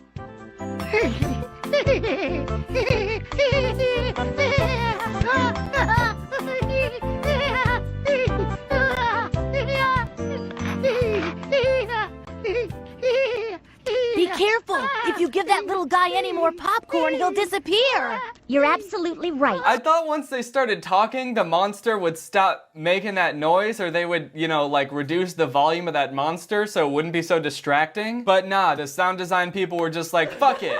Monster giggling through the whole scene. Good luck trying to pay attention to the dialogue now, bitch. So they've caught one monster, but there's still 2 more. But Dr. Crumb doesn't want them to go out and try to catch more monsters because he thinks it's not safe, so he grounds them. But Amanda and Gunto decide to sneak out, and now that they know that salt makes the monster shrink, they decide to bring a bunch of little packets of nuts, like tiny little bags of nuts. They bring them along to try to fight the monsters. Now,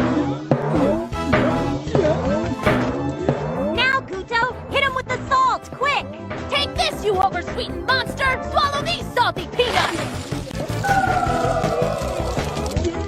Yo, what? That's so many nuts. How did all those nuts come out of that tiny little bag? They just rip open a tiny little, like, airplane-sized bag of cashews, and it's just endless cashews. Now that's what I call breakfast with nuts.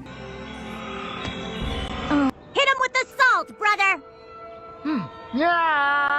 Look, I think it's the monster's pet. We come in peace. Okay, so then these other aliens show up, and they're little aliens, and they tell Amanda and Gunto that apparently these big monster aliens that are running around are their pets. They're aliens from another planet, and they had these pets in little eggs, and they were flying by, and they accidentally dropped one down to Earth. So now they're gonna help Amanda and Gunto track down the monsters and feed them salt, which will help shrink them, and then they can take them back to their planet. But they also say that the opposite of salt is sugar. If the monsters get sugar, that's gonna be bad, and they'll get bigger and stronger. So they can't let them get any sugar. Oh, I want that one right there. Double chocolate delight.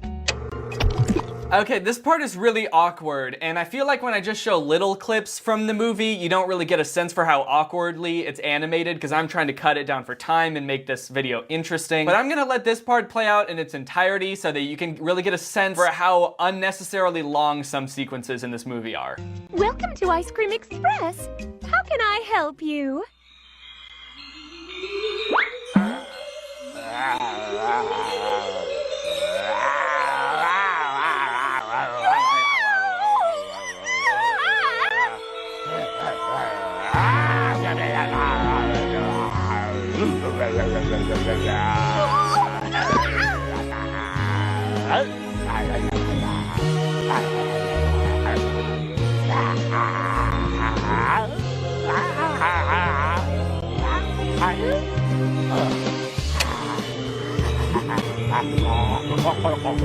Oh no, he got the ice cream. He got sweets. That's bad. Also, did they run out of time to model background characters? Because this person in the background is clearly Gunto, but just in the shadows so you can't see him. That's very clearly the silhouette of Gunto. But they really thought we wouldn't notice, huh? Actually, honestly, maybe it is Gunto. Everyone's disrespecting him so much in this movie, I wouldn't be surprised if he was just like, you know what? I'm gonna fuck off and just go eat ice cream by myself. At this point, I can believe it. I think Gunto needs a break from his really mean family. Anyway, eventually they catch all the monsters, and just like in What's Up, they've caught all the monsters and the day is saved. You know, now that I think about it, like even the plot is the same. There's 3 monsters that get loose and they have to go find them. So what did they change? What is different about these movies? Thank you for all your help. Yes, we thought for sure we'd lost them forever. We sent an SOS emergency message to advise you not to feed them anything sweet. So that was your message, not a defect. Then the antenna works. It really works. Did you hear that? Oh, so the message they got at the beginning was right. Wow, what a poorly worded message. How are they supposed to make any sense of that? It seemed like a really critical thing that they understood very clearly what was going on. But instead they were just like, Lost sugar!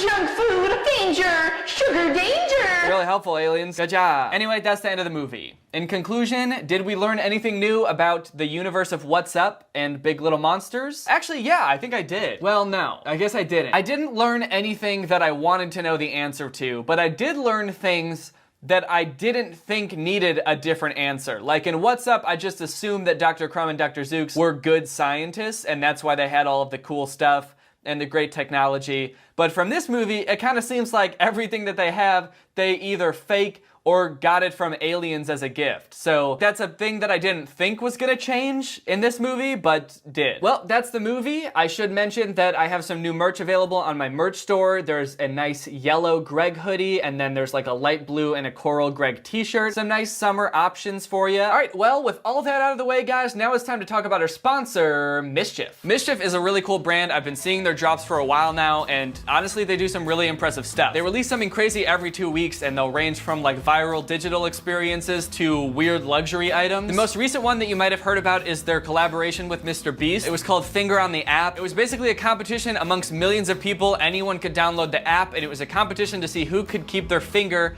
on an app for the longest. There were over 1 million players. It got to #1 on the App Store, and it lasted for over 72 hours. And the grand prize was a whopping $25,000. Another funny one is Scream Club, which is a website where you can go to just scream. So if you've ever wanted to go to a website and just scream or hear other people scream, then this might be for you. You might have heard of this one because there was a pretty viral TikTok about it. Over 1 million people have gone in and screamed, and this was actually one of their secret drops. So this would be one where you would have to have the Mischief app in order to be able to get in and scream your little head off. They also have a magazine called Mischief Mag. Each issue has some really interesting stuff in there. For example, they taught you how to use Spotify to make free money, basically. And another covered how to break traffic laws, but legally. Also, I may or may not be allowed to disclose this, but Mischief Mag Volume 2 comes out in August. And it's even crazier than the first one, and the only way to get it is by downloading the app. So go ahead and download the app. Search Mischief on the Google Play Store or the App Store. People with the app get first access to all of the drops, and they also get access to secret drops that you can only get with the app. Or go to mischief.com. Again, Mischief is spelled M-S-C-H-F. Thanks to Mischief for sponsoring this video, and thank you to you guys for checking out Mischief. Again, it's a really cool company. I highly recommend checking it out. They do a lot of cool stuff. All right, now back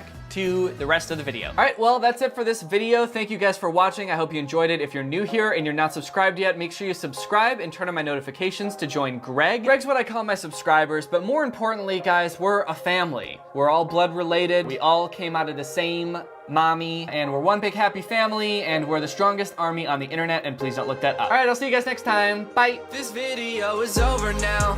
Over now. Go find something else to watch, or just watch this video. I know we had a lot of fun, but you can't stay on this end screen forever. No. This video is over now, so why are you still watching this?